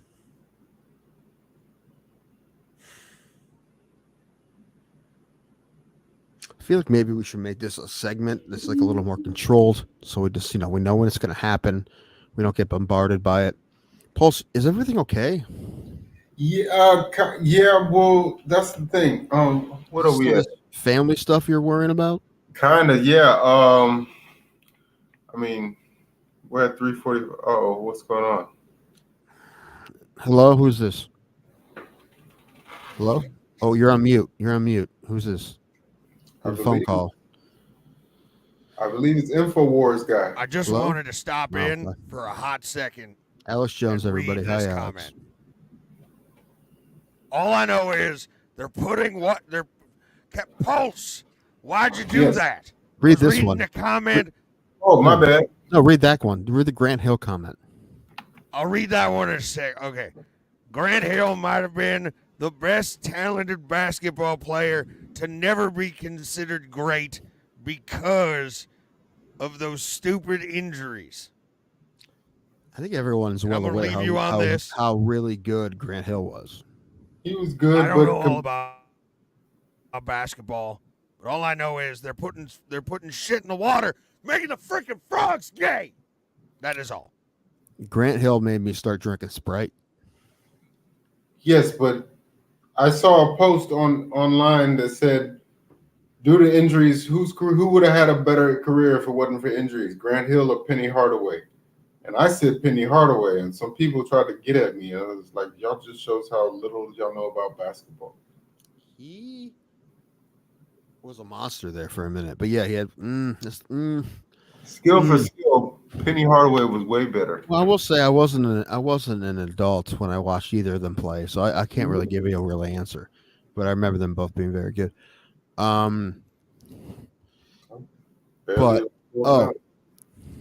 Here's just a random thing that our friend Sean Lynch is doing the Napa Comedy Festival. He was telling me about him trying to get certain people. And he's like, well, I have some connections, and I don't know if he has the same agent or he knows the agent. I was with a couple guys, and he tried to get Darnell Rawlings. You aware of Darnell Rawlings, Pulse? Yeah. Yes, sure. It's from Chappelle Show. Right. Ashy Larry? Yeah. Yeah. Even on discount, I don't remember the exact amount. What do you think? What do you think it would cost to get $15K? Yeah, it was about that. Yeah. That was even on discount. That's the Bruce. I call that a Bruce check because I watched him drop $15,000 once. Yeah, that's one. That's one show, and that's one show, and that's like a friend price. I'm just gonna take at least 20 a show. I'm just gonna take my dog out to poo and pee. I'll be back. All right. Yeah, buddy, go do that stuff. Yeah, if we're, you're not talking, feel free to go do whatever. So. Yes. Yeah, thank you, John 209. He loves everybody in this thing as well. I haven't been looking at the comments because I've been full screen today. I just got out of full screen, so. But yeah, man. Any donos? We haven't got any donos in like 2 months. Oh, it's It's been okay. longer than that, I think. It's been a minute, but Yeah. listen, we love you all anyway. We're just happy you're here. Pay-per-views are expensive. That's the biggest Help problem. Help us. Is that I can't We afford try. pay-per-views anymore. Oh, how about we can kind Yeah, of the talk PayPal's about empty. this and Let's do it. Kinda, Talk about whatever you want. Oh, Jimmy Flick, dude. Jimmy Flick's a beast. Dude, I missed that one. I'll watch it. I forgot. That's one I didn't watch. I'm happy as I like Jimmy Flick. I like the way he fights. I love guys who are like fucking jiu-jitsu first. He's like one of those white trash gamblers, grapplers like Mike Brez Mitchell. Like he's got that hillbilly jitsu or whatever. But I say that, but he's legitimate. Obviously, he's real. It's real. Yeah. I mean, he had a fly. his first fight, he had a flying triangle. His first fight. So. In the UFC, and then he's like, dude, I'm making more money in my day job. I'm fucking leaving MMA, and he retired for a year or two, and he came back. I don't know if he lost his day job. Yes, he did. I'm donating half your. Hey, you're the man, Berto. We love you no matter what, but gracias, my friend. Especially gracias because of that. It's great. But yeah, dude. I mean, what's her goal? A bowl game? Was that the goal? The Bro Plata Bowl? Honestly, at this point, I'm just looking to pay for a little bit of StreamYard. Like that's it. That's the goal. Oh no! What I said earlier was the goal was to get me to fucking Louisville. That's the goal. Oh yeah. That'd be rough though. But I would love to go. It's just. I mean, I'll do the drive if I could do the, Oh, for the baseball bat and everything? Huh? No, for Andrew's fight. Oh, hell yeah, dude. I mean, it's 5 hours each way, but I'll fucking do it if I had the money to do it. And you have to take videos of reactions of you going, oh. Dude, this is the main event. Main event, 2 white guys fighting in the the African American Heritage Center in Louisville, Kentucky on Muhammad Ali Lane.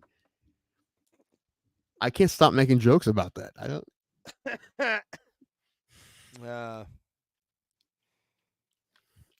But what were we talking about? 750 Cedric, 209 Penny was dope. 750 something Ray mentioned. 750 something. I think it was Bruce. I watched drop 15,000 on suits. I can't remember exactly. Oh no! We talked about how much it would cost for me to get. Like it would cost at least me $500 for me to go to that fight. Oh yeah. That's just that's my buddy Andrew, who's been on the show a few times, and he'll be on again before his fight. He's fighting in the main event for Future of Fighting in Louisville, Kentucky, and that's a 5-hour drive for me. Who's the guy that? Who's Lawler. the guy that was? Ian Lawler. What's his first name? Ian, I think. Ian Lawler. Well, I'm going to contact him. Sure. And see if he wants to do a. They're kind of similar. Split screen. They're similar. I feel like they'd be real respectful, and it wouldn't be as fun as we want it to be. Well, no, just to get to know Lawler too. I mean, that'd be the thing. Yeah, too. no, we can have them both. Listen, the only time I had one of my friend's opponents on, and we got one of my favorite people we've ever had on, and that's Isaiah Watkins. Isaiah Watkins. I had him on just because he was fighting Brogan, but I fucking love Isaiah Watkins. And I'm really happy we met him. And he's a great kid. And I wish him the best. And he's really, really fun to have on. And we'll have him on too. I don't know when he's going to turn pro, probably pretty soon. So when that gets announced, when he's doing his pro debut, we'll get a hold of him again. Absolutely. I know he has wife and kids, and I get it, man. But he's training full time. So I'm waiting for him to go pro. Whenever Dylan Bucka, whenever his debut match is, let me see if he's scheduled it yet. Yeah, I wanna get him back on the show. That way we can again say we have now. Sam Alvey broke our world champion cherry on the show. Mm-hmm. Now we need our UFC actual contracted UFC fighter, and I think Dylan would be one of those guys. Doesn't look like anything yet. Yeah, I don't see anything. Oh, I know. Yep. I don't know. So it doesn't look like they gave him anything yet. But I mean, he got his contract back in September. So we hope that Get He'll be announced as like a pretty early soon prelim or something. Pretty soon, the next couple pay-per-views, I think that 4-0 Taekwondo dude who fucking murdered everyone he fought is fighting Josh Parisian, which Josh Parisian isn't really good, but he's without a doubt way better than the other guys. Oh, okay. Where's he from? Let me look. I forget. He was a Taekwondo Olympian. I know that. Let me look up Josh Parisian because I can't remember the other guy. Is that the what's the name of that big black guy? That's what we're talking about. Oh, okay, yeah. When's he fighting? I'm gonna look that up right now. Yeah, look up when he's fighting. He's fighting Josh Parisian at UFC 299 in Miami. His name is Robelis Dispa. I don't know how to say it. I can't. DES Dispangi. Is it Dispangi? DESPAIGNE. Dispangi? Something like that. Robelis Dispangi. We'll find out all to get. Wow, he is fucking cracked there. He is Cuban. Oh God. We got another Yoel Romero possibly on our hands. Maybe he was an Olympian in Taekwondo, but he just started fighting MMA. He's 35, but he's 4-0, and all of his fights. I mean, the first one was 4 minutes 54 seconds, but after that, 12 seconds, 3 seconds, 4 seconds. He had a 3 and a 4 second back-to-back fights. I don't care who you're fighting, and it looks like he's fighting fucking bums.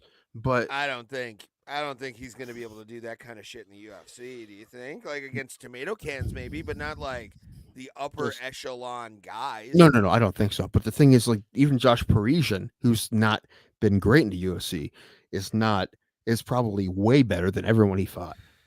So we're gonna see. But he's obviously his Taekwondo is real, right? He was Olympian. I think he medaled. So that's real. So striking's real, but I don't know. I'm sure he'll have a problem. Maybe he'll not Parisian out. I don't know. We can start with our pulse in the beginning here. That one. Yeah, the only one I missed was the Flick fight, and I like Jimmy Flick. Yeah, that one, we started the show. I watched that one before we went live. I actually was listening to Maz on his stream because I went live at 8. Because to be honest with you, doing 6 hours of fights, I'd rather do just 4. There's a reason why I don't do it. Now, will I do it someday if it becomes advantageous for us? Very advantageous? I mean, yes, but I don't. I will love it. say this. But the streams are the only thing that have felt like work to me. Those have felt like work. I will say, and I want to thank everybody that watched, that has watched. At this point, we appreciate this. We saw a 100-person viewer jump from the UFC Fight Night stream from earlier in the month. We do a couple weeks ago, actually. Yeah, now, but a couple weeks ago, we had about 234 people. And for this one, we had about 325. So people that were with us, we do appreciate it for watching us. For UFC 297, it was kind of funny. Maz on his stream, and this is more of I love what he said, which was, he goes, everybody and their mother is going to be streaming this thing. And I put in the comments, I am, but I'm going later. I'm not gonna. Should be like, yes, I am your mother. That would actually been kind of fun. His mom's actually a really nice lady from being on the stream. Like, she seems like a doll. My grandmother was joking. She's like, "What if I come in and be on the show?" I'm like, I would love for you to be. Are you kidding me? She's like, no, I don't want to do that. I'm like, don't call my bluff because I want you. Mm-hmm.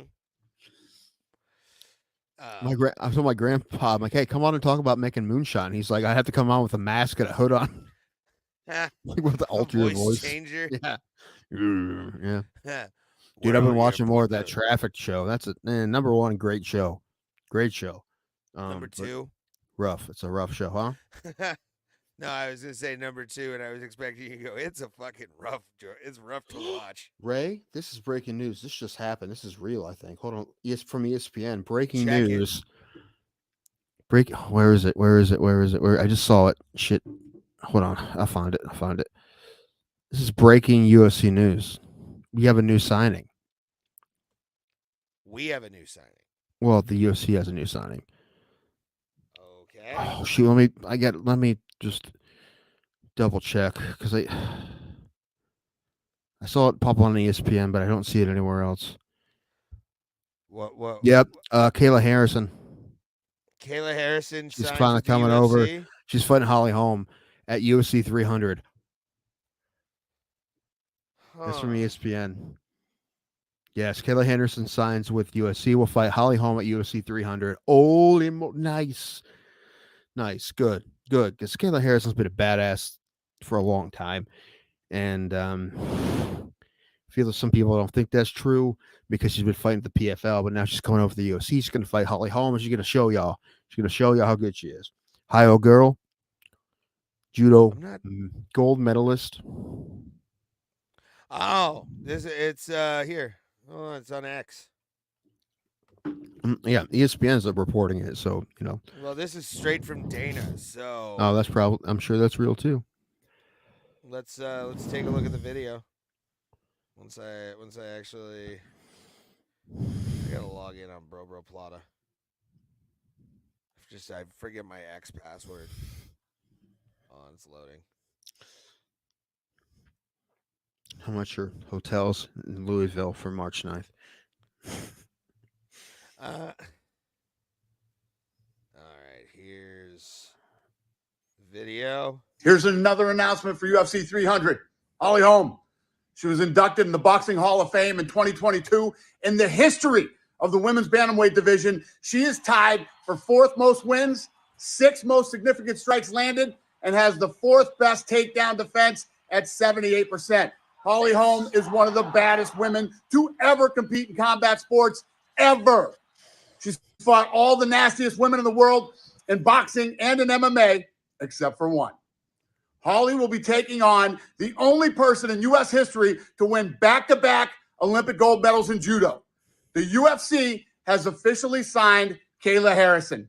Kayla's 16-1 with 12 finishes. Her takedowns, her ground and pound are nasty, and this will be the first time she will be competing at bantamweight. So there you have it, ladies and gentlemen. That fight is also at UFC 300. See you soon. That's pretty great. Dana, you son of a bitch. How dare you make me want to buy 300 more now? Well, we were going to anyway. Oh, I know, but it's nice to be mad at Uncle Dana. I'm really excited. That's I've been wanting that to happen for a long time. Yeah, dude. I mean, she is a badass, and she was in PFL, and Bellator. Wasn't she in was she in Bellator too? No, just PFL. Okay, but yeah, she was in PFL. She's finally coming up to the UFC, and she's got a good test in Holly Holm. I mean, Holly Holm is. I think she'll be. I think it'll be without a doubt the best fighter she's fought. But I think she'll beat her. Do you though? Yeah, Kayla Harris is a fucking monster, dude. If you watch her fight, she's so fucking good. What happened when another judo player faced Holly Holm in Australia? She wasn't a 2-time gold medalist. She was a bronze medalist. Yeah, that's not 2 gold medals. It's completely different. Or was she? Did Ronda win a gold?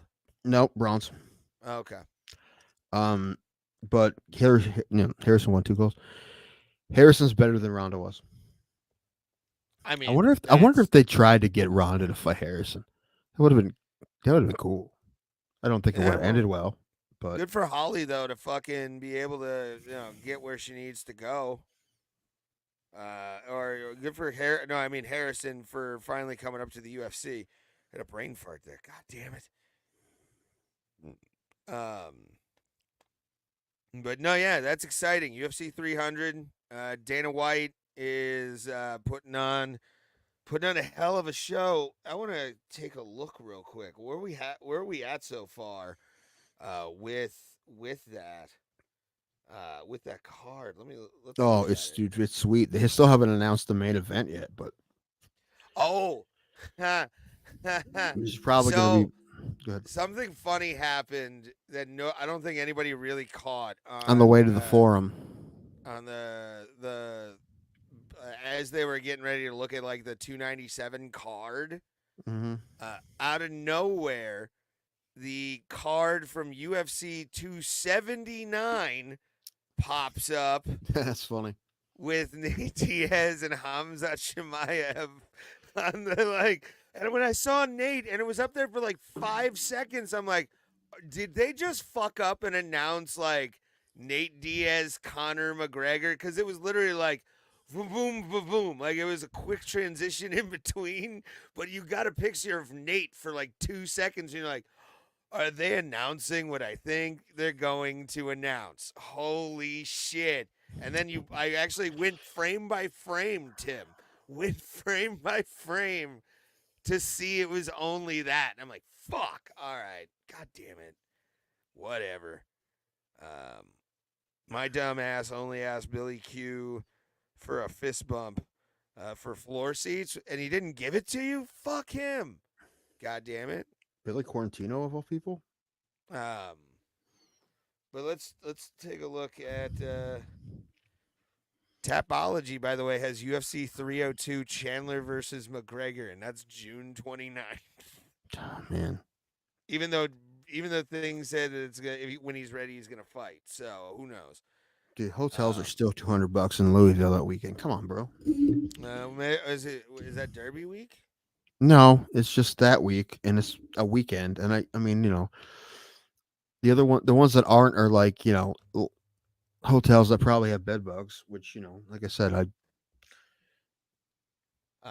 can't do that shit anymore. I don't know. We'll figure it out. Outside of town. I'll figure it out. But yeah, they just announced Holly Holm versus Kayla Harrison, Bobby Green versus Jim Miller. Listen, that'd probably be good, but I really wish it was Matt Brown, Jim Miller.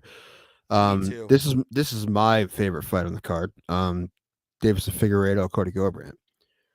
This is one of the people's fights on this card. Like, I'm excited to see Then future how champion Figueiredo Bo Nickel. does against the boxing of Cody Garbrandt. Who has the speed advantage? That's going to be the big factor in this fight. For real. Is going to be who has the speed advantage. Because both guys are really great strikers, really great grapplers on both ends. And it's going to come down to literally a game of inches in this fight. I'll say this. I mean, I think without a doubt, the wrestling advantage, I take that back. Without a doubt, the boxing advantage Cody has. Cody's a better straight up boxer. Yeah. And I think he's a better straight up wrestler. But that's everything else, possibly Figueiredo. But this is a big fight. I'm really happy Cody's getting it. Yeah. And this is supposed to happen a long time ago. And after one knockout of Kelleher, he's getting this chance to get back into the. I mean, okay, they have him ranked not that high, but we all know that Figueiredo's ranked. You know, so he beats Figueiredo, he's right in the mix. Yeah, and then I don't really care. Let's go past this fight. That one doesn't matter. No, dude, Bo Nickel's murder of Cody Brundage. Paul, Nope. Did you hear the news? I Did you hear the want news? him to shock the world. Whilst I was gone, I heard Kayla Harrison sign with the Youth. Yeah, she Yep. did. Yep, there it is. She's fighting Holly Holm. Officially- Man, I'm so excited for that fight. Wait, who did Kayla Harrison lose to? Let's take a look. What's her name? The Bush woman from Bellator? Pineda or something like that? Right. Yeah, I forgot she did lose one. Larissa Pacheco. It's all right. How old is she? Look that up. I mean, go scroll up a little Harrison? bit. Harrison, yeah. She's 33. 33. Okay. Well, she's a good bit younger than Holly Holm. Holly Holm's like 41. No, the Middletown, Ohio, baby. No, I definitely think. Well, we asked Andrew Law because he was in around the same time. Around the same time, he was going to all those judo tournaments with, and Harrison was going. I'm like, did everybody know that she was? He's like, she was competing with the guys and crushing the guys. So yeah, everybody knew. What happened the last time Holly Holm fought a judo practitioner? Ray did the same thing, but this is a different fighter. Come on, get out of here. Just saying, what happened? And prior to that, Ronda Rousey was undefeated. You remember? Well, I mean, Harrison though also, has lost, so and she knows what Holly it's Holm like. wasn't 41, or however old she is now. How old is she? Can we look that up? I think 41 is my guess. I think 41. I think Hearn said that. 42. Her birthday is the 17th. If she stands with her, I like her chances. Yeah, if it goes to the ground, I got Kayla, but like Holly. I think it will. I think Holly can. I'm curious to see what the line's going to be, but dude, this is a great fight. Listen, so far this card 300 is stacked. This is an ICYF fight. This is in case you forgot for Holly Holm. Like she needs to come out like that, straight up. Okay. But no, Harrison's finally where she needs to be, I think, unfortunately. Yeah, in the UFC for sure. Yeah, I'm not saying that no one would beat her over there, but people need to know. Nobody cares about that fight with Bo Nickel. Bo Nickel's going to murder that dude. Kattar versus Aljamain Sterling. I mean, even if Kattar loses, which I expect to happen, should still be a great fight. Especially Wait, you expect Calvin Kattar to lose to Aljamain Sterling? 100%, yes. Are you on crack? What are you? Hold on. Are we talking? You think Kattar's going to be Sterling? Aljamain Sterling is coming up to 45. Of course I do. What do you mean? I think it's weird that wait, is that really going to be a 5-round fight? These all say they're going to be 5 rounds. That can't be right. That's not. There's no way that's right. This card would be 8 hours long.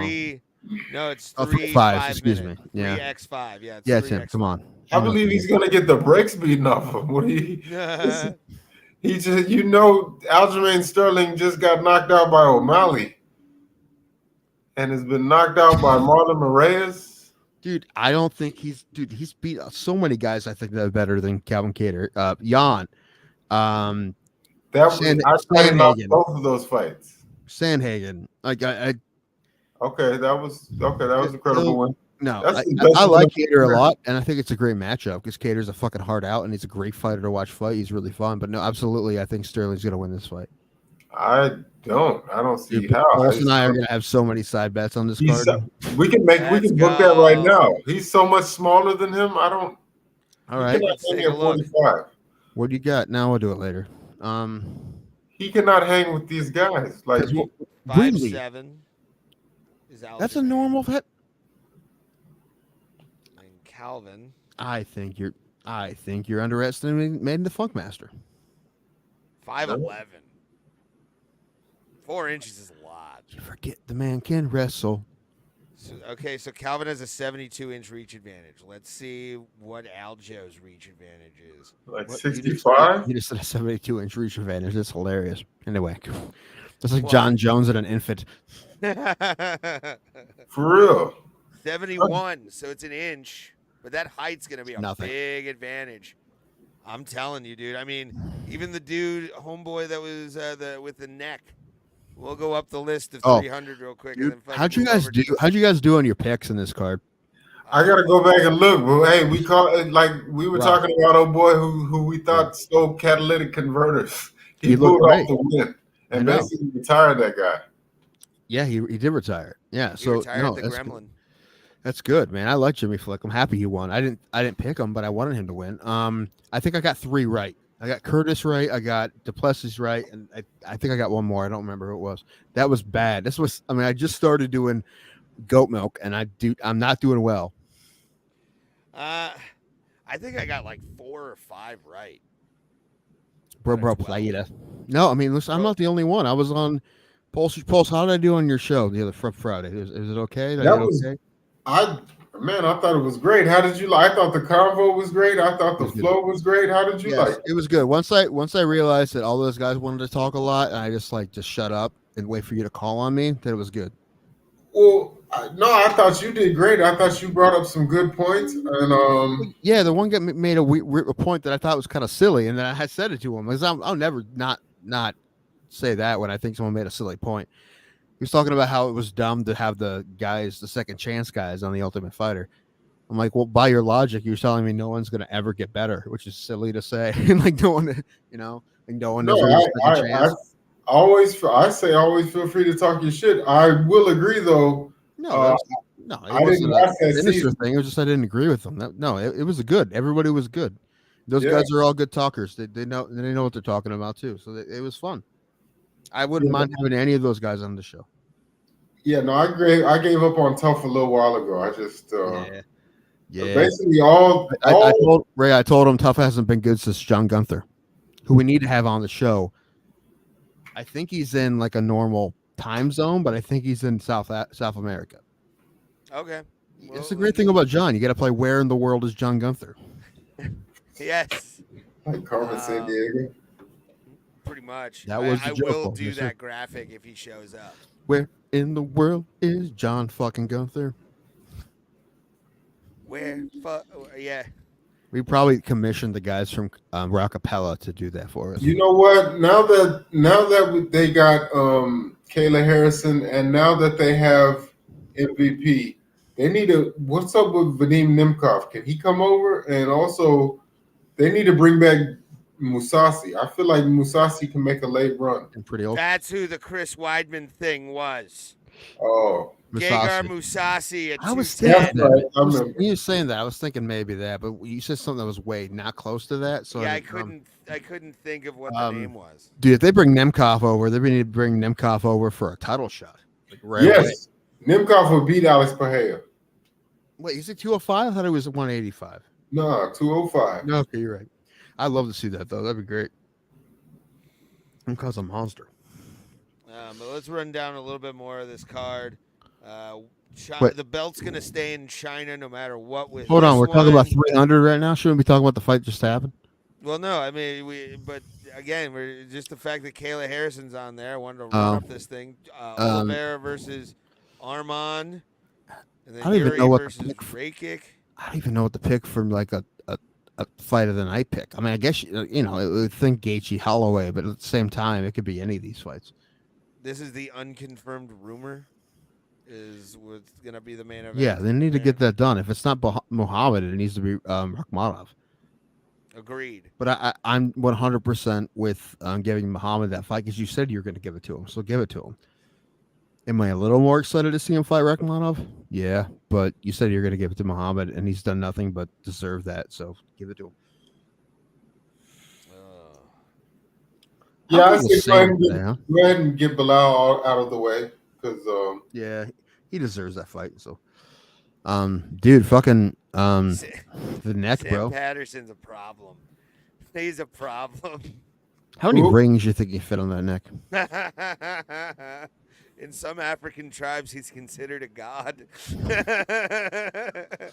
You know what? It's funny. Like watching him fight, the neck looks a little less insane than that picture, but it's still pretty long. Yeah, he's a lanky motherfucker too. And when I saw like the size difference, I didn't like look at the height. I got to start looking at heights of fighters. He's a 6'3" welterweight. I mean, our dude Andrew Law's a 6'2" welterweight. He's never fought anybody his height. No, but there's this not a lot guy's of tall welterweights at all. No, not really. I mean, even the guy I think he's fighting is under 6 foot. I think so. But yeah, you just easily wrapped him up.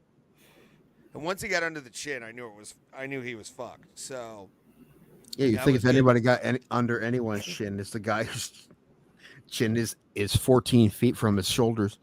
Dude, anyway, this Johan guy, his head fit in the space perfectly between his neck and his chest. He rested his chin like it was a beer. Like, I don't know how that was possible. Oh. Then Jillian doing her thing. Miss Trailer Park, 1975. Mexican owner of Los Angeles called the team Los Angeles Angels of Anaheim. Isn't that what they're called? Yeah, that's what they're called, the Los Angeles, which makes no sense. This is like saying the Cleveland Guardians of Columbus or something stupid. You know, it doesn't make any sense. I mean, Toronto. Isn't LA and Anaheim a good hour from each other in driving? Like that's far enough for you to be like, this is silly. Anyway, yeah, it doesn't make any sense. Those are two different cities, and that never made sense to me. Okay. Anyway, 4 seats, man. The 298. That's pretty great, man. I wish I had a Bro Plata t-shirt. Listen, we get a few more followers on Facebook. We're going to start getting spam people trying to sell sweatshirts. I like it. They are real, by the way. Like, my mother bought one of these. Like, they will print you a t-shirt and send it to you. They are real, but Okay. they like try to. You ever see those like try to troll random sites? No. But they will send you the shirt. Like they will send it to you. It won't be any good, but they'll send it to you. Well, I mean, This is fine. You can sue. At that No, point. I mean no. This is fine. Anyway, where were we? Jillian Robertson and just beating down the pretty girl. Well, you know what? Robertson's also pretty good looking too. Less so, but you know, still pretty. She's a T County 10. T County 10s really depend on like things like how many baby daddies you have. Or less how many baby daddies and really what your relationship is with, like if it's a good relationship, or maybe they're not in their life at all. You know, if you have 3 baby daddies and none of them are in the kids' lives, then that's pretty solid. Nah, they're good. It's starting over. Ramon Tavares won by split decision against Sirhi City. I didn't realize that this guy was actually Canadian. Did not know that. He came out of the weigh-ins with like a Canadian flag and some other flag, and wasn't it Ukrainian or something like that? I don't think it was Ukrainian. Ukrainians wasn't it blue and yellow? Yeah, that wasn't. I thought it was Colombian, but if you click on this shit, I don't think it's. I don't know. Not Colombian. Yeah, Colombia or Peru. I don't know. I don't remember. Yeah, see, I don't know. It's probably just his heritage if he's born there. I don't know. All right. It says career disclosed 0 amount. He's not telling shit. Nah. This fight, I want to talk Pulse. I need you in this conversation too. Yes. Because this was, in my opinion, one of probably the worst Charles Jourdain fight I have ever seen in my life. I don't know why he kept thinking a single leg would be a great idea against a bigger opponent, but he just kept going for it, and Woodson beat his ass for most of the fight. I mean, there were times where Jourdain had some, flair, but it was the Sean Woodson show during this fight, and Jourdain didn't look good at all. At all. It was not good, everybody. Not good. Yeah, y'all were talking about a 6'3" welterweight. Woodson is a 6'3" featherweight. Yeah, featherweight. That's crazy. Featherweight, yeah. Yeah, it's crazy. Yeah, because he's like, what is he? An inch shorter than John Jones at 45. Fucking Ichabod Crane over here. Jack Skellington. Slender Man. Nah.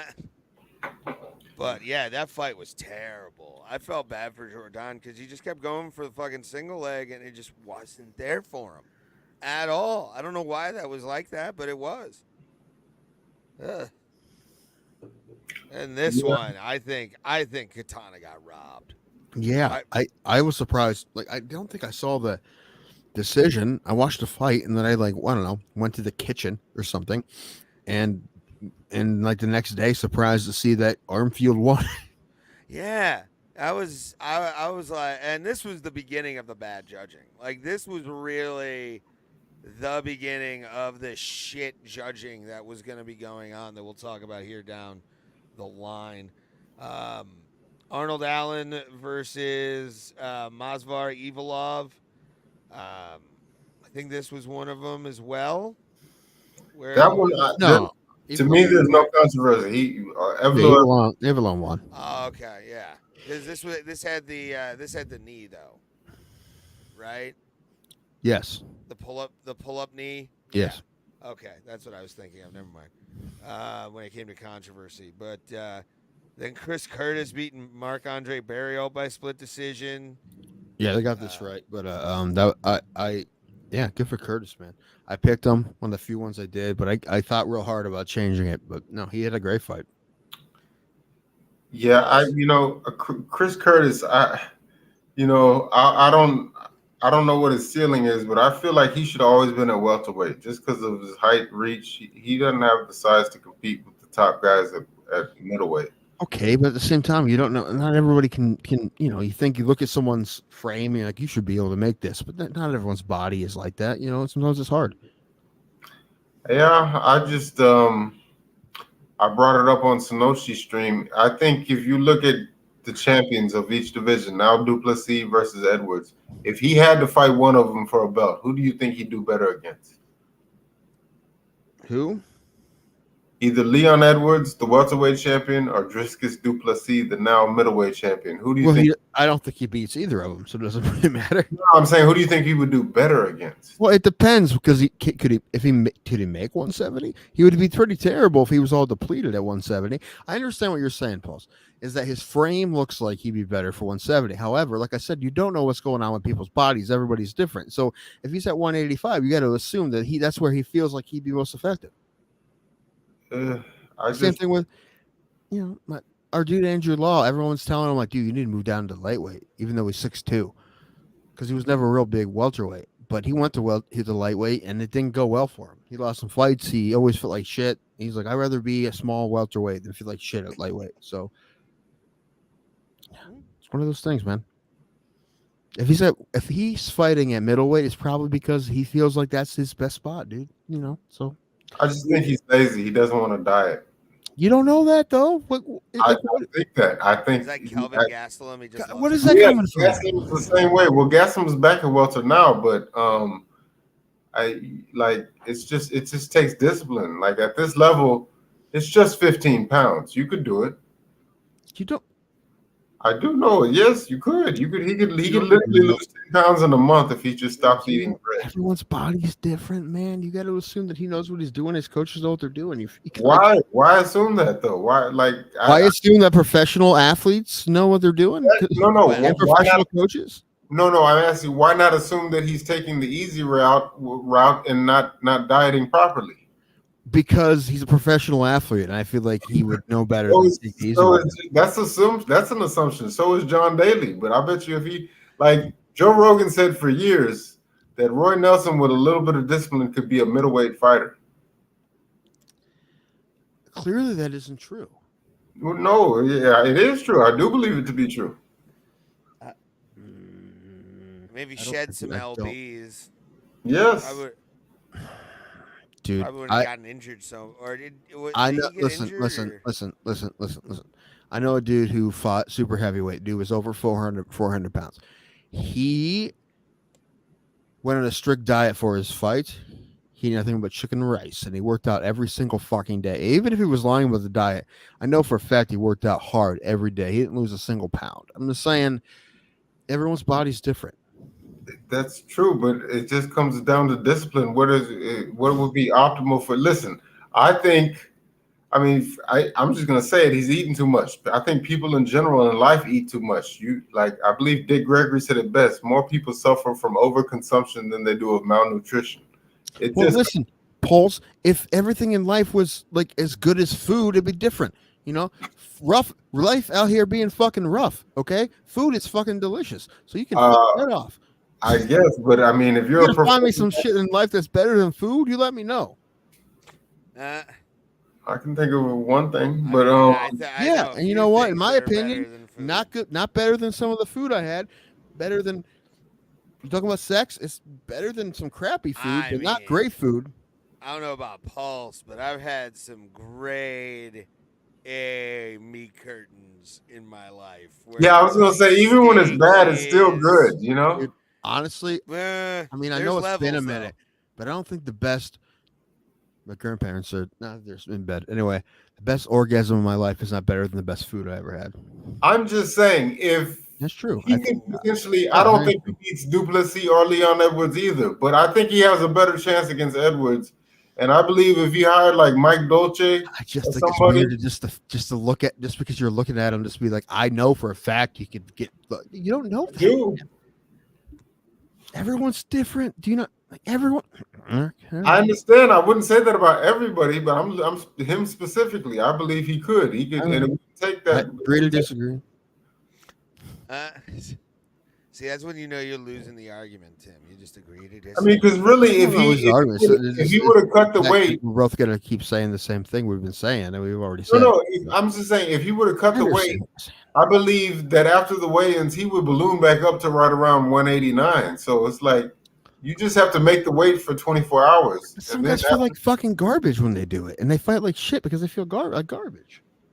It has you got to make the sacrifice. Like to be honest with you, I believe you want to fight like garbage. You make the sacrifice to fight worse than you usually fight.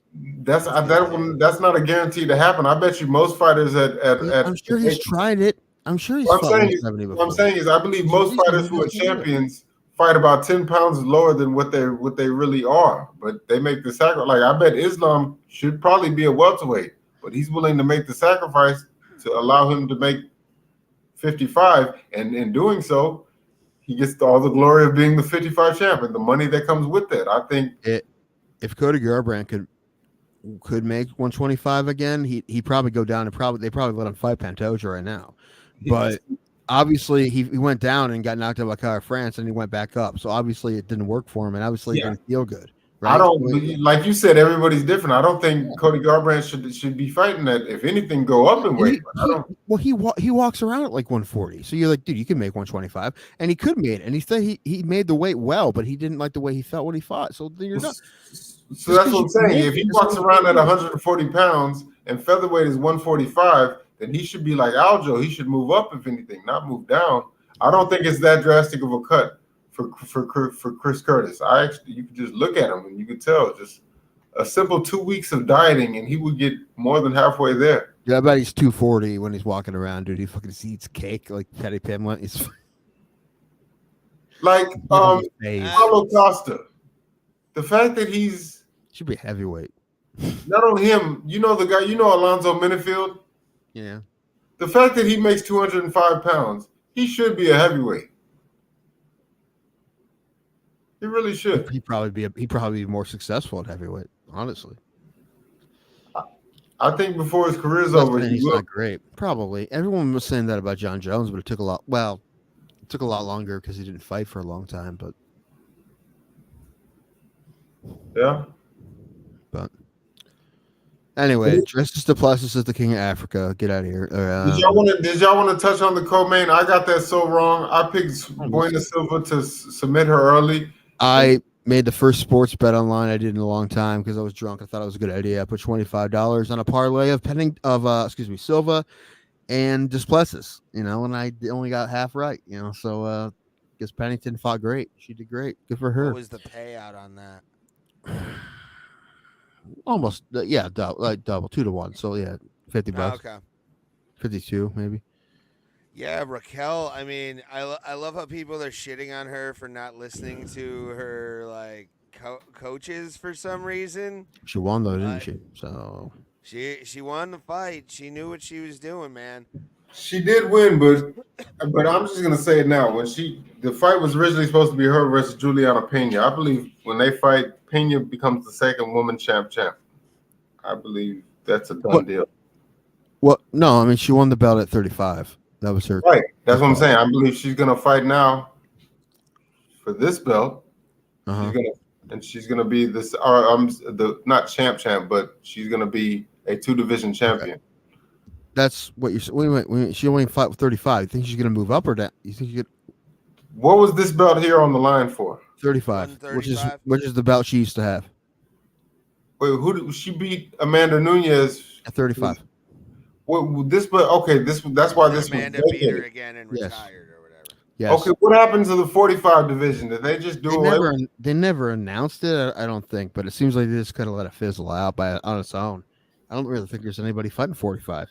I was gonna say, what is Kayla Harrison gonna do when she comes over? She's fighting 35. They said, and she's never made 35 before. So now that is one thing that if Holly Holm wins, it's probably going to because Harrison just can't make the weight. I'm sure she's going to do everything right. I'm sure. I feel they should make it, but I feel they should bring that belt back and they should sign Cyborg because now with Amanda Nunes retired, that belt is as good as hers. That's one fight. That's the thing. They only had like 2 or 3. They only had a small handful of fighters at 45, like Megan Anderson, and they only had a couple people. I bet they could bring back more. I think we should have more women's divisions. I feel like there's a better chance of them bringing an atomweight division, having a solid atomweight division, than them having a real full 45 again. What are you gonna have 12-year-old girls fighting in the atomweight? No, they're all one. They're on one. Like Stamp, what's her name? Stamp, whatever. She's great. But yeah, a lot of them are one. One has a solid atomweight. No, but I remember Lena Landsberg. She had trouble making 35, and like. I believe if they brought that back, I know Holmes at this stage, she probably doesn't want to cut down to 35. And Misha Tate as well. You think there's a video? If they made a sex tape, John Jones, Holly Holm, you think they filmed that shit? No, I'm pretty sure she was at the time. At the time they were teammates, I'm pretty sure she was married. Not that I don't think she's ever been married. Yeah, she was. Was she? Okay. Yeah. Well, I know John Jones is. Yeah, but it's John Jones. Yeah, I feel like we're all just assuming he gets like NBA player status. Like, yeah. Oh yeah. Yeah, but when you're on the road.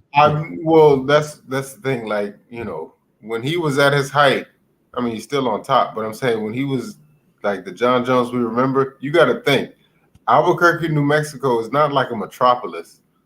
So. Dude, there's hot girls everywhere. But yeah, I know what you're saying. He was pulling top trim though. Yeah, but in that town, they have been. He was LeBron James.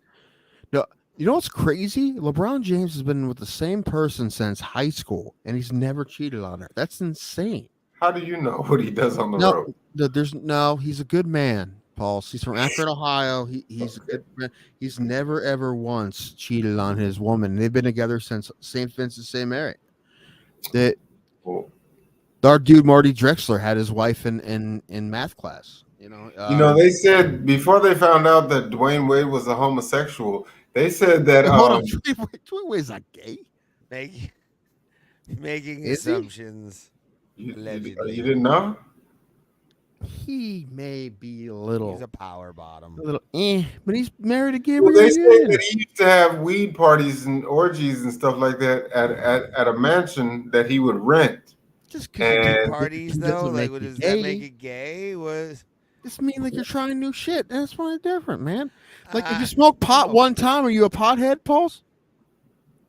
No, but they said the fact that when his I don't know if you call it his son or daughter, but his child came out as trans. Okay.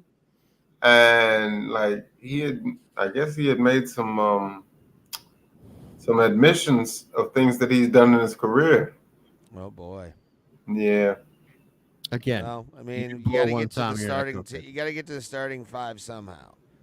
I'll never forget when those pictures came out of Cordell Stewart. You remember him? And Pat Riley. I hope there's video of that. That's D-Wade just fucking riding Pat Riley. You remember Cordell Stewart? He was quarterback for the Steelers back in the day. Come on, of course we remember. I'm a Browns fan. He's a Steelers fan. Of course we remember Cordell Stewart. But you remember when the pictures came out of him and his husband? Is he gay? I had no idea. Yeah, I didn't know that. That's true. I just now learned this. And obviously I don't give a fuck. Ray's looking it up. But I'm just saying, it's like, Now, hold on. Now, back when he was playing, if they found out that then, would Browns fans use that as leverage to give him shit? 100%, and they would not be proud of it. So I'm really happy it didn't come out when he was playing. The fucking queer Cordell Stewart, fucking yeah. Dude, fucking, he would have been ran out of town on a riverboat in fucking Pittsburgh. That's true. They probably would have cut him. He was a great mediocre quarterback for a long time. He was a good C+ quarterback.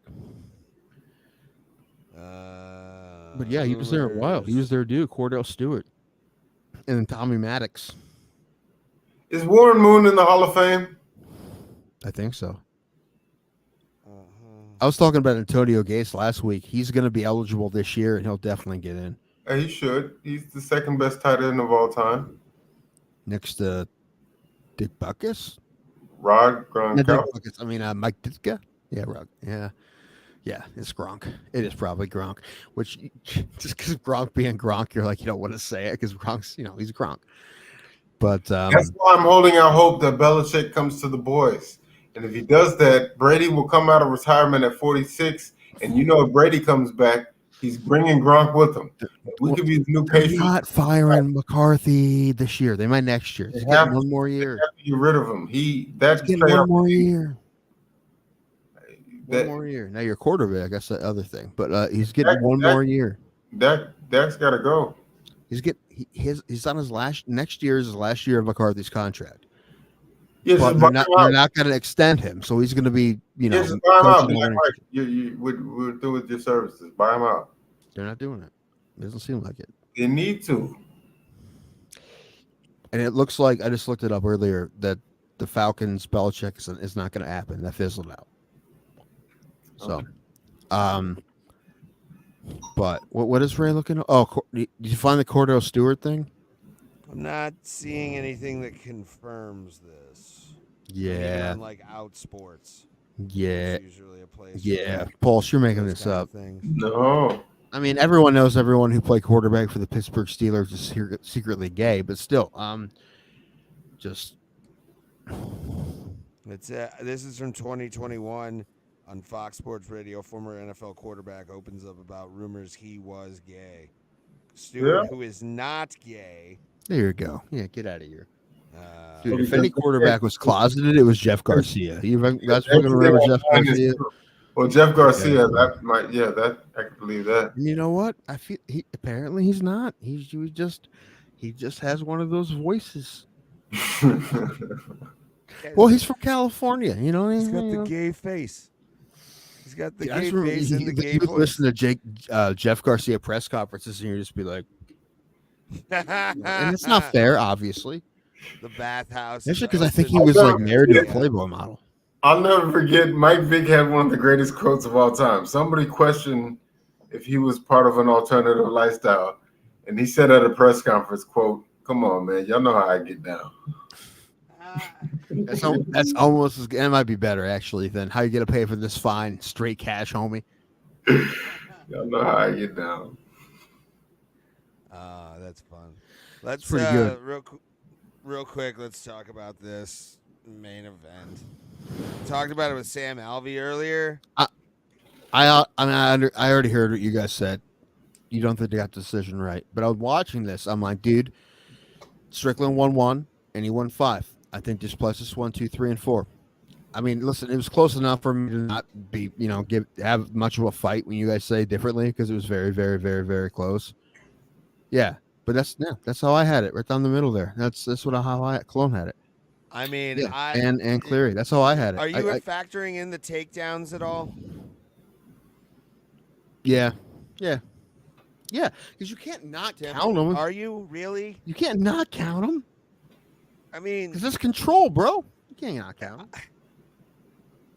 I don't listen. Unless we're just changing the way MMA has been judged since 1993, then we're fucking.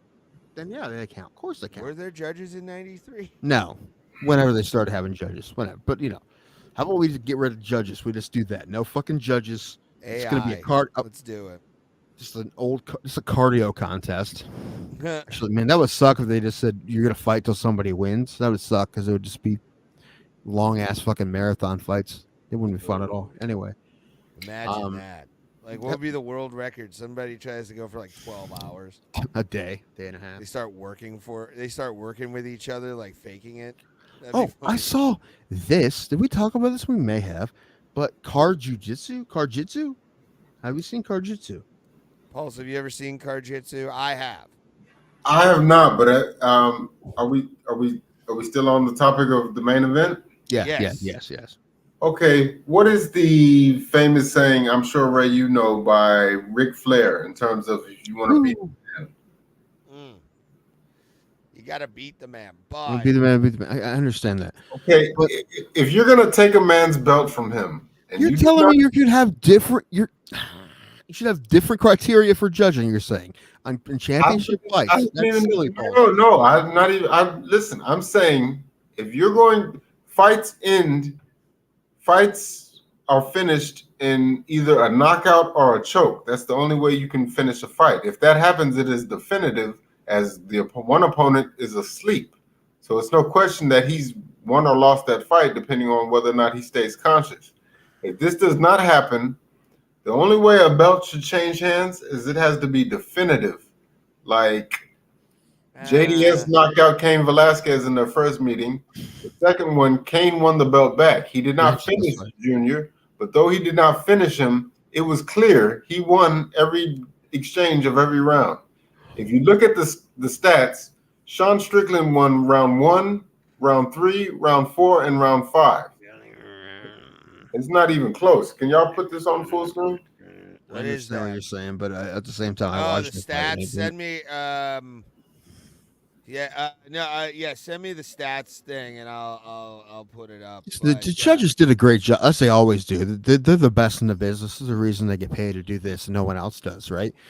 They're the best at what they do, and we can't get anybody better. So we got to trust the experts, and they're the experts, and they got another fight right again.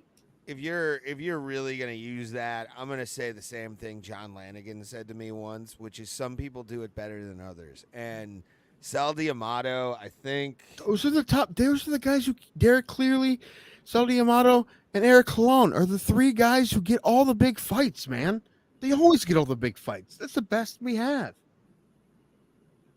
Sal one D'Amato, or 2 other guys. Those guys always get the biggest fights. There's no listen. Complain when there's someone better to do it that we're not employing. This is a rare moment where I actually agree with Sal D'Amato here, for real. Like that's to me like. Well, you guys are racist. Just because an African wins a title, you guys are all being. I'm not sure if you can put this on screen, but I sent it to your messenger. Hold on one sec. Is it a picture of Chris Curtis's diet? Told you guys, he's eating fucking. If it was, it would probably be fried cheese and maybe. Told you this guy's just fucking fat. There should be, though, while we're waiting for my Facebook to come up here, there should be a criteria for what constitutes a takedown. There is. That's what I was saying. Yeah, if there's not a finish, it's like every other sport. Every other sport, the winner is determined by which team registers more points at the end of regulation. If there's not a finish in a fight, then you go by who scored more points. Points are scored by strikes landed. Are they? Because when they look at fights, fights are scored by effective striking and grappling are at the top, right? Together, aren't they? Yeah. No. It's striking and grappling. Not striking and grappling. That's why they call it significant strikes, sig strikes. How else would you score it? Like, what else? What other criteria would there be? I hear fans and media say aggression, that he was the more aggressive fighter, but what is that like? Who? Du Plessis. And same thing with octagon control, which would have been if he's aggressive and throwing punches and they are not landing, then that means that you're giving him credit for missed punches. That's like if I'm a pizza delivery guy and my job is to deliver 30 pizzas and I only bring 17 to people's homes. If you wanted to win a fight, maybe he would stop being so damn homophobic if you wanted to win decisions. How's that? See, there's that liberal argument again. You just go to the listen, I watched the fight. I honestly thought Du Plessis won. However, I wouldn't have been bummed if he didn't get it because it was very fucking close. If they had called this fight a majority draw, I would have called that a robbery. I got a 4-1 Strickland, and that's just keeping it tight. Yeah, look at this. Tell me he didn't win 2 or 3. You're telling me the only thing that he definitively won was round 2. Yeah. 2? 4 was the biggest one he won. Which one? 4. No. I could see an argument for 4, but at that, still, I don't think he did enough. And look at round 4. Round 4. 31. That's fucking close enough to get that either. But no. Round 4, 33-29 in favor of Strickland. Number one, that's 4 hits, and I could fucking hit you 4 times, you wouldn't feel it. So 33 is the numeric of 33 is greater than 29. Thus, Sean Strickland is. Pulse, there's a reason why they don't judge fights on just like who hit somebody more. They should, and like people say, I heard Sanosi say doing that, you'd be like, that'd be silly. I heard Sanosi say he tried, like Du Plessis, DDP tried harder. I was like, how do you gauge that? Like, who do you think? You honestly think Sean Strickland wasn't trying to defend his belt? No, he didn't give a fuck about anybody or anything. He was jabbing them up. All he was thinking about is how are trans people taking my jobs? That's all he thought about that whole fight, and Ritchie would have won. If he wasn't thinking about how to squander the rights of people different than him, he would have won that fight. How many punches he was thinking about the entire time? How many overhand lefts and rights did we see DDP throw that didn't connect? They were how do I make people who's different than me life's worse? What? I said his striking was sloppy as fuck. Yes. Strickland. And Strickland's was airtight. He was jabbing him up the whole fight. He closed his left eye. I think they got it right, but again, I think it's way too close to even be mad about. If the Plessis won, I wouldn't lost. I wouldn't be bummed about it. I think it's fucking close as fuck. It's one of the closest fights I've seen in a long time. I did not. Well, obviously, I don't think either way. I don't think anyone has much of an argument other than it was fucking close. Someone's gonna get it, someone's not. It was a great fight, and I would love to see him do it again right now, tomorrow. You know, when the first fight happened between Gustafsson and John Jones, when I first watched it, I was like, "Oh, Gustafsson won. He got robbed." But when I go back and watch it, though it was a close fight, no, John Jones clearly outpointed him. There's a thing about that though. When you watch a fight a second time, knowing who the judges pick, like in your head, you're like trying to look for one way or the other. You're trying to look for reasons, you know? Yeah, but even like, okay, so for example, also, real quick, I just want to say, also, when you watch a fight the first time, you're also watching as a fan, right? When you watch it for the second time, you're trying to be analytical, and it's different. I get it. Sorry, go ahead. But like when I rewatch John Jones's fight against Dominic Reyes, and I've seen it now in its entirety, maybe 3 or 4 times. There's no way you cannot give Dominic Reyes that fight. I just don't see how. I know they didn't, but I don't see how. When I rewatch GSP versus Hendricks, I have it a clear 4-1 to Hendricks. That's not even close. That's 4-1. If it was 3-2, that's close. It should have been 4-1. How GSP kept that belt is beyond me. I have no idea. And those fights were even close. Those fights were even a wide. Fair enough. They were non-homophobic champions. That's how they got the benefit of the doubt, Pulse. They were non-homophobic champions. That's why they kept it. Even John Jones did a bunch of drugs and broke a bunch of laws, but he wasn't a homophobe, so they let him keep his belt. That's what it was. And that, honestly, I might actually be almost serious when I'm saying that. That might be part of it. I don't think it's true because I actually think they got it right. But I understand. You know, I gotta say that's the other thing. I gotta bring this back to Greg Hardy. You remember him? Yeah. They fired him, or no, he got so much slack in the media for some unproven claims by an ex-girlfriend where he was exonerated. He never I should do a video about this. He never went to jail for that because they were just claims by a jilted woman. Yeah. But he's big and scary and an aggressive athlete. So that means that's why he. But see, they didn't fire Sajara Eubanks when there's footage of her beating the hell out of her partner.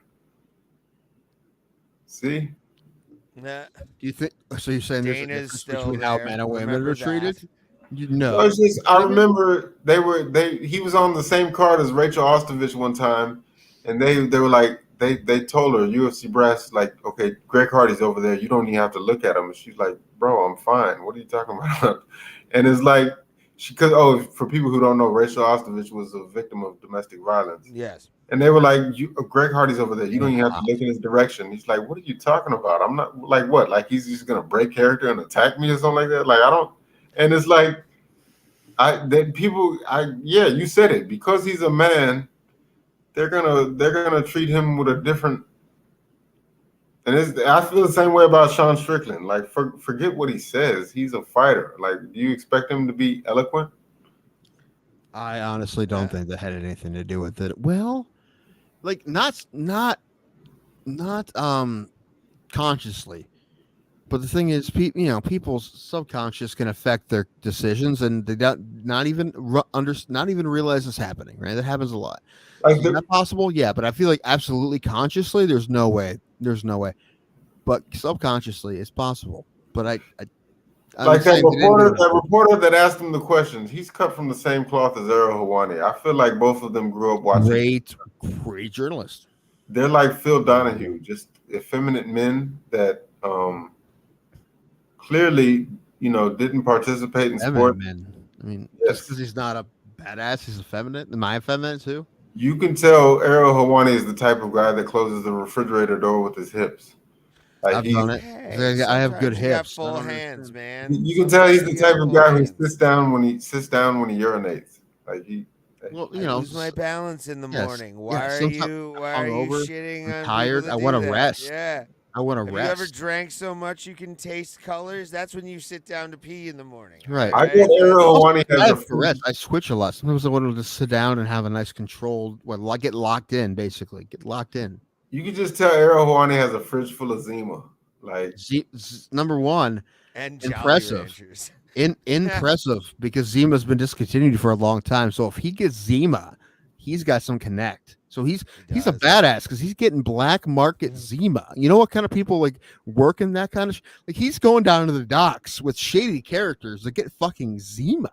That's maybe the most badass man I've ever heard of. Paul. As a child, he didn't play with G.I. Joes. He played with My Little Ponies. Would comb their hair. Bronies are some of the manliest people you ever meet because they're not in touch with their feminine side. And they don't give a fuck. Time out. You're going in timeout for even saying that, Tim. No way. You do Ray, I was not doing say a thing in your bronies. you get There mad are at me many for things something I will you're tolerate. If he collected treasure trolls, that's one thing. But My Little Ponies, we have to draw the line. You get somewhere. mad at me for stepping on your bit. What do you think you're fucking doing right now? Get out of here. Because I can't let you with a straight face. I was fucking killing it. That was a great bit I was doing. It was fucking great, and you fucking hurt killed me, it. Tim. You fucking hurt me in a killed it. place. I was Just being because too Ariel Helwani's first entertaining. toy was a Polly Pocket doesn't mean shit. Too entertaining. Because he got it from his grandmother. She's a sweetheart. He wasn't gonna not play with it. It would hurt her feelings. Ariel Helwani probably had glassed bottled waters, but threw them away intentionally, and intentionally drinks tap water because of the fluoride. He finds it refreshing, you know. Well, listen, you gotta. As an adult, you got to think like, I got to keep my teeth healthy, right? Some of the bottled water is garbage. You don't know where it's coming from. Your city water, you can look it up online and see what they put in it, and see what kind of score they got. You know what kind of fluoride they put in it. Bottled water can be fucking swill from anywhere. No one gives a fuck. There's no regulation. Ariel Helwani famously watched the sex tape of Kim Kardashian and Ray J, and you know what he said? What did he say? My, that's a lucky girl. Yeah, Reggie's a gorgeous human being. She, maybe, number one, half plastic, right? Reggie is a real man, you know, and also he's probably a sweetheart. He probably didn't they do it? I didn't see the video anyway, but like I'm just saying, Reggie is a sweetheart, and yeah, I'm sure he got wined and dined. He probably went to a nice hotel, right? They probably had a great dinner. So yeah, she was lucky. Good for him. Reggie is a fucking 10. I love you, Tim. Whoever told you that, I love you so much. What else, Paul?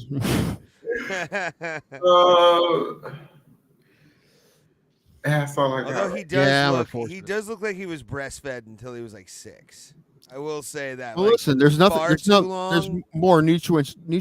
Dude, fucking bodybuilders trying to get just himself some fucking breast milk. So his parents wanted, probably he got skinny when he got out of the breast milk, dude. He probably was. I feel like I know Ariel Helwani is married, but I feel like while at home he has to raise his hand and ask his wife if he can go to the bathroom. Well, listen, there are strong, masculine, independent women out there, and maybe he's sexually submissive. Maybe that's the thing he's into, right? Maybe that's just part of their sex play. Ma'am, may I please go to the bathroom? That's just what gets them off, and that's completely fine. Everybody gets off of their own things, man. Everyone's different. Everybody has different sexual fantasies, and maybe that's one of his. She probably makes him do chores. If she comes home from work and the chores aren't done, he gets punished. He'll say, "I'm sorry, I went against your wishes. Please don't." Yes. Thank you, ma'am. May I have another? Yeah, 100%. That's what he's into. We're the best. We are the best show on the internet. I don't care what anybody says. We're entertaining as fook. Fuck you. You're the problem. It's not me. All right, open micer. Before we close out, do you have any other movie recommendations? I watched The Holdovers today, and it was pretty good. Paul Giamatti's nominated for Best Actor, and I hope he gets it because he was great in that movie.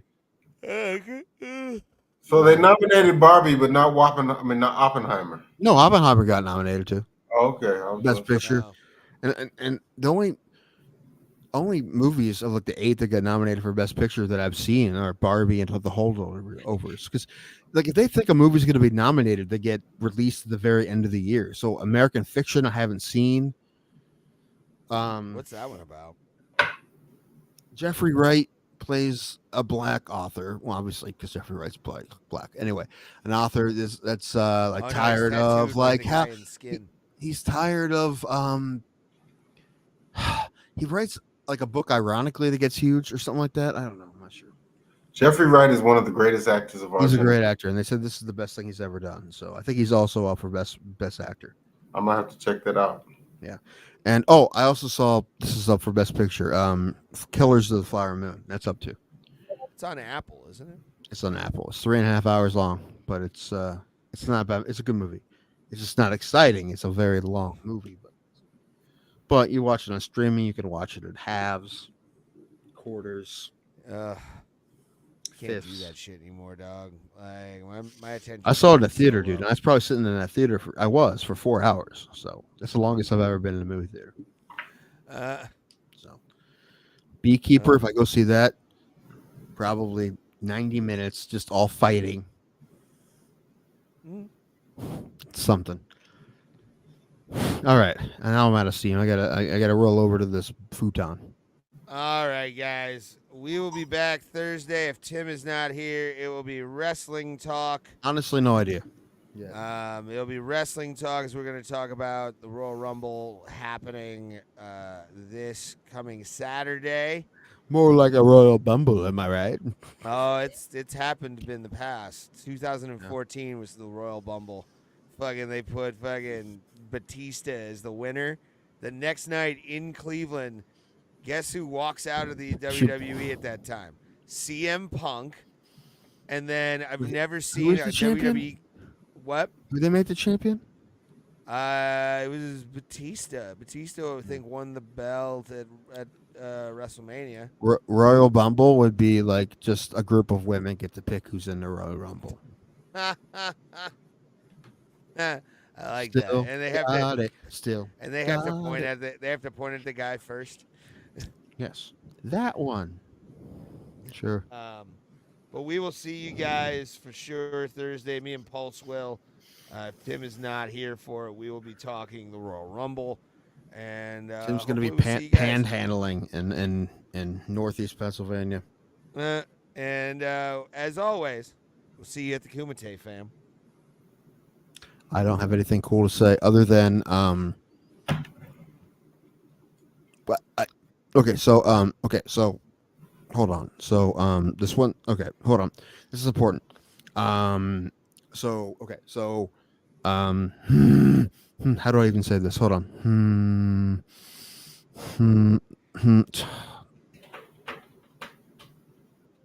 I don't even know how to say it. It's important though. Hold on. Here it is. Okay, so this